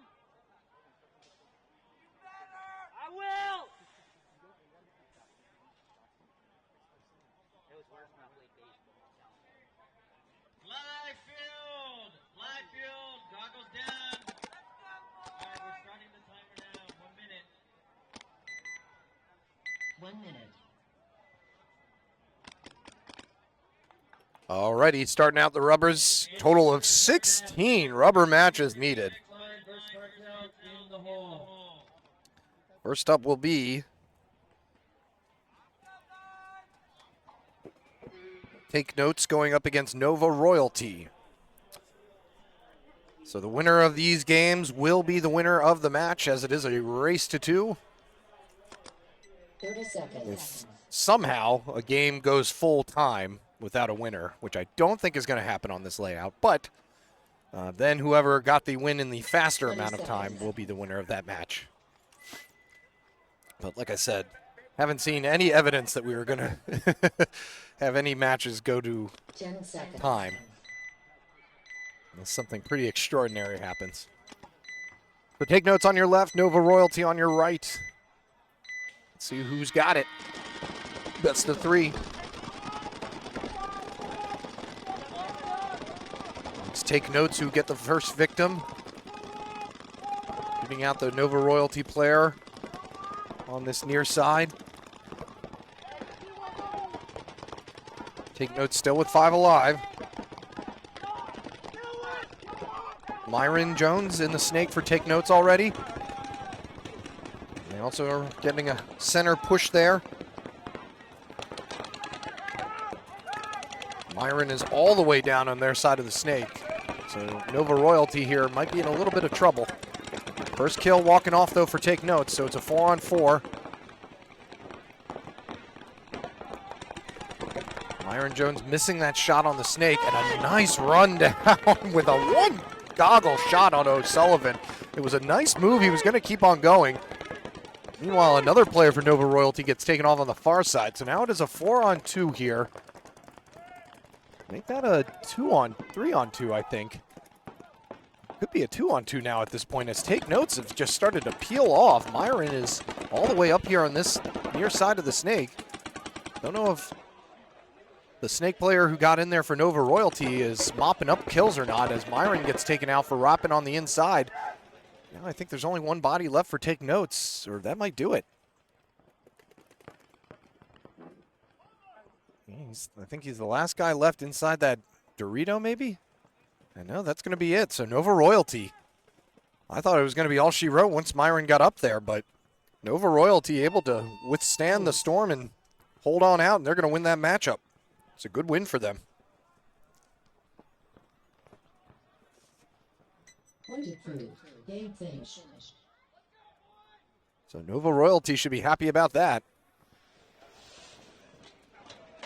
Like I said, just all of a sudden, I don't know if there was a, don't see any penalty flags, but a lot of Take Notes players just kind of started walking off. 1 minute.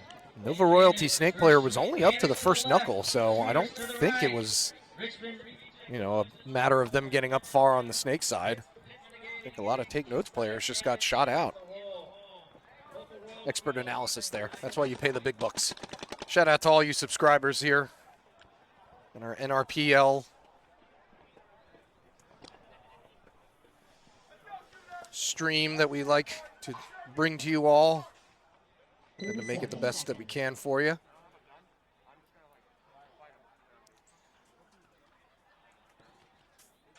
And if you'd like to subscribe, by all means, please do it.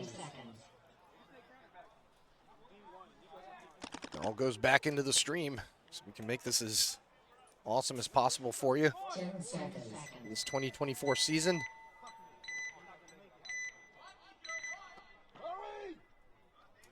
And banished player getting a little bit of a break there.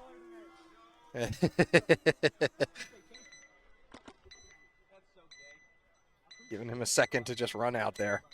This is an X ball, so being ready is not a skill necessarily. So shooters on your right, banished on your left. Both teams getting into the area of the snake off the break. It's Banish's snake player who had to run out there is the first one in. Banish are going to lose the first player off the back end, though. And he's going to shoot straight across field and get the shooter snake player who had made it to their side before he could do too much damage. So now it is a 4-on-2 here in favor of Banished. Shooters only have both Doritos. Make that only one Dorito. Jaws the last one left here for shooters. This is all going down right in front of us here in the snake as he snaps him out.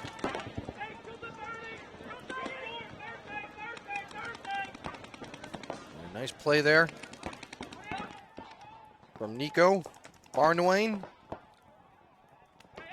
Banished. And we almost have another situation of shooting at your own team, which we were lucky enough to see Richmond Rejects pull off in the end of the second round.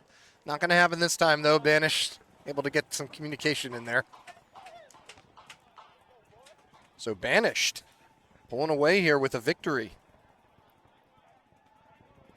They are really stepping up here. Getting hot when it's right. Shooters may be running out of steam. They looked like they had the most aggressive snake play in the beginning of the day, but been rough going ever since. So they'll have a couple. I think they have a couple more rubber matches that they'll be able to turn things around.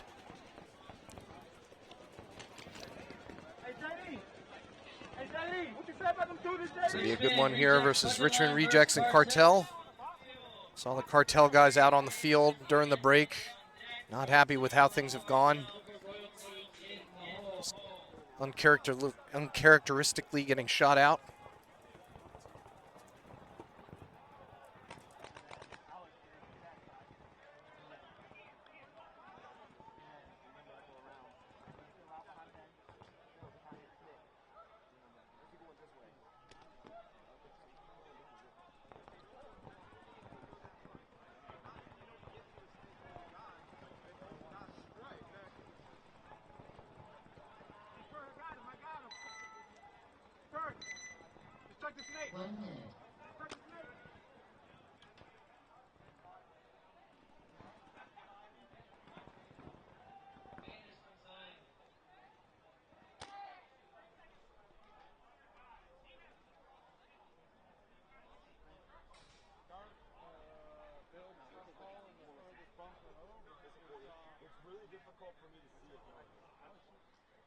Once you get set up, you should be able to see everybody going live, going up to the 30 seconds. I'm stopping God, I can't see baby.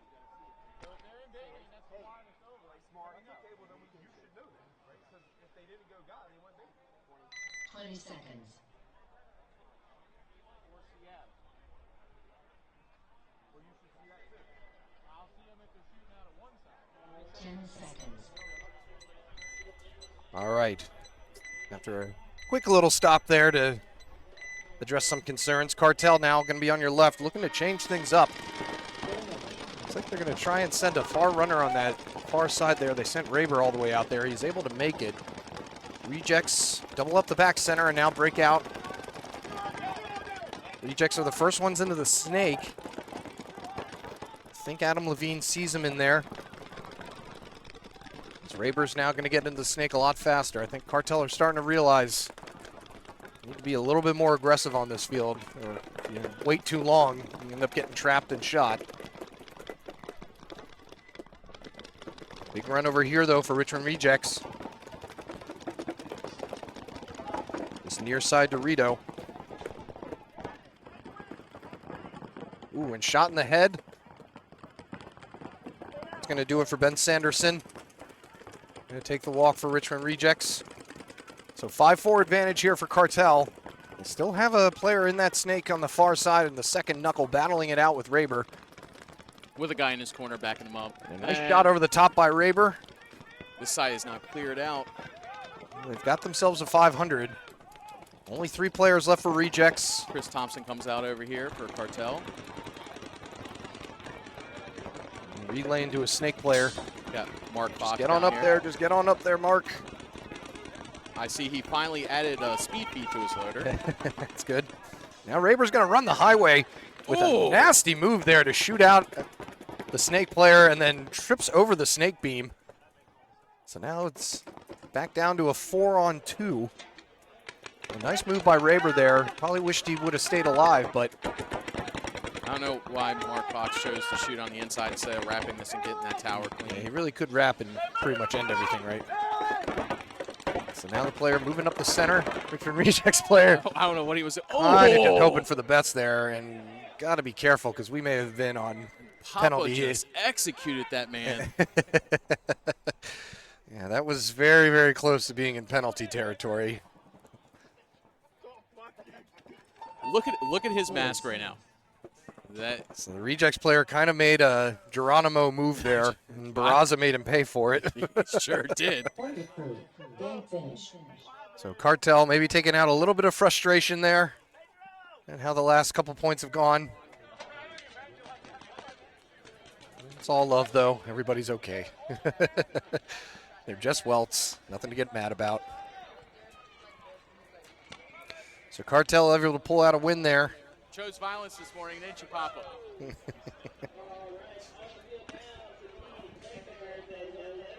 Oh, here's Mr. Freeze. All right, so Renegades are back. Pittsburgh Renegades. Quick turnaround here for Eastside Bandits. To hop right back on the field. I think if they keep Ben Morris alive and give him some backup, I think he may pull this victory off against Eastside Bandits. But Eastside Bandits got their heavy gun combination of Chance and Ramon. And they've been really good on the burn, so. Let's see if we can get Ramon to dive into the snake again. On the near side. Oh, yes. I want to see it. He is poking that way right now. He is. So it really helps a lot of this layout does give a little bit of a nod to those who aren't able to play as often, so you're able to shoot right-handed the whole time pretty much if you map it out correctly. Can make things a little bit easier for he's going for the center. He's running right up the center. Goes Ramon all the way up to the center 50. Did he make it? Yeah, he did. He made it.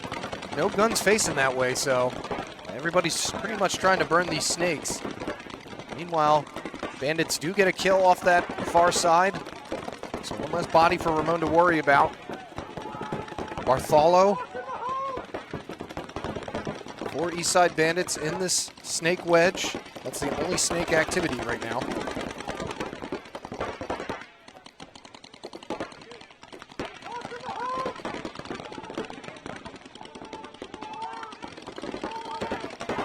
So 5-4 advantage right now. Snake player with some hatred.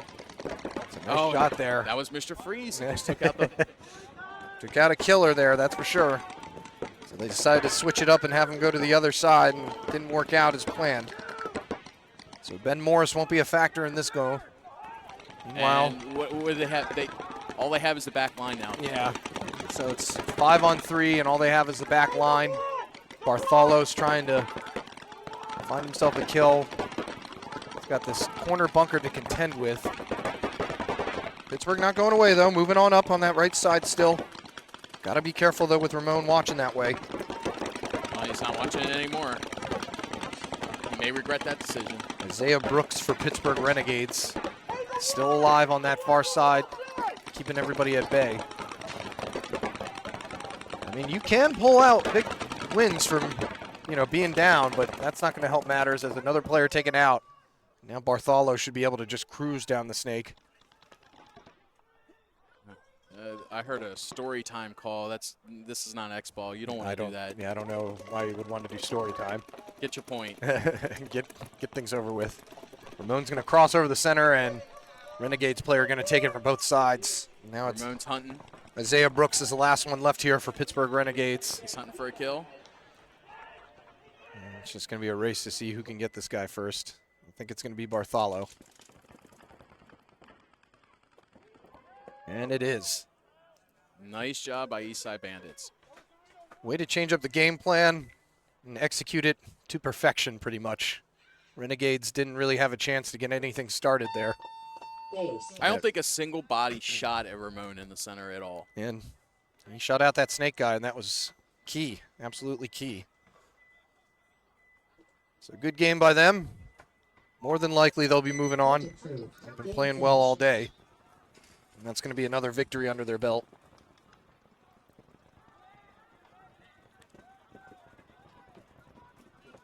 So this is where things are going to get tricky, as teams might have to hop right back on the field. Although this is Charm City Cartel instead of regular Cartel, so I was wrong. Apologies.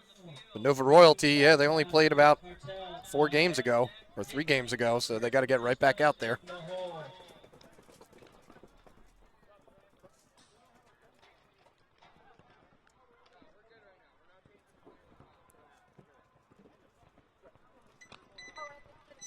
Seconds. As we complete round 3 of the prelims, D4 5-man SK Classic. 20 seconds. Nova Royalty over to the right.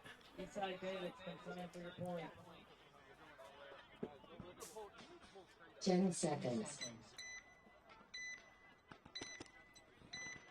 Take a look at Charm City Cartel's breakout here.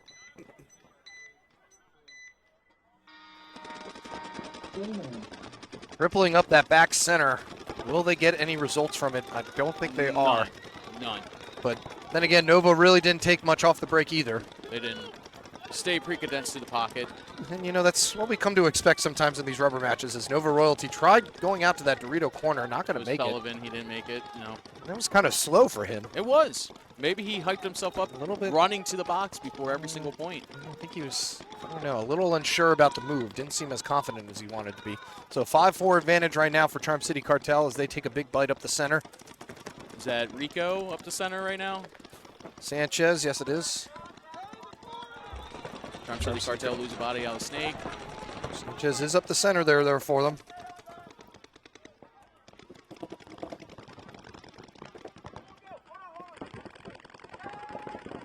Delgado Sanchez looking snake way now.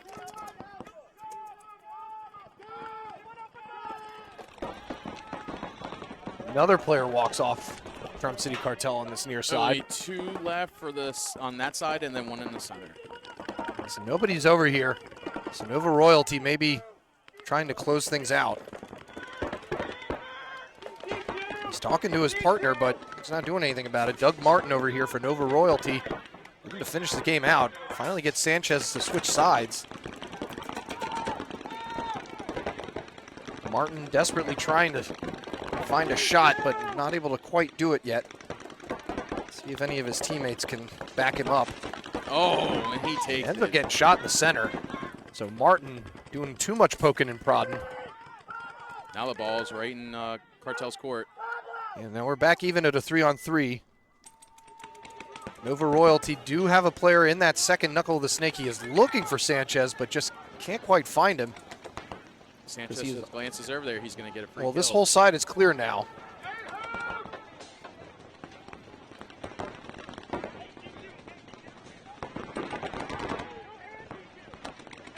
I think Sanchez realizes he's safer doing this way. He's going to look back across. Now he's going to be getting pinched out, and now he's going to shoot the snake guy. So the guy that was waiting for him And now Sanchez gets a shot on the home bunker player who ran out. And the last guy left is in this Dorito on the far snake side. He's saying he's right there. He's right there using his barrel to point, but he gets his friend gets shot, and now O'Barry's going to have to run in there, and he tries to do it. Eats it. But because he thought that he was the last one, Sanchez finishes up and wins the game for his team. Chaos. Wild point Pure there. chaos. Excellent centerman play there, and he's going to have to hit the buzzer. He has got nobody left, and he's got paint all over him.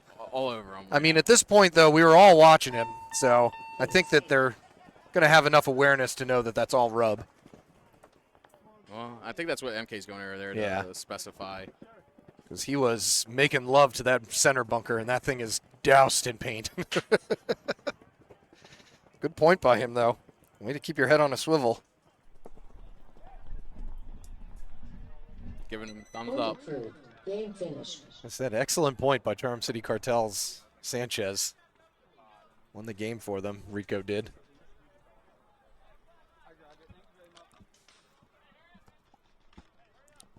So that was a fun one. Pure chaos. I don't know, Barry ran through to try and be the hero, and he got shot, and ended up the Nova guy thought, there he is. Finally, we got that center guy out, but Rico hadn't moved yet. All right, let's see. We have Cartel to the left. We have DC Sabotage to the right. First Cartel up the middle. Take notes. First Militia on deck. Deadly Dynamic. First Charm City Cartel. Cartel already won one rubber match. See if they can do it again to punch their ticket to the next round. See if they have the skills to pay the bills. 30 seconds.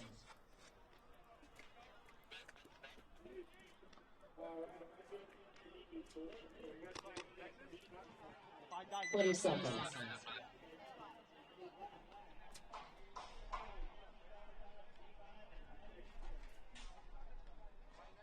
10 seconds.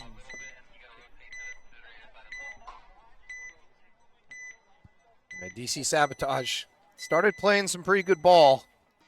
See if they're able to maintain that discipline. Gonna run in very slowly into the snake. Not running like that. Not sure how he made it. Nobody was looking that way, I guess, but he did.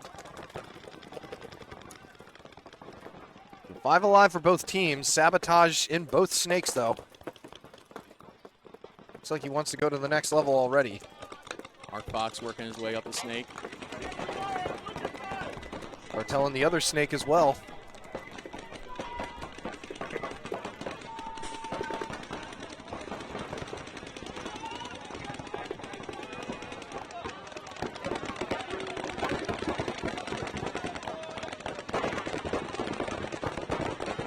Game settling in here.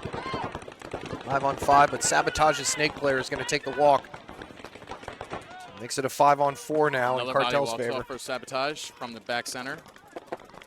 It was Brittany Rife getting shot out by Fox here in the snake. I think I see 3 bodies actually in there for DC Sabotage. So we've got ourselves a 5 on 2. Cartel. I don't know if they know the kill count completely or not. Raber's going to pop over the top of that wedge and shoot out the last player on this side for Sabotage. One last body over there. Looks like Austin Castro in the snake. Mark Fox is going to move up in this bunker. He's going to have a free kill across field, and then that'll be it. If he's able to shoot at him. Yeah. It's not an easy shot. Oh, as long as he's looking that way. Oh, no, there's another body for Sabotage. No, wait. No, he's just very confused and doesn't know where he is. And now he's going to get shot. So Austin saw him first. So he didn't look straight across. So is it down to a 2 on 1? It's a 3 on 1. Oh, wait, no. Or 4 on 1. There's another body for Sabotage. He's in the God.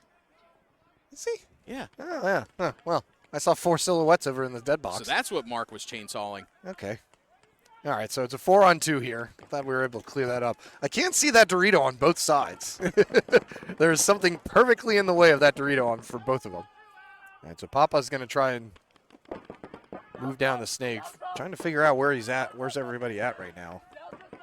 Don't want to take too long, though, and let Sabotage, get another kill or something. I think Cartel know that they're up on bodies, but they're just not quite sure where the last 2 are. Raber trying to talk to Adam Levine right now. Where is Levine right now? He is in the center stand-up. I can't see that from here. Right. And there he goes. Now you can see him. Castro, if he, Barraza. Papa's going to take it. See if he can get it. Oh, I told you, it's a tricky shot. May have gotten it in over the top. I saw something explode. Now Castro's going to be down. I mean, if you're shooting this much, you got to know, okay, I can run this whole side now. I don't have to. And I think that's what he just realized. And this is probably our longest point of the day, as we are under 2 minutes. And very little communication right now. Try and go to the next one, but got to be careful. Now he's got to get skinny. Oh, Papa's got to get real skinny. Living on the side of those Doritos, it's no picnic. And finally, they take out their snake guy. Last guy left now for sabotage in the Dorito behind the snake. Facing 4 cartel players that are taking their time. Again, it's not X-Ball. If you know you have the win. And they do finally shoot out the last eye. That'll do it. Oh, and Raber shooting at he had his gun pointed at him. I wanted it. Not going to get it, though, and Raber's going to hit the buzzer. So Cartel winning 2 rubber matches.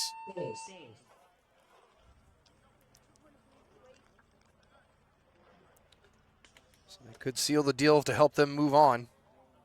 Approved. Game finished.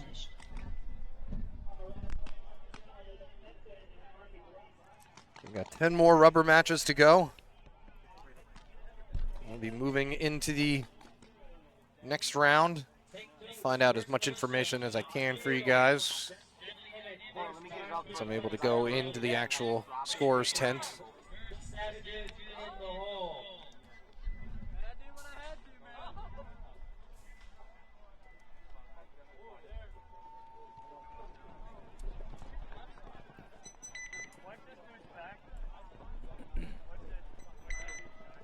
30 seconds. Cartel, point 20 seconds.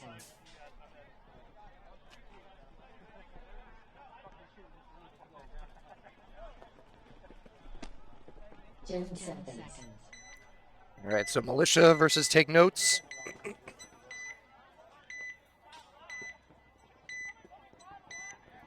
This could be where Take Notes, like I said, step on the gas pedal. Snake player running in pretty high for Militia. Not sure if McNally switched his gun fast enough or not. Militia. And they're calling him out. They do have a player in the other Snake here on the near side. Meanwhile, Michael Steele taking the walk for Take Notes. So 4 on 4.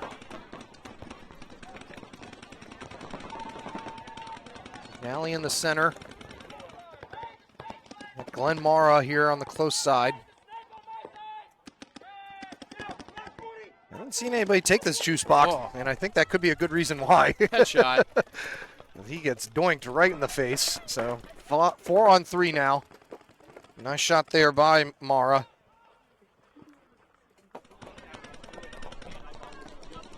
Oh, I hear somebody empty on paint over there. The Militia. That's not going to help you out. Some gun surgery there. Not doing much else to pay attention. It's a little bit of an experience showing there. He's about to get run down by Mara. Because they are the last 2 left or 3. Oh, and a nice shot there by the Militia Snake player to even things back out. And he's going to run on down and probably shoot McNally in the back before McNally can realize it. And wow, he doesn't. And so now it's a 2-on-1 and the field is flipped. And we're horizontal here. And it's going to be a race to the buzzer, I think. But McNally's able to shoot the last player, and it doesn't matter anyway because the Take Notes player had the same idea and ran straight for the buzzer. So I thought that that was going to turn Militia's way. McNally with some great awareness there to realize that a player was parallel with him. Burnett just, he knew it. He went straight for that buzzer. That's that the way experience. To do it. And like I said, in these rubber matches, that's kind of where the experience might be the difference. Just because it's a little bit more of a tame game. Not as many guys flying around, relying a lot more on gun skills. So that could be what we're seeing. Good point by Militia, though. Way to stay in there in the fight, but just not able to get the right shots at the right time. That puts Take Notes first in their bracket. Nova Royalty second. Shooters first in their bracket. Banish second. Eastside Bandits first in their bracket with Cartel second. And still lots of rubber matches to go to. And we got about 9 more rubber matches to go.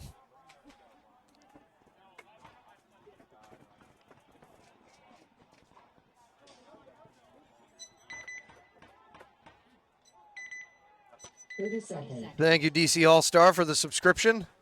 Happy to have you aboard. As much as you guys can support us, we appreciate. That helps us get more cameras, cooler cameras. Better commentators. We ain't getting paid. What do you mean? LA Dynamic, Cartel, Charm City Cartel, I think.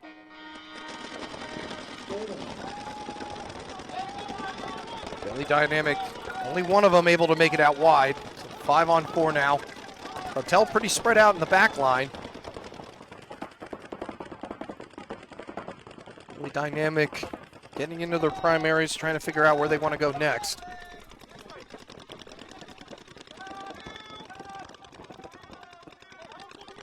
Barry just laying paint on this lane here, trying to keep him out of the snake any means necessary.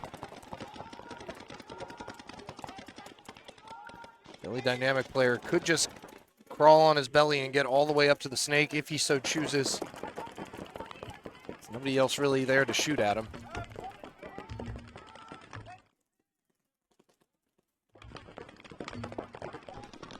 Typical rubber match here. Nobody wants to make a mistake. Yeah, both teams getting into primaries, trying to... Deadly Dynamic taking a walk over here on this Dorito. Makes it a 5 on 3 here. Charm City Cartel digs out to the corner. Seem pumped about that. Gonna try and see if they can capitalize on their advantage for the moment. So now they're gonna be in both snakes. On them all the way.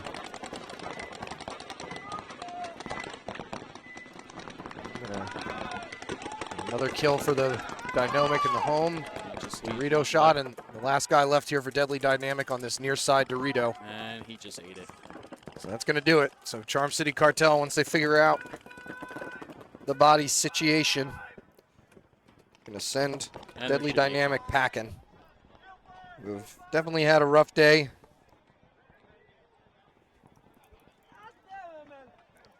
Had some bad breaks.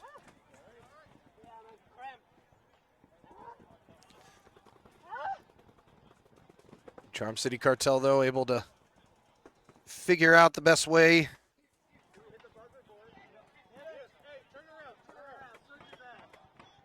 Oh, you're hit on your pop back, you cheater!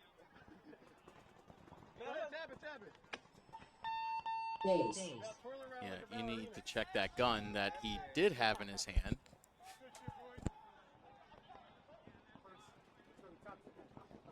Point approved. Game finished. So good win there for Charm City Cartel. Could be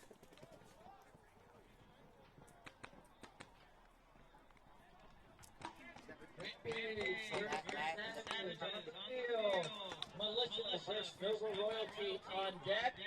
Banish versus the Savages in the hole. The Savages, you have a quick turnaround.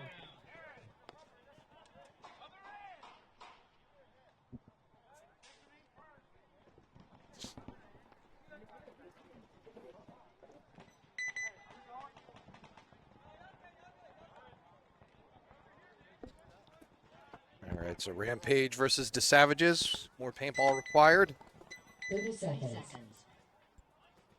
To see who will be best. Sign for your point, please.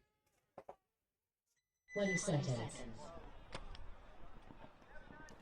See if Rampage can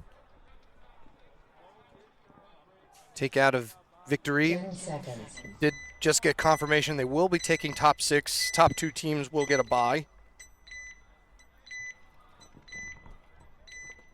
We'll find out if D5 is going to be the same story, and if we'll be seeing any D5 playing teams over here.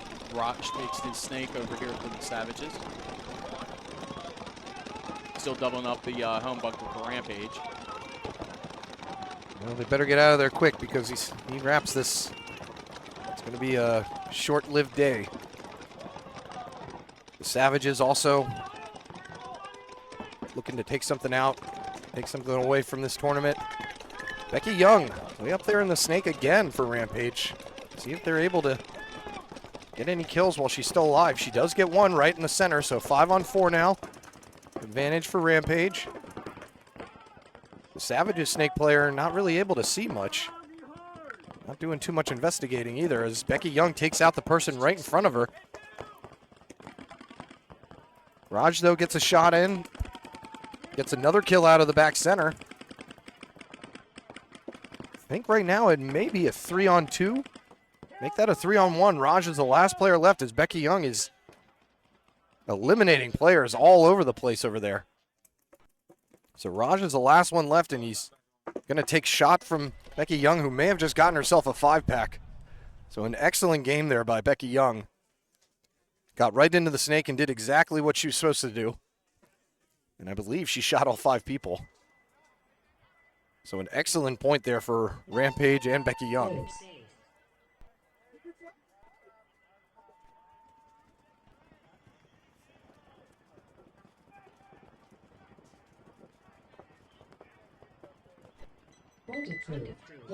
Excellent game there by Rampage.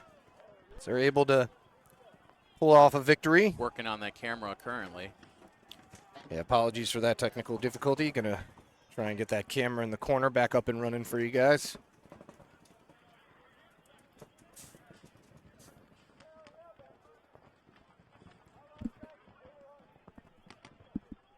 All right, next one, Militia and Nova Royalty.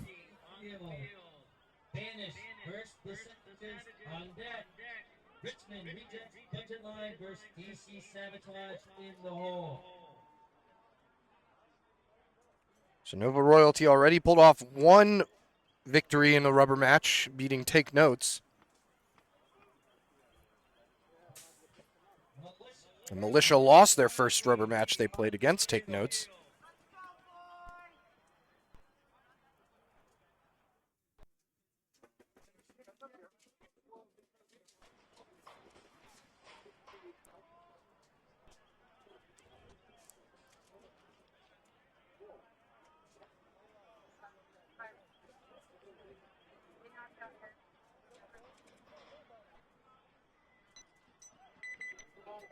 Seconds.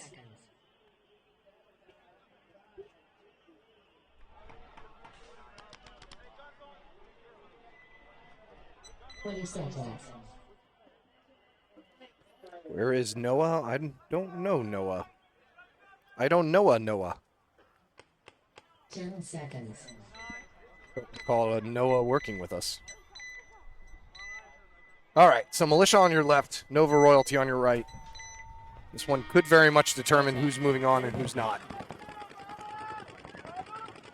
Nova Royalty with some quick moves to the center.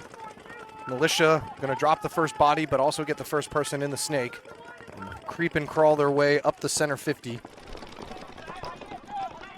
5-on-4 right now for Nova Royalty. They tried to counter that center move. Bit off a little bit too much there for O'Sullivan. Not quite sure he knew where he was going. So back even 4-on-4. Nova Royalty now in the snake as well. The Militia are up on their side of the wedge. See if he checks off that snake first. As he gets the first kill, but loses sight of the snake player straight parallel with him, and we've seen that happen so many times today. So things back even now at 3-on-3. Oh, make that 3-on-2. And actually, it could possibly be 3-on-1. And yeah, Militia dropped a corner player that I didn't see walk off. And that's going to do it. So Eric Beal for Nova Royalty just sweeping the field to make sure, and that's it. So Nova Royalty with another rubber match victory. Days. I said take notes is at the top of the bracket right now. Nova Royalty definitely making their case for it. Point approved. Game finished.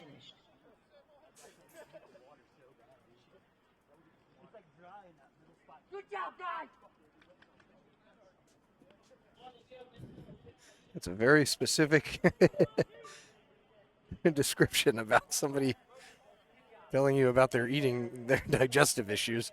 I'm not sure. I'm not 100% sure, but I'll try and find out for you who and where Noah is.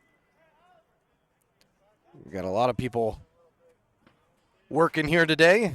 Make sure this is one of the finer series on the East Coast. Keep the things running smoothly.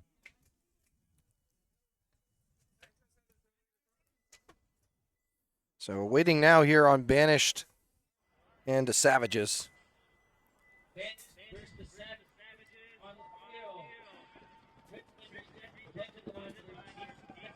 And we'll be right back as we try to get this camera working here for you guys. Back in a second as they try and find also the Savages and Banished, who had a quick turnaround.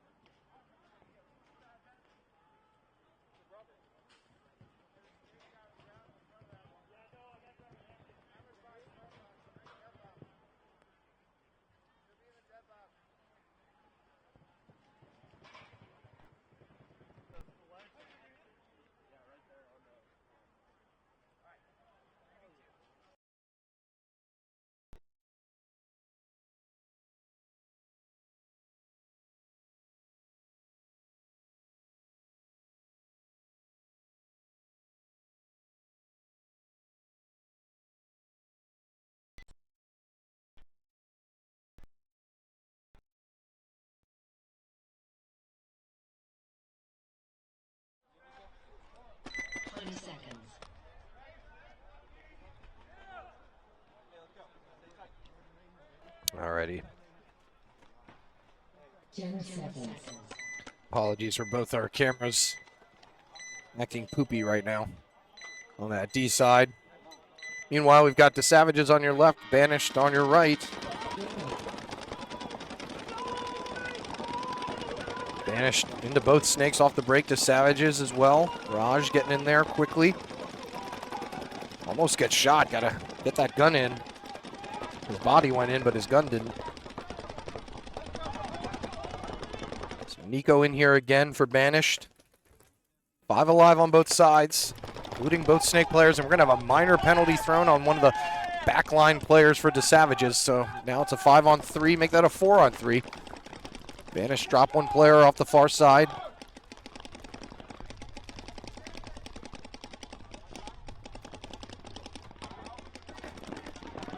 Nice pop-top shot by Raj. It's going to even things back up at 3 apiece, and he's going to move right down the snake. I don't think he realizes just how lonely he actually is.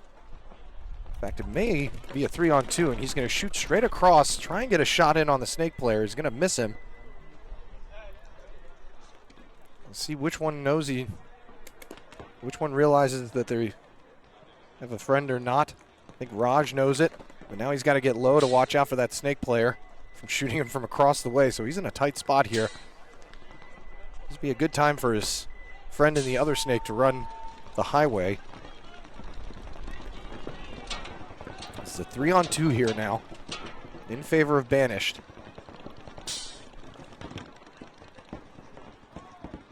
The player's not careful. He's going to run right past him. And he didn't see him at first. Taylor just ran right by him and Taylor didn't see him, and he didn't see him. He was looking down. So now he's just going to run on down and go ahead and hit the buzzer. Why not? And he hits the buzzer just in time, and it looks like he did it before he got shot. Ref was standing right there. So a good heads-up play there by Raj. We're going to get some clarification from the head ref, but ref was right there to see that he got shot after hitting the buzzer. So DeSavage able to pull off a victory against Banished, who had all but won that game. Said Taylor moseyed on past him and didn't even see him. So that was a wacky one.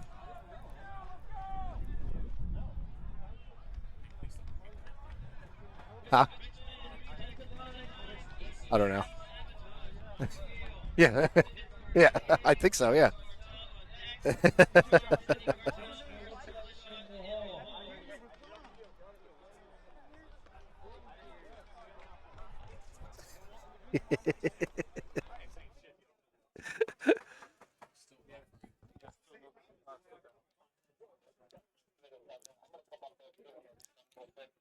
All right, so next teams coming up are Richmond Rejects and DC Sabotage. Yeah, apologies again, we're trying to get both these Dorito cameras working.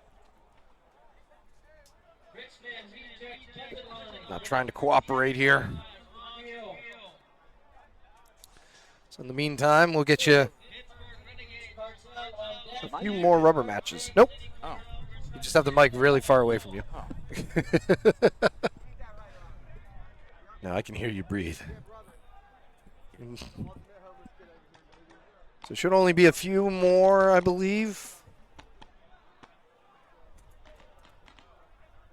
About 5 more or so rubber matches to go before we go into the next round. And as I said, did get it confirmed. 30 seconds. Be taken top 6. 30 seconds. Bruce Cartel on deck. Charm City Cartel versus Militia in the hole. Be taking the top 6 with the top 2 teams getting a bye. Go DC Sabotage, Rejects. I think we're going to take Rejects on this one. Sabotage is going hard right now. Well, they took both snakes and both snake players got shot. Oh, no. So makes it a 5-on-3. Rejects fill the snake. Also, Castro comes diving in here, right in front of us. And a close snake. So good burn there by Richmond Rejects.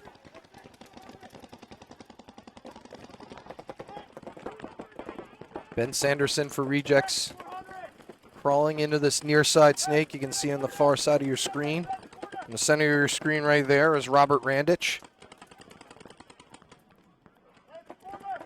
Still 5 alive here for Richmond Rejects as they have both of these snake wedges that are all so important. 5-on-4 with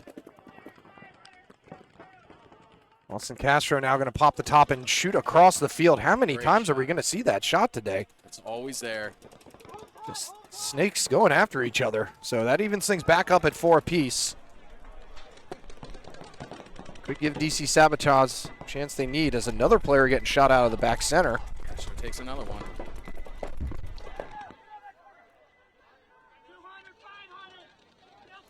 Castro loses his 2. Nick Jiranek here, though, getting a kill across the field in that Dorito corner. It's only Castro left alive. Yeah, so it's a 3-1 here, 3-1 advantage here for Richmond Rejects. Jiranek just trying to get a shot in on Castro. Like he took a shot to the top of the sock. I saw the sock hat. I saw the sock hat go in the air. It's like, ooh, he took one. I think Rejects completely lost the kill count. More than likely. But it's that kind of field, you know. Players, we're losing the kill count up here. Just because, you know, all of a sudden 3 guys will walk off from the back and you had no idea that anybody was even shooting at him. So Jaranik just trying to make sure that he's all clear. That's going to do it. So Richmond Rejects keeping a strong presence here.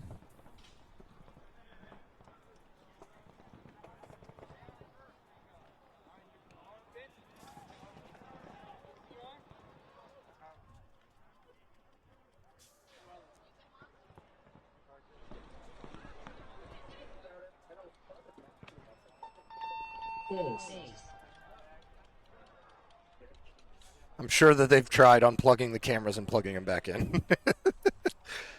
Appreciate the suggestion. That's usually the first go-to. Game finish. Well, paintball cameras can be tough to operate. They get shot a lot. The wind starts moving them. People accidentally bump into them.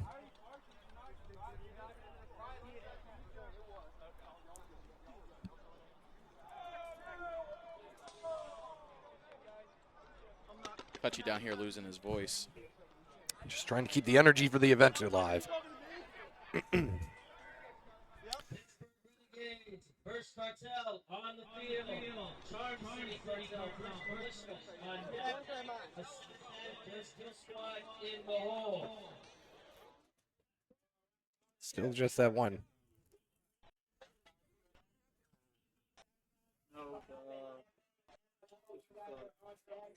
Uh,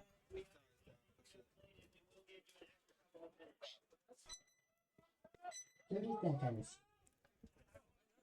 all right, so Cartel trying to keep their hopes alive. Back up. Tell him the one. Tell Dan the one he's at. Going up against Pittsburgh Renegades, who could use a win as well. As we got one D camera up and running for you folks. See about trying to get that other one after this next match.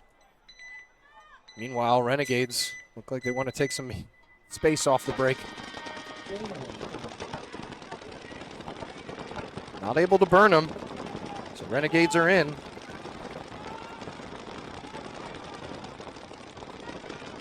They sent Isaiah Brooks to the snake off the break on the far side, and he made it in alive. So 5 apiece. Fox for Cartel is in the snake as well. We all know his first look when he gets here, or should be. Well, Brooks is already on their side of the snake, so yeah, they got to get somebody to try and kill him because he is just rapping away. Yep. Now, Hasn't gotten any kills yet, but just so give that time. And there he goes. He's not able to stay alive long enough, and I think Raber was able to sneak a shot in on him. Ben Morrison's down here. Now Ben Morris will try and fill the other side. And he eats the Dorito. And it's only 2 bodies left, and then, or 2 bodies left over here on this side, and then 1 in the tower for Cartel. Yeah, so it's a 5-on-2 right now in Renegade's favor. Levine's going to break out. Can Morris get a shot in on him? He does. Yeah, that's not the bunker you want to go to. Levine is going to get pulled out. So now it's a 5-on-2, or 4-on-2, excuse me. Fox still looking on the inside. Morris might be trying to go highway. Trying to at least get Fox out so that the last guy left will be in the back left can. I don't know if Renegades have another body in the snake or not. That's it. That's just Mark Fox left. Mark Fox knows he's the last one left. So him and Morrison are going to exchange some words, and that's going to do it. And looking for some sportsmanship. He did not want to give it to him. He's not happy about that. So Renegades are going to pull this one out. I think there's only 1 or 2 bodies left for them. So Cartel had a chance to win that game in the end. I only see 1 over here. Oh, there's. No, he's hiding in that pesky Dorito that none of us can see. Damn it. Really should make these fields for us. Just everything in a straight, all the bunkers in a straight line. All right, so nice game there by Renegades, who definitely could use the win. Don't know if that's going to knock Cartel out or not. They won 2 out of 3 of their rubber matches. Not able to do it with this one.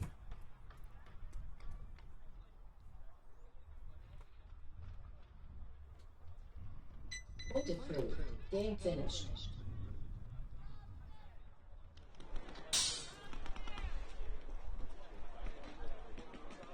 That third bracket has a lot of 2 and 2s. Well, 2 of them. Possibly 3, depending on rubber matches. The Savages versus Kill Squad on deck.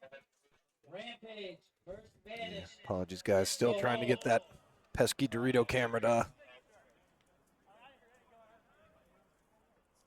Yeah, I just gotta aim it, so hold on. Okay, just keep it up for a second for me. 30 seconds. We have Charm City Cartel to your left, Militia to your right. 20 seconds. You can see the whole back line and still the other deep corner. Correct. Oh, I'm so good. Thank you. 10 seconds. And so this was a later one. Charm City Cartel were able to squeeze one out. Charm City Cartel player that was running for the 20 Dorito is taking now a break. Good lanes by Militia. So Cartel's starting out a body down, and Militia already up into the second knuckle. So Cartel got to figure out where they're going to go from here. Mini Wing is battling with that second knuckle of the snake. Militia are now in both snakes. Could spell trouble because not really anybody's paying attention to this side.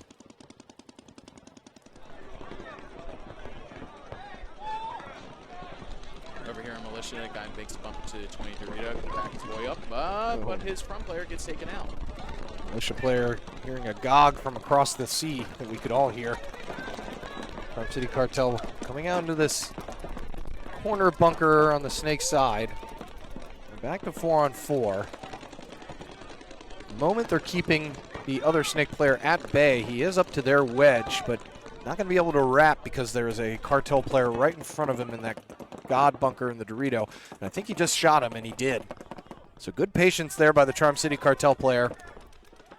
And they also shoots out a guy across, yeah, so now it's a 4-on-2 here. And then the player that was at home decides he's going to barrel roll into the corner. That didn't look, I didn't see the actual effect, I just saw the afterwards. And the afterwards did not look any prettier.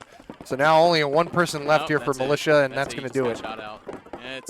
So a nice controlled win there by Charm City Cartel to finish things off smoothly. Unlike that dive out there. Yeah, that was ugly. Like I said, I didn't see the actual thing happen. I just saw the last part. Gun went flying. Oof. That's not good.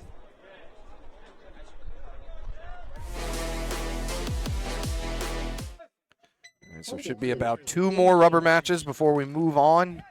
Probably going to take a lunch break here for the referees and staff. Who we got walking on field? We have Kill Squad. This was a fun one last time. Yeah, it was. And that'll be it.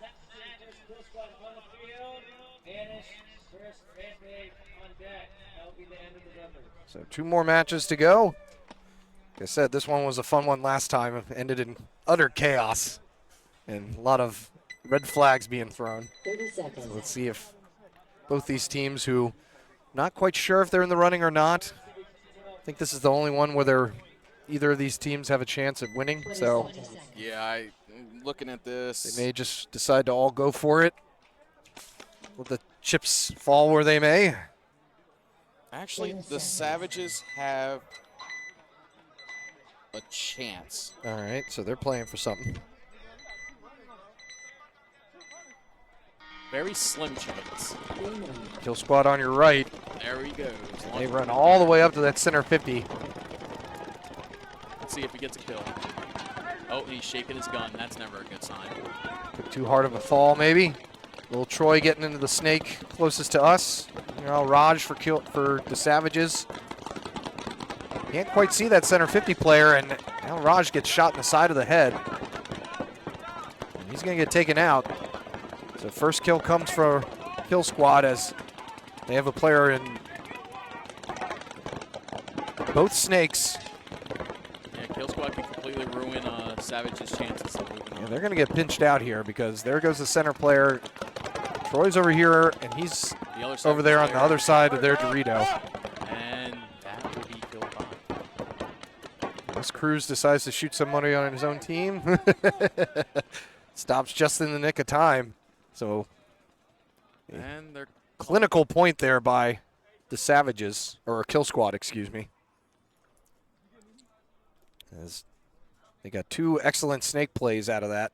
actually, you know, looking at this, both teams would be going 2-2. So, depending on how Banish does in their last rubber match, it's literally anyone. Savages now, but Kill Squad possibly, Banish possibly. We'll see what happens. Or Rampage. Point approved. Game finished. Oh yeah, Because Rampage did win their other rubber match, so they could also. that whole bracket. It's a is- close bracket. Except for shooters, they capitalized 3-1. But Banish could also go 3-1 depending on the rubber match. So we'll all see what happens. We got Rampage and Banish right now, so this is going to be more of an insight about who goes where. If Banish does win, then that knocks out everyone else below him. Paintball. Love it. Sometimes. Not lately. Yeah. All right, so Rampage going to try and see if they can sneak their way in with I 2 see. wins. Yes, they're Rampage, Kutch.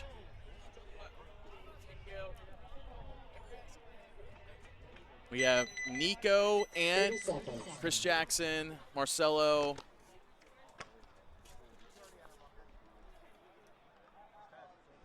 For Banished. 20 seconds. See Becky Young out there again. Looks like she's going to be heading our way, so get a nice view of her hopefully having another good game. At a 5-pack that first rubber match. And I think that's JD hidden back there. I can't really tell. So Banish has out here their starting line, per se. Countdown hasn't even started. And Rampage is ready They're to start ready. firing They're off. on Rampage.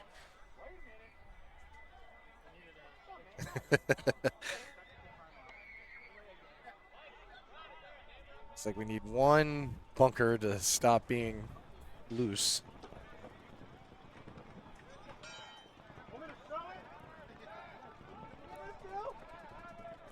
Doing a little bit of bunker maintenance. Ron Rab has the hammer.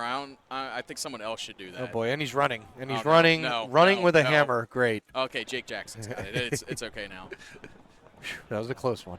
We almost had an incident.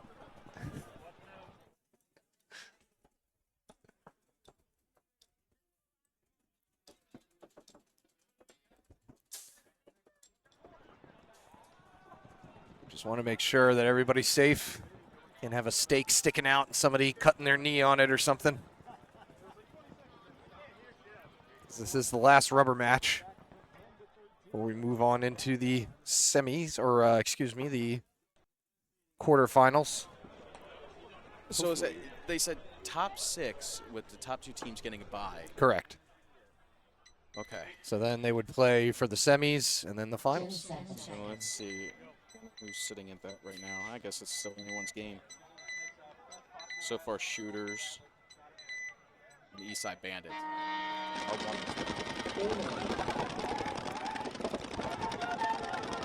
Marcelo came running Across around the this field. corner straight up to the 30. Now both teams losing one off the break.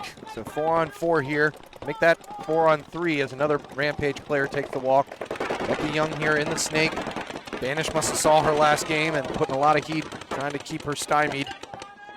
She's staying low, though, because she knows that she's susceptible to that But she has snake no on the other backup now. side.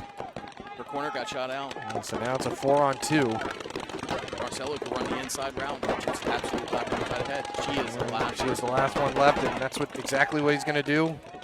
And that's going to do it. So quick point there Well for done by Rampage. Banished. Yeah, really nice breakout Well to get done. that burn and then get up into the snake really fast. Extremely aggressive breakout for Banished, which we haven't seen from them all day. They must be ready for lunch. Wait until they Trying find to out make there's it no as- barbecue, and they're going to be so Yeah. pissed. I know I am. There goes Chris Jackson taking the glory for the flag hang again. So that's going to do it for the rubber matches. So we'll be moving on. Top 6 are going to move on. Is that the last rubber match? Yes, it is, with the top 2 teams getting a bye. We shall start the quarterfinals. Going to do a little bit of maintenance to try and get that one camera to stop being annoying. Other than that, got a lot of great paintball still to come. Did we see the Cartel Pittsburgh Renegades rubber match? I believe we did.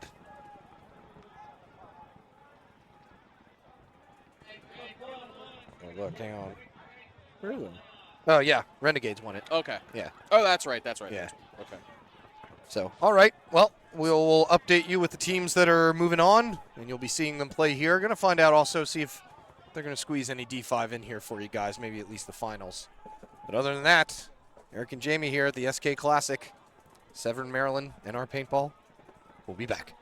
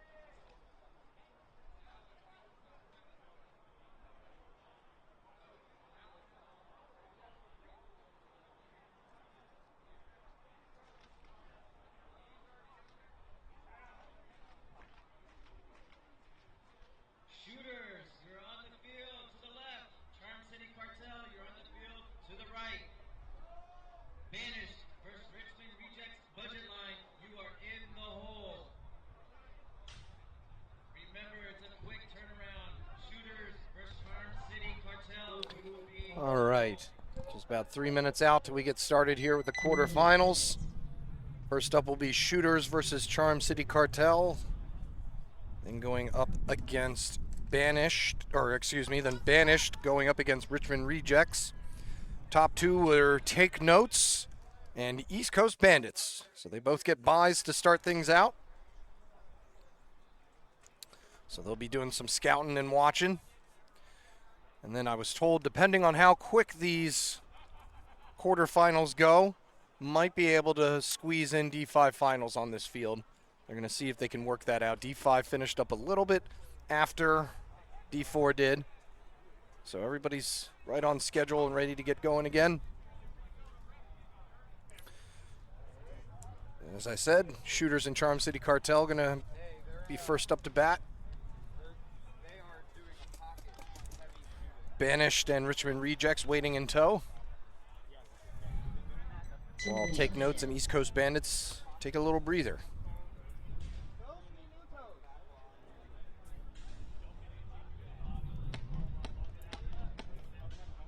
So glad to have you all still with us here, starting the quarterfinals of the SK Classic.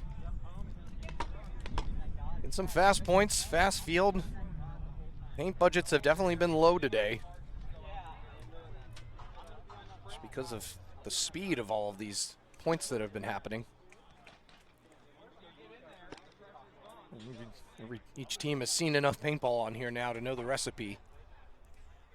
Some are liking it, some are not. Talked to a couple players who said they weren't having fun. Unless you're a snake player, it probably isn't the funnest. Said you're either running up there to shoot somebody or waiting to get shot. That's all there is. It's like, well, yeah, I guess. That makes sense. 1 minute. So 1 minute to go here before we get started. D5 should be getting started momentarily as well, giving the refs a little bit of a break to eat some lunch. There's a little rift in between the staff as the off-field crew all got Panda Express and all the refs got were pizza. So some unhappy customers over there. 30 seconds. What you drinking over there, fella? Oh, just my beverage of choice. That's a beautiful looking water. 20 seconds. Keeps me motivated. Yeah, I see that.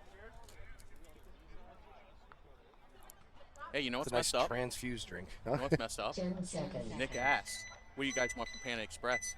I never got asked. Well. I didn't know about it. Too bad. Oh, I'm so sad. The Cartel on your right here. Banished on your left. First one dropping off for Banished. And we're going to have a minor thrown here on Charm City Cartel. That's not Banished. Or excuse me, not Banished. Shooters. Shooters, excuse me. Sorry, it's the red jerseys. So Shooters getting a little bit of a break here. They lose one, but Cartel end up picking up a minor. Their back center player looks like he had a hit on his back while he kept on playing. So now it's a 4-on-3 in Shooters' favor.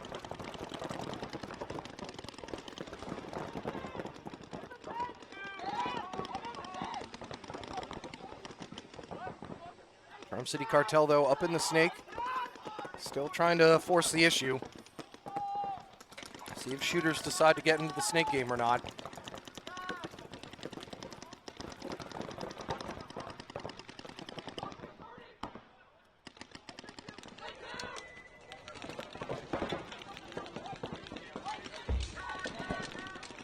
Where is the third body for Cartel?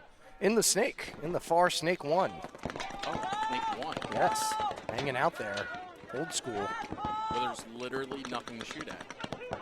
Well, you can see a little bit more of the field, I imagine.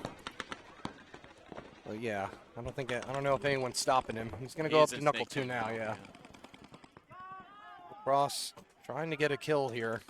Next kill is gonna be crucial. There goes Jeremy. I think we've got ourselves an even 3-on-3 at the moment. May give the advantage slightly to Cartel only because of their snake presence.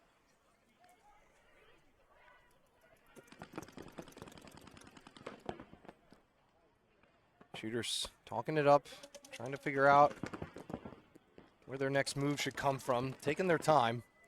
Meanwhile, Cartel moving up to their side of the snake. Has nobody over there protecting him. Absolutely smoked. So he's going to bunker him out. If he had went down, he may have lived through that move. Yeah. So now it's going to be a 2-on-2. And Cartel definitely has position since they are widest. He does have an opportunity to move into the other snake and blow this game open. But if he's going to be content with just sitting there in that little wing, he's dropping the ball. Well, however, Shooters just went back to home, which is fine if he intends to keep on stretching. And he does. There he goes. So this is just going to turn into a straight 2-on-2. This is where the comms are going to be really important, figuring out who's shooting where. This is literally where you turn your look at your buddy and you say, just stay alive. Because as long as this guy over here and this god stays alive, the game is going to go to this other guy down here. Because he can't really do much from this Dorito to stop him from moving down that other snake. So they are kind of just crossed up right now in a somewhat defensive position when they don't really need to be.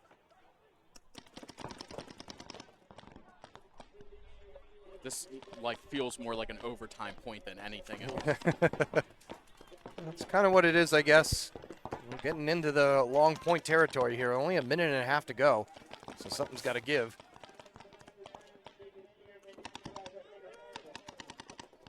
Homeboy over here in the god just needs to get low and go straight into the snake. You know, because that lane that this guy is holding him in is not that great. I think he's worried about getting down on his belly right now and how much he'll miss when he does that. If he gets down and one of them makes a move, he's not going to be able to see it. Feel a little bit safer on the top, on his feet. Now they're just both holding both Doritos.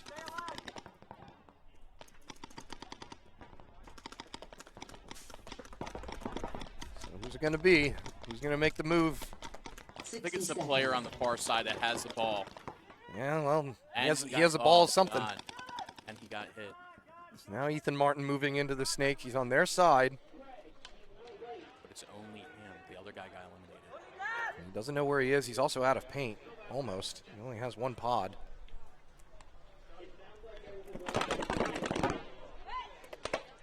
A nice inside shot there by the Cartel player to finish things off. Charm City Cartel going to take the first one. Made the move a little bit too late for my liking. Mm-hmm. If he had done that and put some real pressure on them a little bit earlier when he had his buddy in there, could easily made things a lot tougher for that guy in the mini wing. So he's going to go back and think about that for a little bit.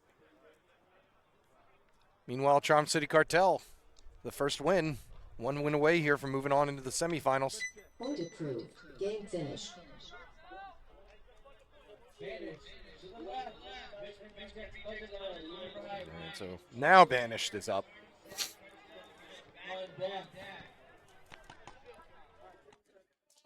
Making sure all the rest are making sure that they know they are right back out there.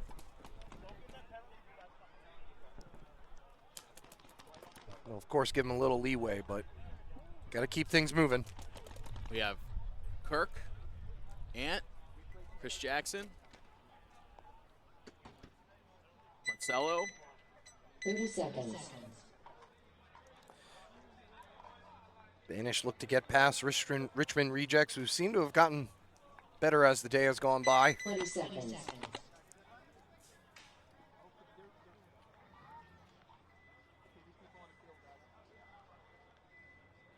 Ten seconds.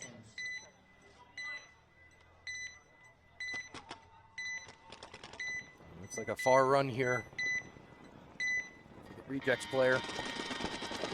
Gonna try and take that far Dorito off the break. Banish trying to do something similar and did not make it. Two bodies. And only two bodies they have left in the back. Make that three bodies. Just Ant and Chris Jackson left. So it's a 5-on-2. Make that a 4-on-2 really fast.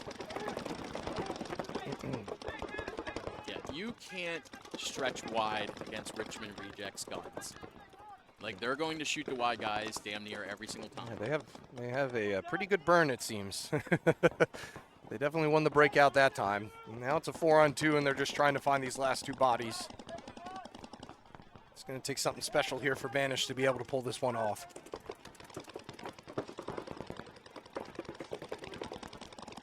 Do they have what it takes?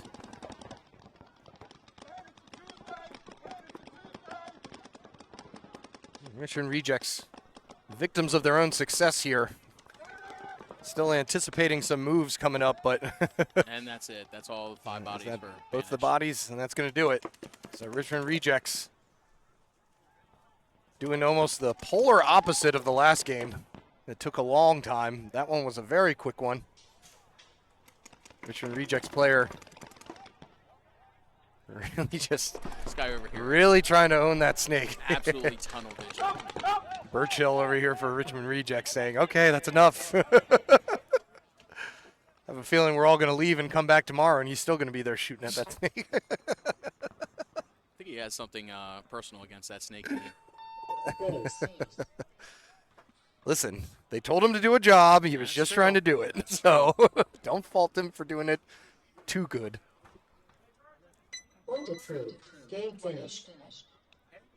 Charm City Cartel to the left. Shooters to the right. All right, so Shooters, Charm City Cartel going right back at it. It's going to be a tough one. They are just getting off of a long point between each other. To the right.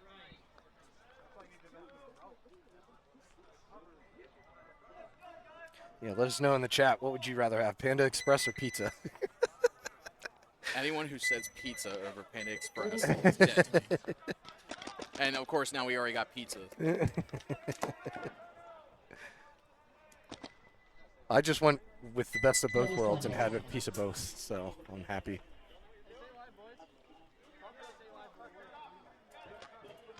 Sunshine, first time chat. It says Panda Express. Oh, we're hitting. Oh, Here they're we hitting. go. They're hitting me Panda right now. That's great. Here we go. Sir Willie says crab legs. All right. A little bit. I don't think we're in season yet.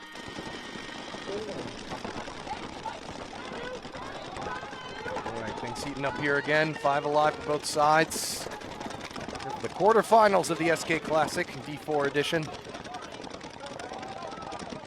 First 2 victims are going to be from Shooters, so 2 early deaths again for Shooters. Just not able to show up here in the quarterfinals. And they're going to lose another one, so now there's only 2 bodies left here. Ja is the last one who's anywhere up the field. He's crossing it up with a player behind him in Charm City Cartel, doing a lot of talking. I think they know that something's up. And their entire left side is clear.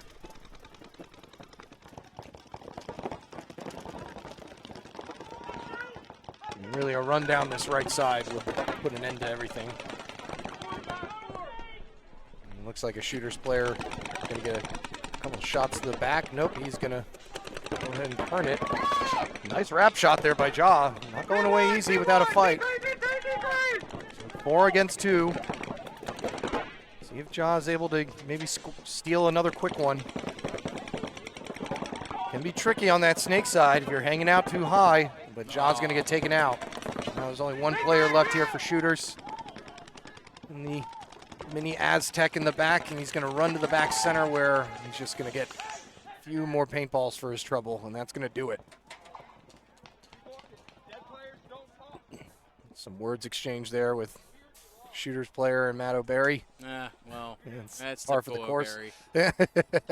Par for the course. And that's going to do it. So Charm City Cartel will be moving on to the semifinals. After a long first point, coming right back for the second one Game finished. with a 2-minute point. Who will be joining them? Will it be Banished? Or will it be Richmond Rejects? Last time, looked like it was all Richmond Rejects. Who was the 2 teams that got the bye? That would be Take Notes and East Coast Bandits. To the right. So Richmond Rejects got some new jerseys and a couple old ones.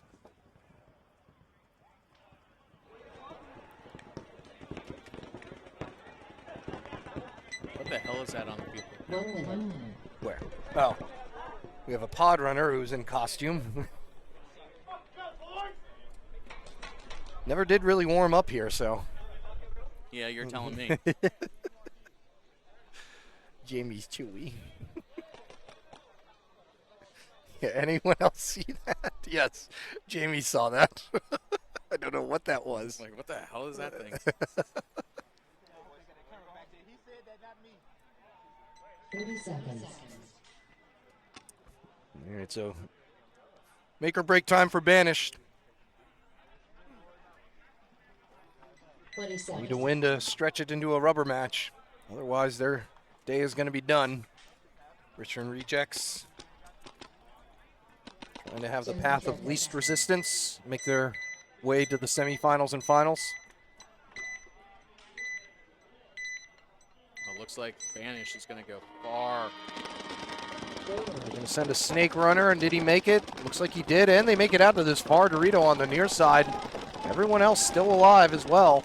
Chris Chambers over here right in front of us on Dorito. Ooh, did he get the shot? And looks like he was Chambers shot, no penalty. So 5-4 advantage right now for Richmond Rejects. Ref taking a look at the other Banished snake player as well. Giving him a nice little coloscopy. While Joel Anderson here for Richmond Rejects. Gonna look and see if he can get some kills. Two snake guys looking right at each other and don't realize it as another player gets taken off across field. That's a 5-on-3. And we're gonna have a minor thrown.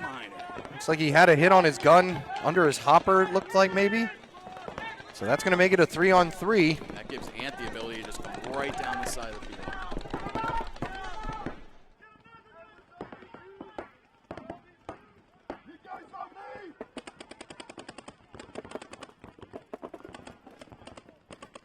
Ja getting a little frustrated here. I didn't see any shot go on him. That's But, Ant. oh, that's Ant? Yeah. I didn't see any shot go on him, but, you know, players always know. Another Banished player walking off, though, from the Snakes, and now it's a 3-on-2.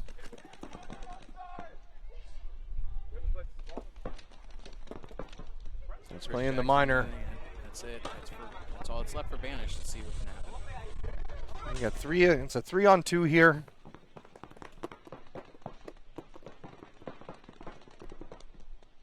Richmond Rejects gotten a little bit quiet. Not sure what the plan is.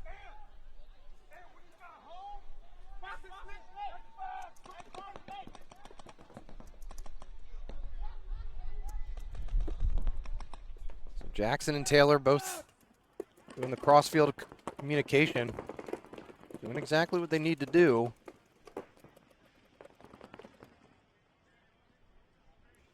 Richmond Rejects playing on the back foot here when they don't really need to, and it's maybe to their detriment. As Jackson moves on up the snake, they're able to sneak in a couple kills here.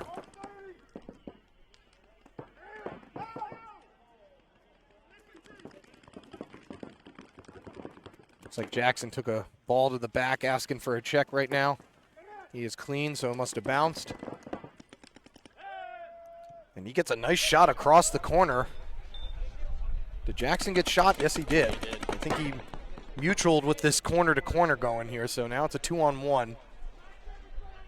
Ant Taylor is the last one left here for Banished. Richmond Rejects thought they had another player in the snake. He may have gotten shot, so we may be down to a 1-on-1 here, unless that Richmond Rejects player is crawling down the snake, which he is. So he's now going to pop up. Ant doing a little dance, comes out to the side, still alive. Didn't need to freak out there. Could have maybe tried to fight them off, but that's going to do it. So Richmond Rejects, oh no. Oh boy, we've been here before with them. I can't wait. Let's see it. And it's Mr. Tunnel Vision in the center there. Just hit, trying to get his attention. It's best just to hit the buzzer and let that man shoot it, whatever. Well, he's worried that he's going to get shot by him. Again. He's calling it. Why doesn't he just run down there with his gun up and see what happens? Hey, I just wanted to let you know. Okay, and he's still shooting at him. He is now getting shot at by his own guy again. I love this. 60 seconds.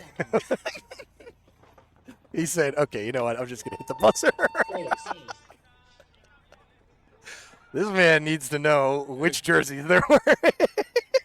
I think he needs to sit a point or something. It's way too locked in. Point approved. Game finish. All right, so Richmond Rejects will be moving on, along with Charm City Cartel, going up against Take Notes and East Coast Bandits. Probably just a little break ski here to let everyone get settled. Shout out to my first threer. Thank you for subscribing. Thank you all for sticking with us and checking us out. As we are still hanging strong here with the first event of the NRPL Series, SK Classic D4 edition. I'll go see what the dealio is, if D5 is going to be able to join us here for the finals. See if we can just get all the finals action on here. But there is a lot of things at play. Some things got to work out timing-wise. Other than that, though, we'll be right back with more great paintball.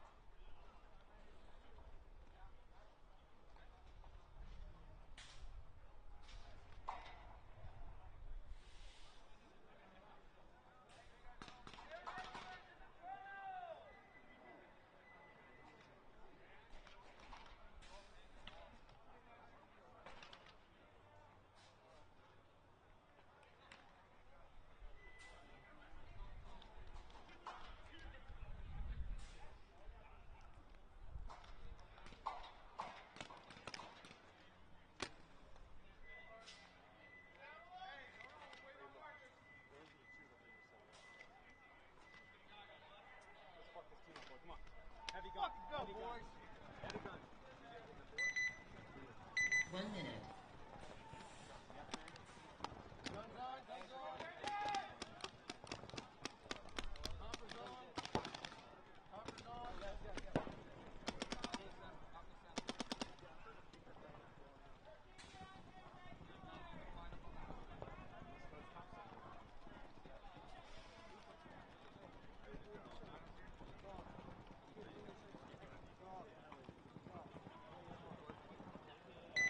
Seconds.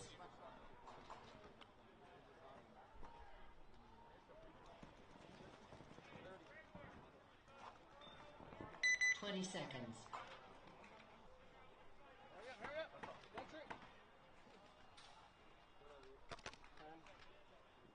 10 seconds. And here we go. So Eastside Bandits going up against Charm City Cartel. Eastside Bandits enjoying their bye.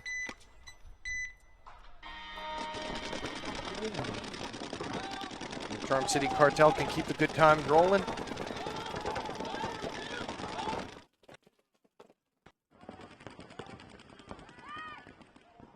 First player getting shot out. Matthew O'Barry taking the walk. A 5-4 advantage now. Make that a 5-3 advantage. As Charm City Cartel lose their snake player. So somebody for Eastside Bandits is doing some shooting down there. Is that wedge on the far side? So on this, Eastside Bandits are in the snake game on the far side. With a 2-body advantage here. Here, Eastside Bandits crew getting hyped about the start. Another Charm City Cartel player taking a walk from the home. And the So thanks for 5 the on stub, 2 here. Mr. Pfister. All right. So 5 on 2, and I imagine the East Coast Bandit snake player is probably making their way down the far snake side as we speak. Haven't been able to see him in the past couple minutes, so must be doing something. Another cartel player takes the walk. I guess the East Coast Bandit snake player got shot. Because, yeah, there's a player in the dead box, so he must have gotten clipped off at some point. Either way, it's a 4-on-1 here. East Coast Bandit in the driver's seat. Looking for the last player to shoot out.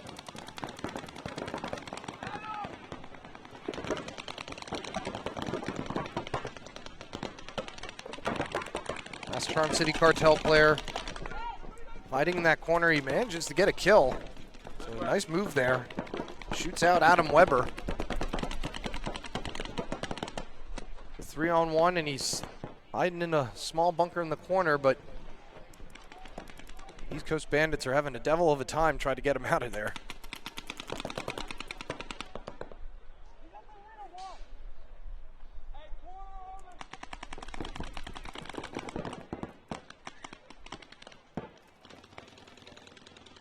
He's on this far in on the side of the field, you may want to just try and go for something. So he clipped in the side of the head there by Weaver. It's Mike Weaver there finishing things off for East Coast Bandits. And that'll do it. Advantage East Coast Bandits here in the semis. Winner of this game will go on to play for first and second.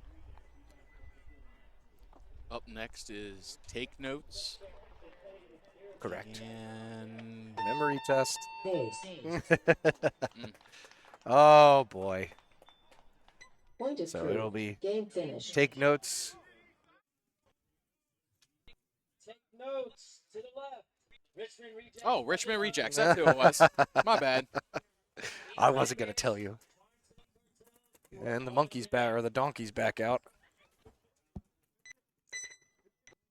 1 minute. East Coast Bandits happy about that. Eastside Bandits, Charm City Cartel. You are Burnett, on deck. McNally, Myron, Dan, and Glenn for Take Notes. We apologize. We're still trying to fix that pesky corner Dorito camera. It's eating away at Dan at the moment. 30 seconds.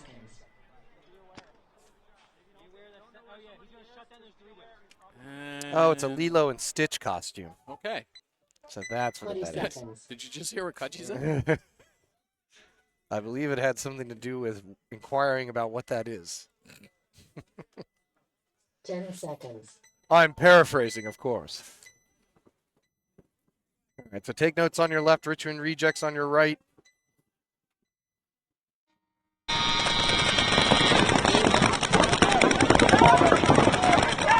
Talked to Ryan McNally during the break.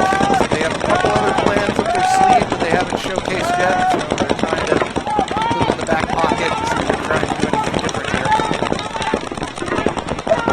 Lose their snake player off the there. Byron taking a walk. 5-on-4 now, advantage. Rejects. He's been doing a lot of shooting. Richard Tunnel Vision is over here in the tower, tunneling it up right now.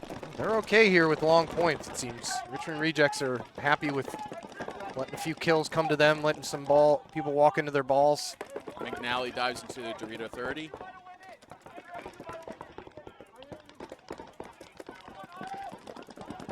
Rejects do have a player in the far side snake up to the second knuckle. And that's why you don't play that tower. It is trash. yeah, player moving up there for take notes. Learned that the hard way. So now 5-on-3. Take notes need to get a kill and get one fast if they're going to have any semblance of a comeback. Now Richmond Rejects moving up on this near side.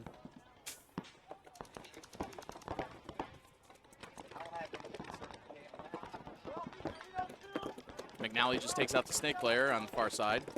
Nice shot by him. So that's make things a little bit more And even, but McNally takes yeah, the ball. McNally gets shot, so So it's just Glenn and 4 Burnett. on 2.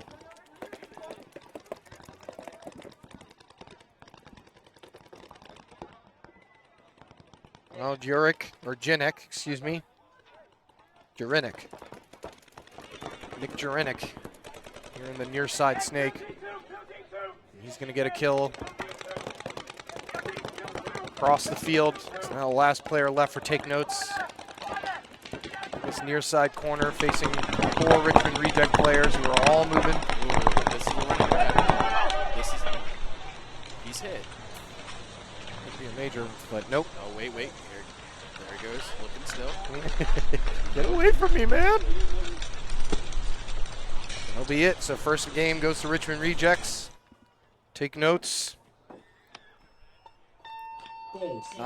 Not showing their best foot, putting their best foot forward after the bye.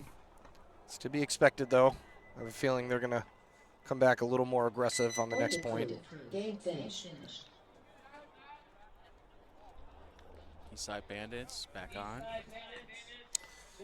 Eastside Bandits trying to make it a one-way trip to the finals. Charm City Cartel, though, going to try and play a little bit longer. So another quick turnaround for both the two teams we just saw.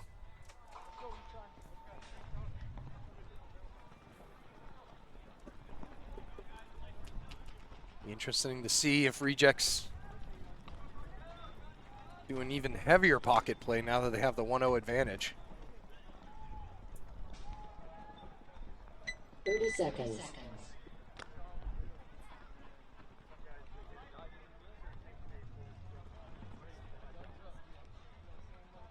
Twenty seconds. And how are Charm City Cartel going to respond? Been playing with a lot of passion all day. 10 seconds. East Coast Bandits, though, playing solid ball.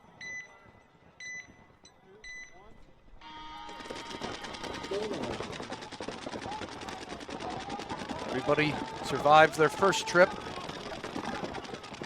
Charm City Cartel going to lose one off this near side. Playing a little bit too big. Now Barry's going to want to get out of that double up there, or he's about to get shot. I don't think anybody saw that snake play. He just got clipped in the side of the hopper. Make it a 4-on-3 as Chance Holmes takes the walk. So 4-on-3 advantage for East Coast Bandits. Trim City Cartel trying to spread things out a little bit. Yeah, Eastside Bandits look fantastic.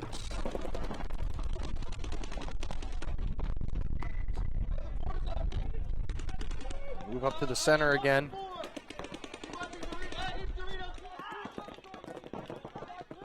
This guy leaves this tower. Oh, God. Shot on the Why thigh don't there. go there? It sucks. So Bartholo again, racking up his kill counts. And good communication by him. It's going to make it a 3-on-2.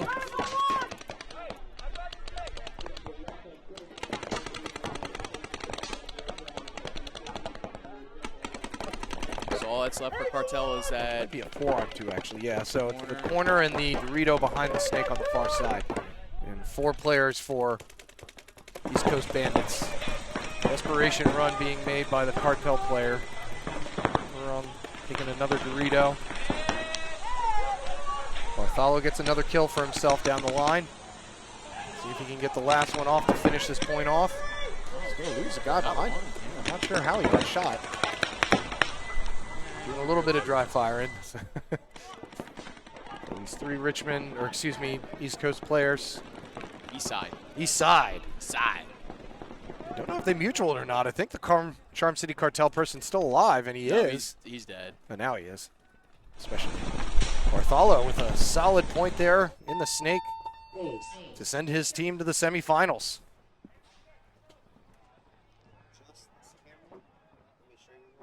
So East Coast Bandits will be, East Side Bandits, excuse me, will be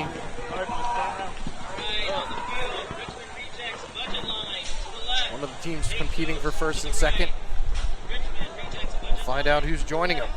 Will it be Richmond Rejects or Take Notes? Take Notes as anything that they want to change up real fast.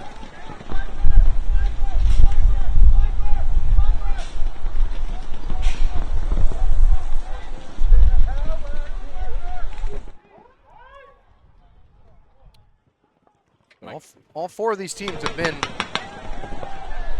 in this situation before in this series, so no real big surprises here.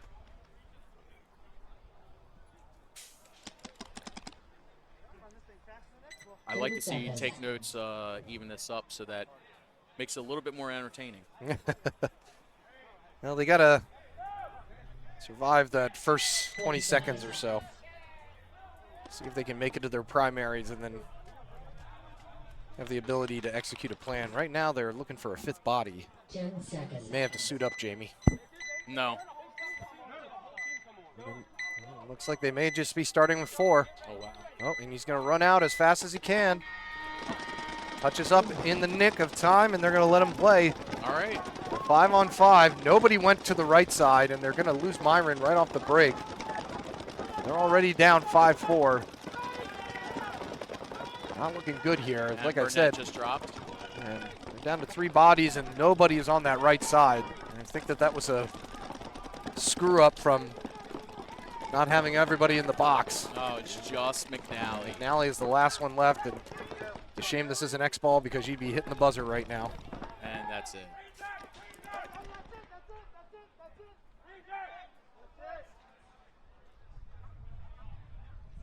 McNally asking why he wasn't allowed, why Take Notes weren't allowed.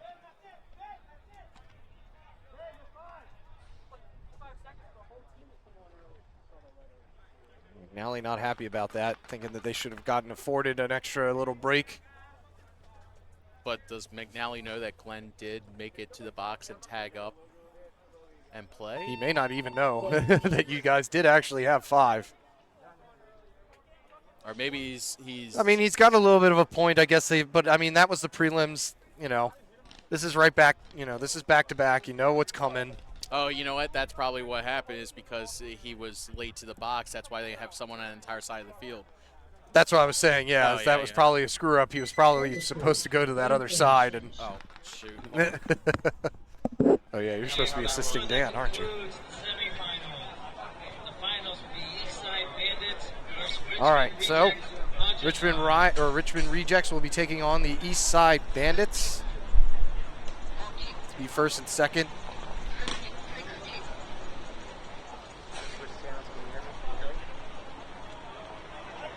That's what McNally's saying, is that everybody went to the wrong spot because they didn't have everybody out there. So they probably said, okay, we're going to play with 4, so let's just make an adjustment. And then the guy did make it out there, and so then they didn't have the spread that they wanted. So tough break there for Take Notes. They'll be playing for 3rd and 4th. It'll be Richmond Rejects Budget Line going up against Eastside Bandits. We'll have the finals, D4 finals, coming up for you after a quick break here at the NRPL SK Classic live from Severn, Maryland. Back in a moment.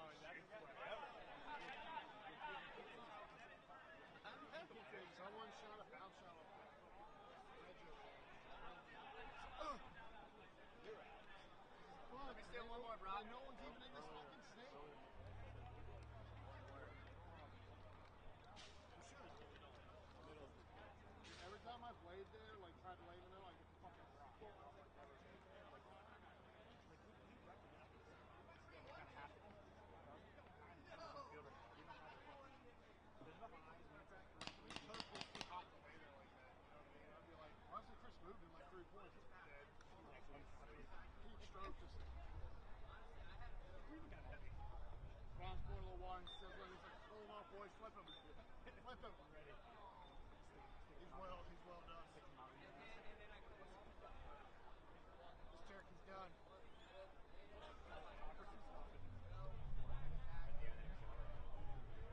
Gotta get hot for the final.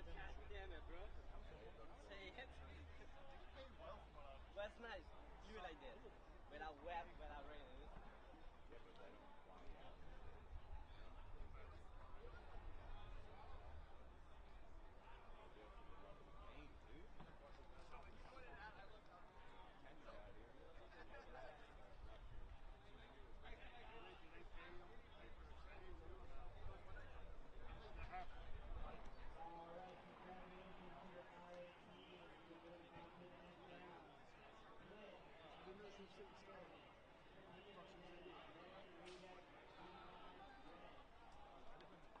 What kills me too is people don't think that.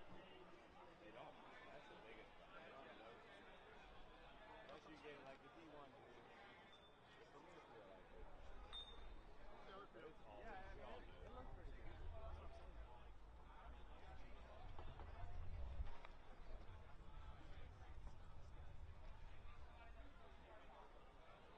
Just in case you repeat, whatever they say. We need that.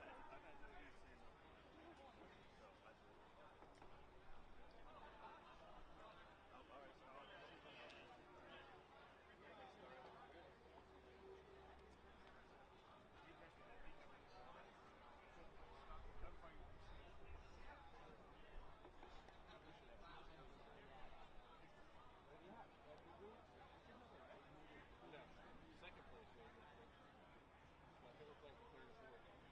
He's short too, so I don't know. You see the paint behind him while he's running. Got you good. Right, y'all. He's first. Second race. I mean, I know there's one. Yes. I know.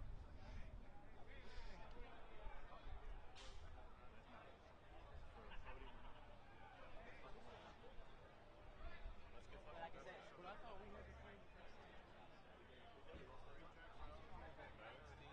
then we win 2 times too. But like evil, right?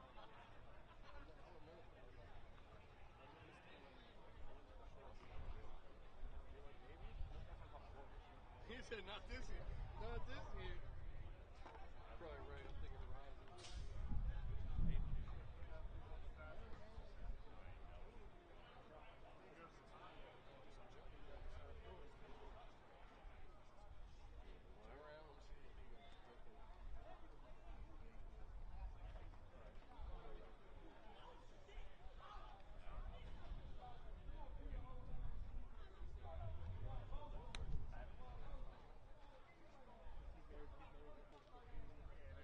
Leave it over there when whatever you're going to. Wherever we're. I mean, I could put it in my fucking. I don't want to make noise.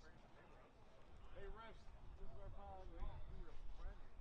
Put it in the dip box. Hey,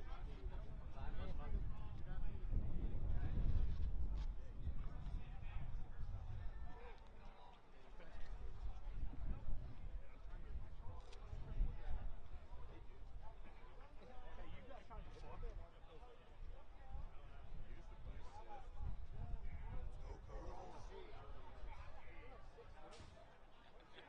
I'm a winner.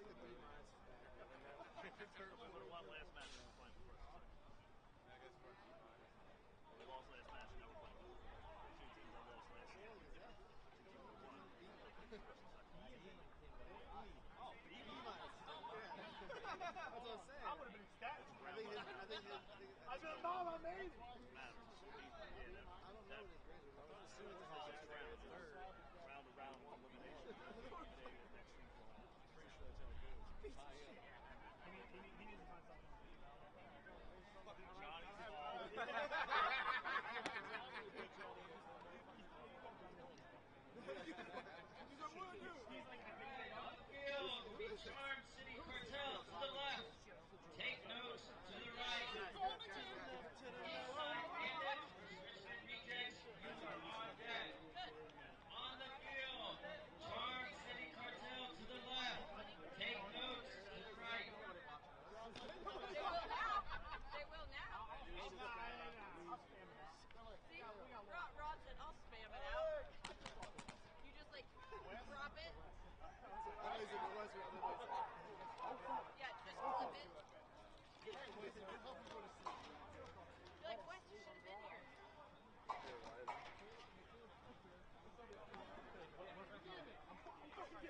No, I wouldn't even be upset if I didn't yell 3 times to pause it. Why? That's so fucked up, dude. We just said nothing about when I let that one dude off for 45 fucking seconds. I'm until less than she was. 1 minute. Eastside Bandits, Richmond Rejects budget line. You are on deck. Glenn! Hopper!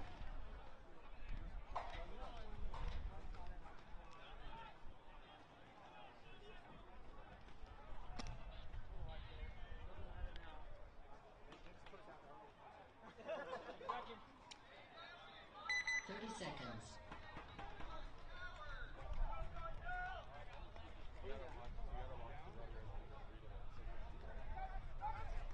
Twenty seconds. Go! Get back! All right. Not this side. About to be start of the 3rd and 4th place match between Charm City Cartel and Take Notes. Don't take my notes. Where's Eric? 10 Well, speaking of merchandise issues, your hat's peeling apart. Well, I know that sees a lot of use. And here we go, off break. Charm City Cartel takes a God Bunker and takes a center 50. Take Notes takes a center tower, doubles up the home. Burnett breaks out to the secondary snake corner. Charm City Cartel, snake 2. He's going to wrap it. He's going to shoot Dan in the back. Or he's not. These two teams playing for 3rd and 4th. And Burnett takes a walk out of the corner bunker. This is where Dan gets smoked, and he misses. Sean Bob Dugan up in the center 50. Locking down that left snake side. Charm City Cartel losing another body. Oh, good And they're gonna lose shot their on snake the player as snake well. player. And the center 50 player takes a walk. So, Take Notes didn't really take much ground, but they were able to pop the shot out of beating their way. The steal, get the shot, getting called out. Spotty left here for Charm City Cartel. Byron takes that guy out. So, Take Notes trying to not go home empty-handed. They're going to take the first point against Charm City Cartel.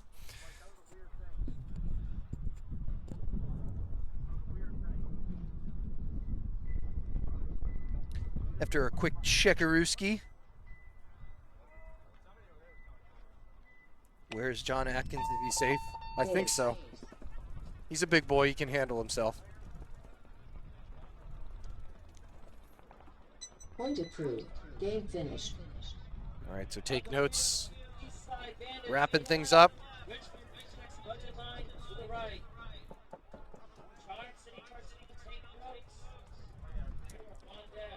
See if take notes takes that advice to heart and stays close to the field this time. So we don't have another mishap. Did you get an answer whether any of the D5 is going to be played over here? I believe it. I don't think they are. I think that they're starting finals right now behind us. Okay, so, all right, yeah, we might actually be able to get D5 finals over here. I think the viewers were requesting that, Tom. So they're starting D5 semifinals right behind us. May be able to get some D5 final action for you on the live stream. Keep you updated as things go along. Be cool to see some other teams. All right, we've got business to attend to here, though. Eastside Bandits going up against Richmond Rejects. And I think that Eastside Bandits were under a different team. Horizon. Yeah, Oreo. Horizon Oreo. And I believe they played Richmond Rejects last year in one of the finals. 10 seconds. So this is a rematch of sorts.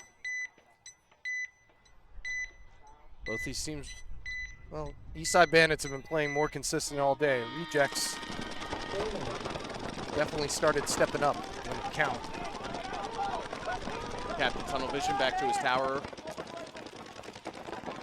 First player getting shot out for Richmond Rejects is one of the doublers in the back, and they lose their snake runner too on the far side. So 5-3 advantage right now for Eastside Bandits.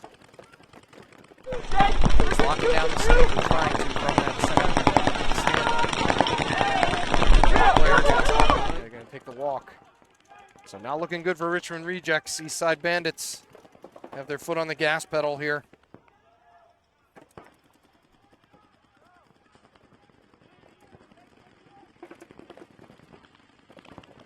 He took one walking right out, but I guess he didn't. Or maybe it bounced. The refs are running in there to check. I thought I saw something hit him. He's going to be called clean. So there's just 2 players left here for Richmond Rejects. Eastside Bandits, I think, know that they're up and know they can take a little bit of time here. No rush whatsoever. As another Which one? Rejects player is killed. This one right here in front of us?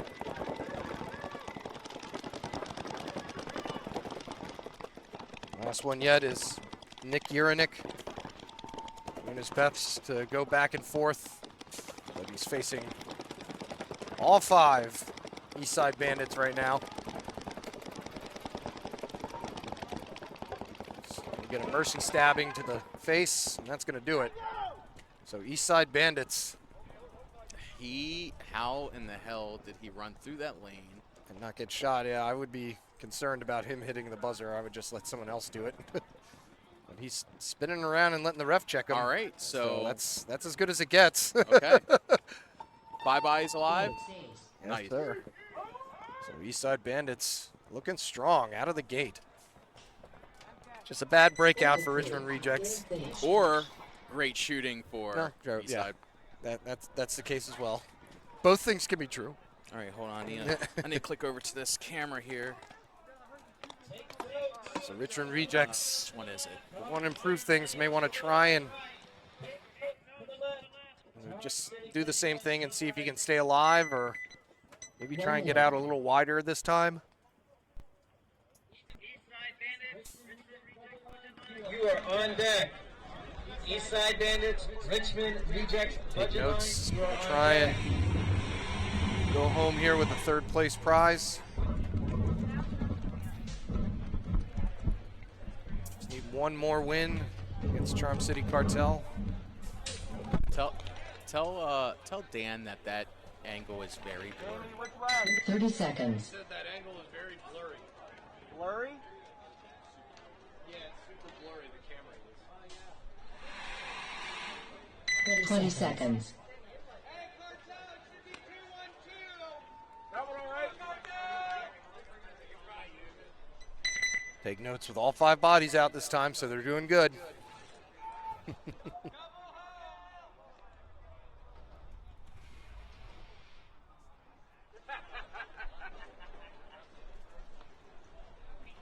that's super pixelated. All right. I'm going to switch back to the original start box. 10 seconds. All right, so Charm City Cartel on your right. Looks like Sean Bob Dugan's going to be heading out up that center again. That's where he's going to go, up to that 50 center brick. Take notes, heavy pocket play. See if they can shoot some of these cartel players who are bouncing out wide. Nobody walking to the dead box quite yet for either team. Somebody just tossed a pod really high in the air. I thought it was a penalty. flag. Yeah, I thought it was a penalty too. That pod went flying. So Sean Bob looking near side snake as Charm City Cartel got up to the third knuckle there and got shot. Again. Yeah, now Sean Bob getting shot. So 5 on 3. Player getting checked out. So 5 on 3 here for take notes.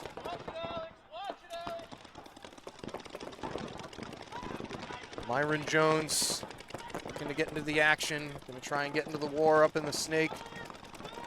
They may know that they have the 2-body advantage. Take notes could be just taking it easy. Charm City Cartel have 1 in the far side snake at the first knuckle.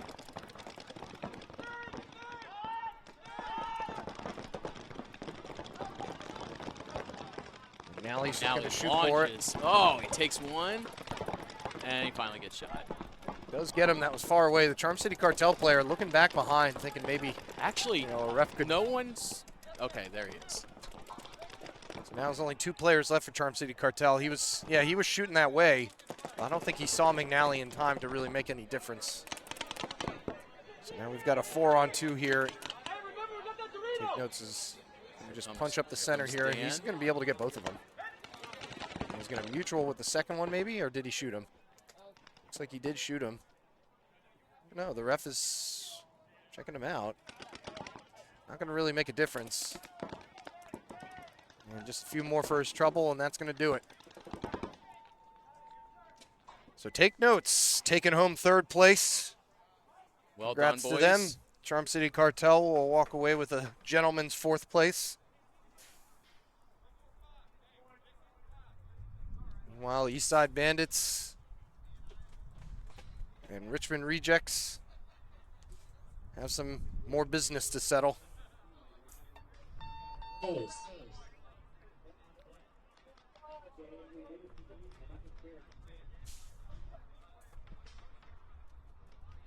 Point approved.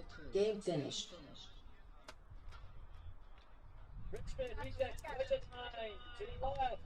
Eastside Bandits to the right. Eastside's going to want to try and finish this right now.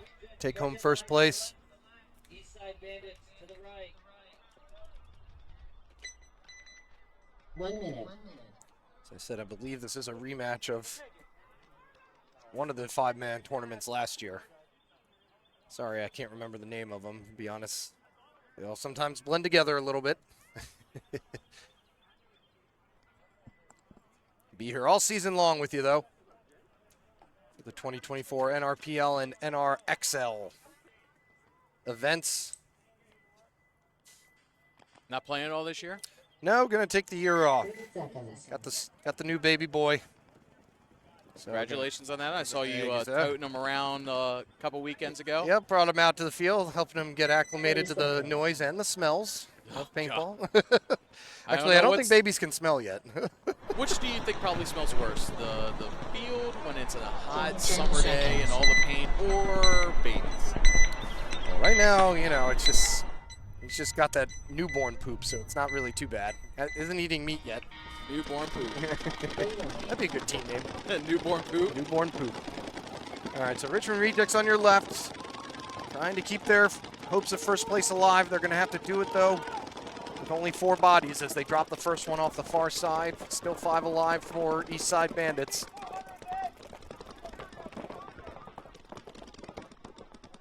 Eastside Bandits taking a move into the God Bunker. Yeah, real calm and controlled here from Eastside Bandits. They're going to get another kill off this Dorito over Snake side.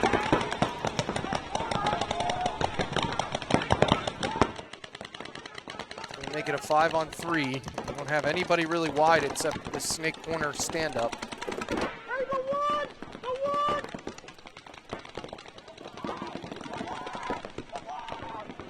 Chances screaming the one. See, that's who Jacob Bartholo is focusing on right now. Gonna try and wrap and go. Doing a little bit too much pussyfooting though. You go for it or don't.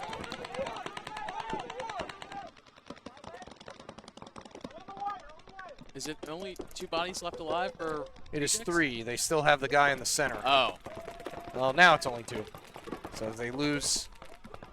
Rejects lose one off the back center and of the back corner, and it's going to be just our boy here in the center. Oh, that man is gonna get it. And he is going to get shot out, and Eastside Bandits going to solidify first place. So another win for the Eastside Bandits. I say another just because they were able to pull it off under another team's name last year. So they'll be walking home with first place. So congrats to them. Kudos to Richmond Rejects for second place. Third place will be Take Notes, and fourth place will be Charm City Cartel. Days. So with these finals wrapping up, we may be able to get you D5 finals over here, but I'm not sure. Finished. See some of the refs packing up, so I'm not sure. And you can hear the Eastside Bandits celebrating. They're happy about that. So we're going to find out right now what they're going to do with the D5 team. Either way, appreciate you guys sticking with us all day today, checking out the D4 action for the SK Open. Kill Squad Open for NRPL. Coming up next, that's our next event. That's going to be an X-Ball event. It'll be D3 on Saturday and D4 on Sunday. I'll be here for both days. I'll be here for the D4. Will you be coaching somebody or anything? Or? Nope, commentating with you, sir. All righty, great. So yeah, so right now we've got a handful of teams signed up for D3 X-Ball and 21 teams for D4 X-Ball. So that's going to be a fun day, a lot of paintball. That'll be April 6th and 7th. So one more time, D4 winners. Eastside Bandits first place, Richmond Rejects Budget Line second place, third place Take Notes, fourth place Charm City Cartel. Not quite sure if we're running D5 finals out here. I will find that out immediately. If we are, we'll be back. If not, we'll see you next time.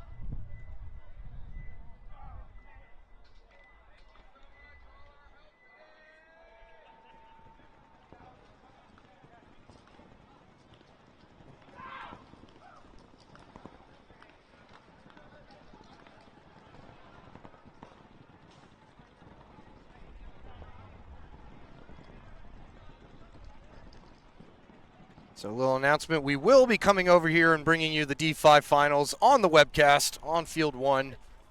They are finishing up their semifinals right now.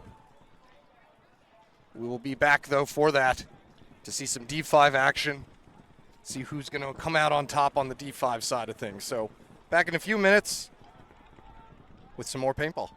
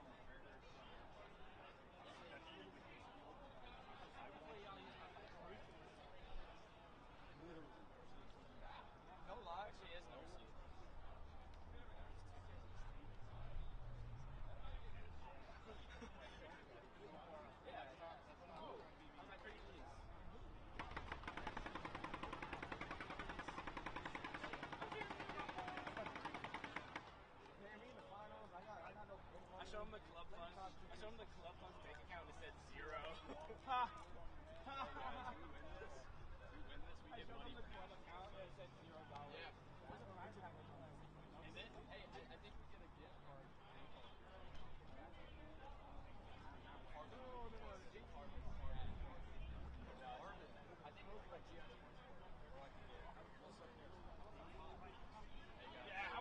don't we cross that bridge when we get there?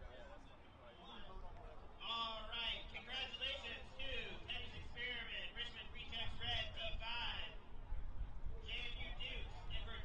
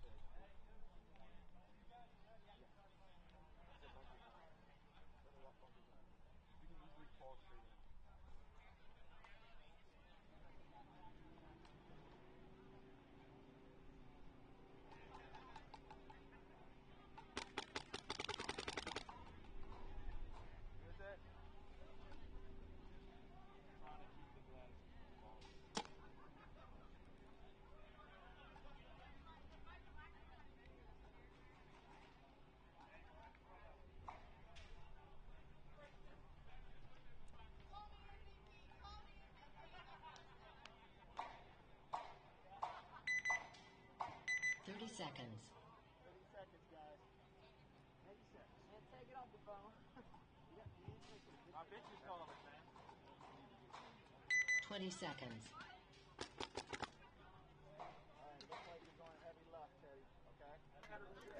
All right, getting started here with the D5 finals. Got Teddy's Experiment on your right. Richmond Rejects on the and left. Richmond Rejects D5 on your left. Little miscommunication over here by Teddy's Experiment. He may not have gone the right route. He ends up getting shot. Another Teddy's Experiment snake player trying to creep and crawl his way up to the snake. He's going to make it. Richmond Rejects with 5 bodies alive, pushing on that far side. And he's still crawling. Crawled up to the mini wing and then crawled right to the Dorito, right into the next, right next to it. Looks like a body came out for Richmond Rejects, and here comes the second one. And another one drops for Teddy's Experiment. All right, so 3-on-3 now.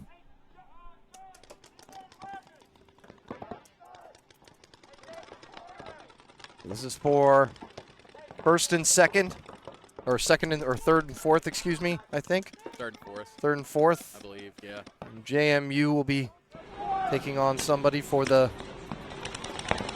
first and second place prize. It'll be JMU and Virginia Vendetta. Ah, okay. So the stage is set. Teddy's Experiment. The one body advantage. Make that. Speaking of Teddy, he just got shot. Yeah, that was Teddy getting shot. That's a 3-on-2 in favor of Richmond Rejects.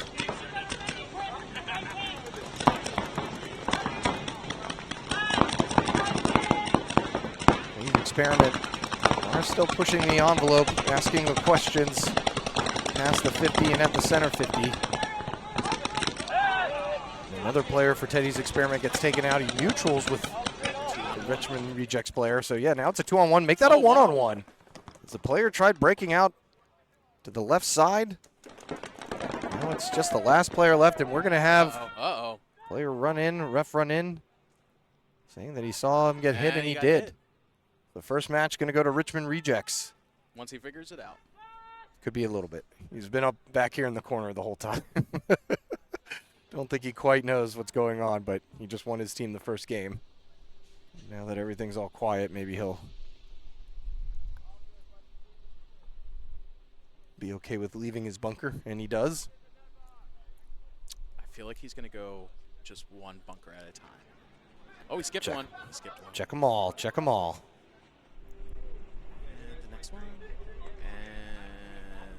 the next one. And he figured it out. So that'll do it. First point belongs to Richmond Rejects.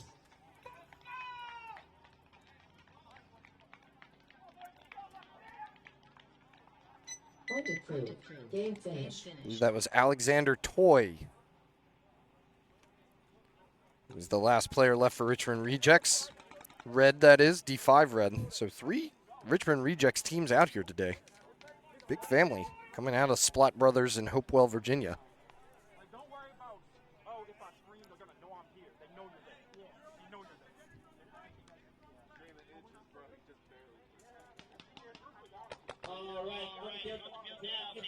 Virginia Vendetta. Just a reminder, if I read the main first, you're going to be on the left. That's the home start box. If I read the main second, you're going to be right. That's the away start box. So for first and second here, we've got JMU Dukes taking on Virginia Vendetta. So a little Virginia on Virginia crime happening. 30 seconds. James Madison University in Harrisonburg, Virginia. Do that off the top of my head. And it looks like the JMU Dukes coach is a former player with Richmond Rejects. Ah. Virginia Vendetta. 10 seconds. NR and NRPL and NRXL veterans. Coming out of the Chesapeake field down in Virginia. Actually, no. Nope. They have their own field now. Oh, very nice. Private field. So a private field for private practice.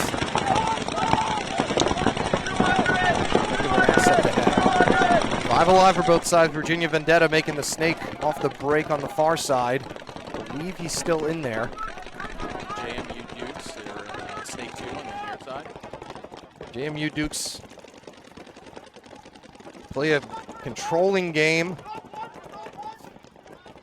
How they made their bread and butter last year with all the success in the D5 category.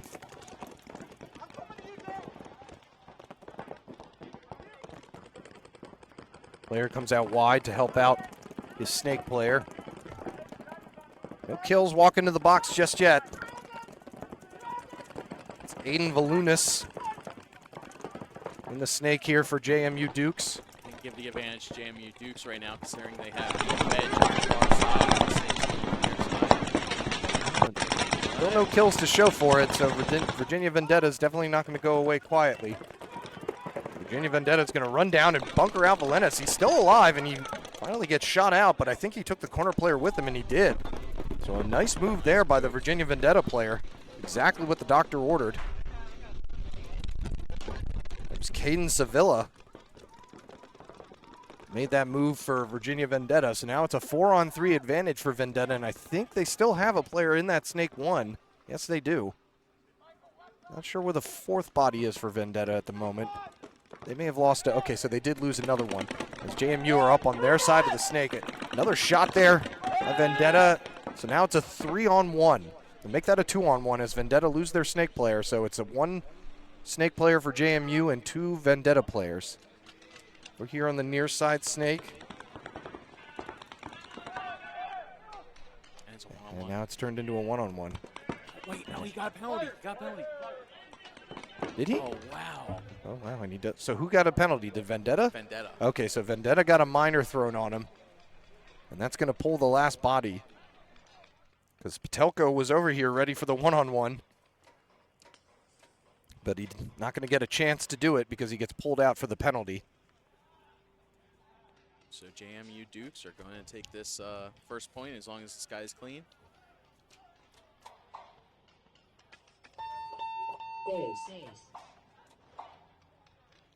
So and then that first point can be huge. JMU Dukes looking to continue their D5 success in the NRPL.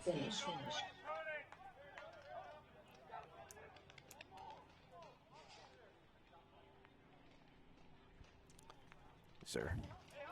D5, the pro players of tomorrow that you're watching right here. A lot of young new talent. Seeing a lot of D5 and beginner class on these roster sheets. Some with no class. Teddy comes skipping around. Rocking the Stephen Momart's jersey. Shout out to Stephen, we miss you, buddy.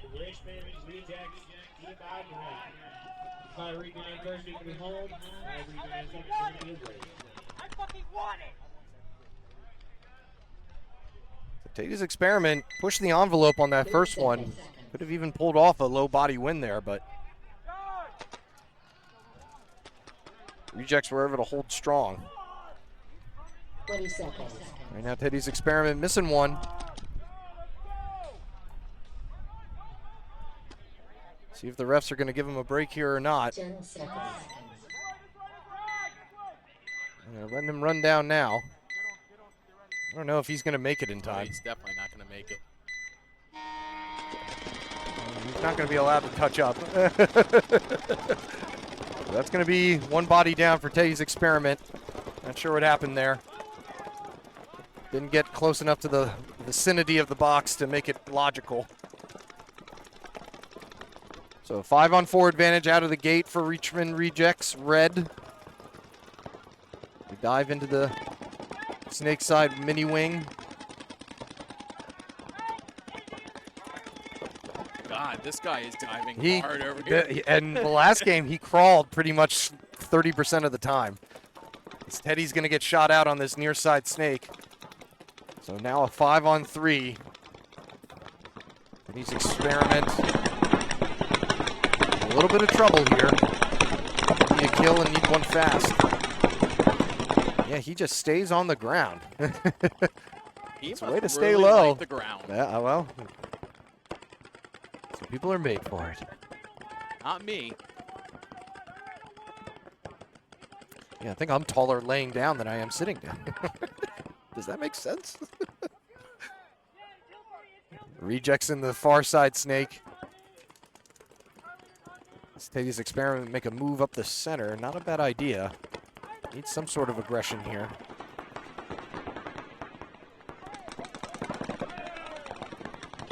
It's going to get taken out from that center shot.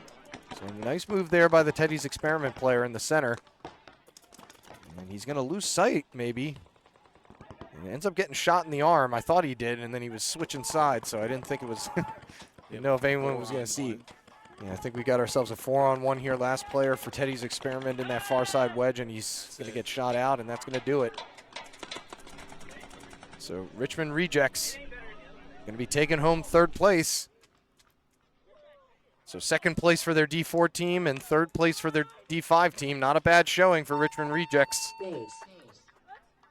More to come from them for sure. I'm sure they'll be out here all season. Game finished.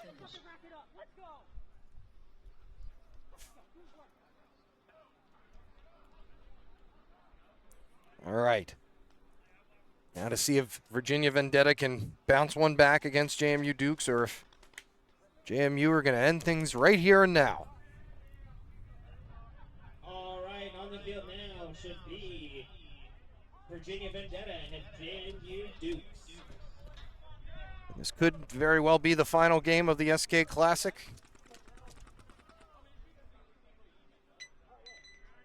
$30 seconds. So Jamie better finish that pizza before he goes. Absolutely not. Absolutely not. One more piece. What's No, it gonna I'm not going to do it. Absolutely not. You have to spend the night in your car. It's going to be so bad. 10 seconds. So Vendetta on your left, JMU Dukes on your right. JMU Dukes look like to be going up the center. No, he's going to switch it up, pull the old switcheroo on you, Jamie. Both teams taking the far side snake. Looks like Vendetta stop off at the Dorito 3. Still no bodies walking off just yet. Virginia Vendetta crawling on up. You can definitely see why these two teams are playing for 1st and 2nd in D5. Vendetta drops. They do. JMU with a 5-4 advantage with the ref running in to check in. And he's going to be taken out. So now that evens things back up at 4-on-4 with JMU pushing the far snake side. Vendetta are definitely in the driving seat on this point. Well, they know they got to come for it as JMU lose another player off this near side, snake side. So it's a 5-on-2 or 5-on-3, excuse me, and JMU have nobody over here. They do take out the snake player on the far side for Virginia Vendetta, and then he gets shot himself. So it looks like we may have another game to play here, Jamie, because the last JMU Dukes player dropping out of that back center. I think that'll do it. So Virginia Vendetta just got to count the bodies and figure out that they've already won the point. And we're going to have to do this all over again to see who's going to be the winner.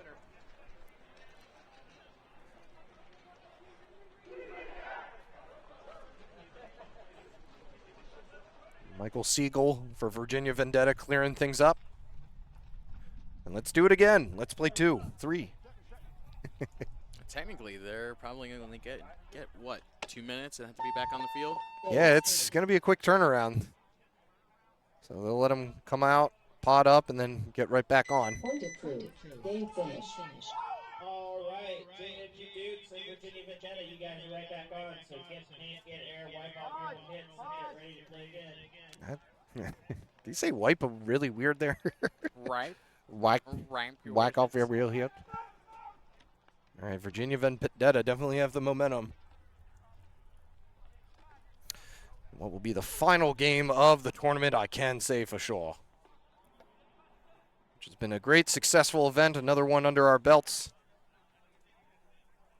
The SK Classic, like I said, mentioned coming up next, will be the Kill Squad Open, happening April 6th and 7th. Be D3 on Saturday and D4 on Sunday. Absolutely. X-Ball. And May 5th will be the Ultra Open, back to 5-man. Charm City Open May 18th and the 19th. Beltway Open July 13th and the 14th. Hooligan Cup August 25th. War with Paint Championship 21 to 22nd. And Paint Wars Championship on October 6th. So a long year ahead of us. It's great to be back here for the 2024 NRPL and NRXL season.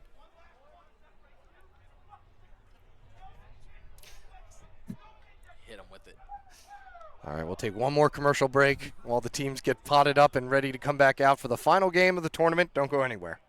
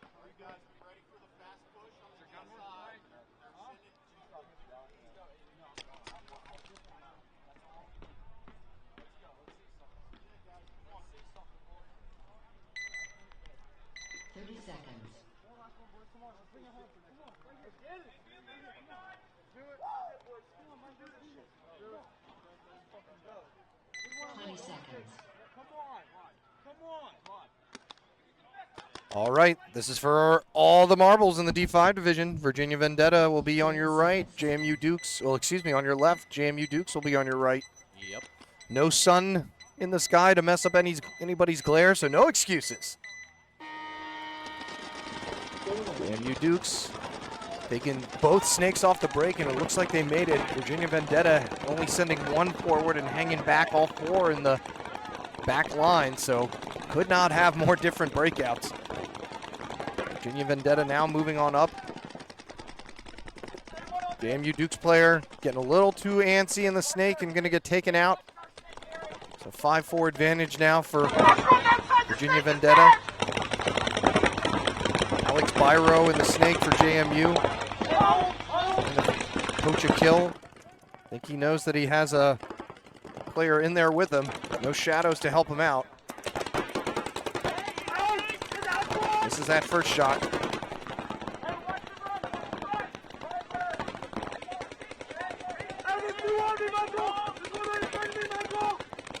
Check off the inside. He is going to re-kill. Yep, and he's going to get it right now. Did he miss it? Oh, no, he got him. He's got to calm down here, getting a little bit too aggressive. Gonna end up putting his face into a ball as two Virginia Vendetta players, backing up snake players, walk out. So now it's a 4-on-2 in JMU Duke's favor. Definitely got shot in the hand. Ooh, and there's a curse word there, a little warning for Virginia Vendetta player. 3-on-2 now, and nobody's over here really for JMU Dukes. He's going to look to wrap and shoot across, not going to be able to get the shot off on him. There is one player over here in this small temple, being super silent. Michael Siegel for Virginia Vendetta looking across the field and shoots out the snake. So now it's a straight up 2-on-2. And this is all for first place of the SK Open. Wonder if his father is Steven. Or SK Classic. Let's hope not for their sake. Seagal's going to try and wrap. He's going to end up getting clipped on the way at and not happy with himself, shaking his head. So now it's a 2-on-1. Make that a 1-on-1. And wow, coming down to a 1-on-1 for first and second place. doesn't get much better than this. I'll see if I can identify the players for you as soon as I am able to see some jerseys. JMU player bouncing back to that back center. I want to give, might want to give the advantage to him just because he's standing up.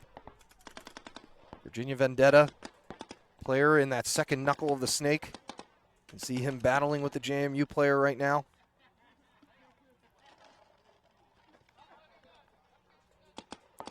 Plenty of time, too, 2.5 minutes. So who's going to get that shot? Who's going to get that all-important shot to take home first place for their team? JMU player making a move out wider. Might get stuck out in the open here. Going to want to be careful.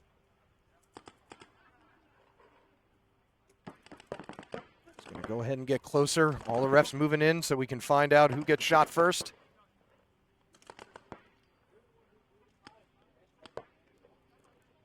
Virginia Vendetta player only has a couple spots that he can come out of. JMU player standing up over top of him. Sometimes that can be a disadvantage, though, just because you're a bigger target.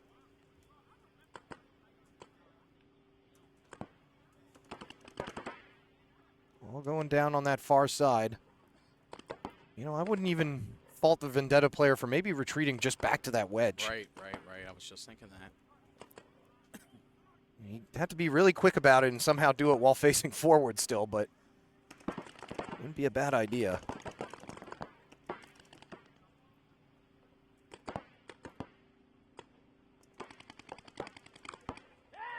And it looks like Vendetta gets the shot off, and that's going to be it, and he waves goodbye to the dead box.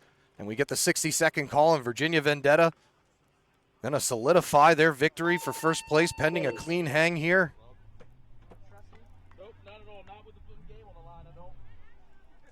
Going to get the thoroughness of check, and we're going to get a clean hang, and that's going to do it. So Virginia Vendetta taking home first place. JMU Dukes taking home second.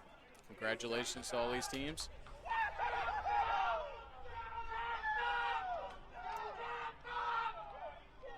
So congrats to all those teams. Also congratulations to Richmond Rejects D5. We're taking home third place in the D5 division. And shout out to our technical crew and, of course, Dan the Man, all the refs, everybody out here who made this stream possible, and all you viewers stuck with us all day, and the subscribers who are keeping this thing up and running. We appreciate you. And we look forward to doing more with you guys throughout the year. Thank you again to Big John, of course, and everybody else involved. We'll see you out here April 6th for the Kill Squad Open D3 X-Ball event. Plenty more to come your way. And happy to be the ones facilitating it to you. Everybody enjoy the rest of their St. Patrick's Day. And RIP to Stephen Momarts. We miss you, buddy. We'll see you soon. In the next life, my friend. Until next time, folks. Keep it real. Eric and Jamie. Out. Adios.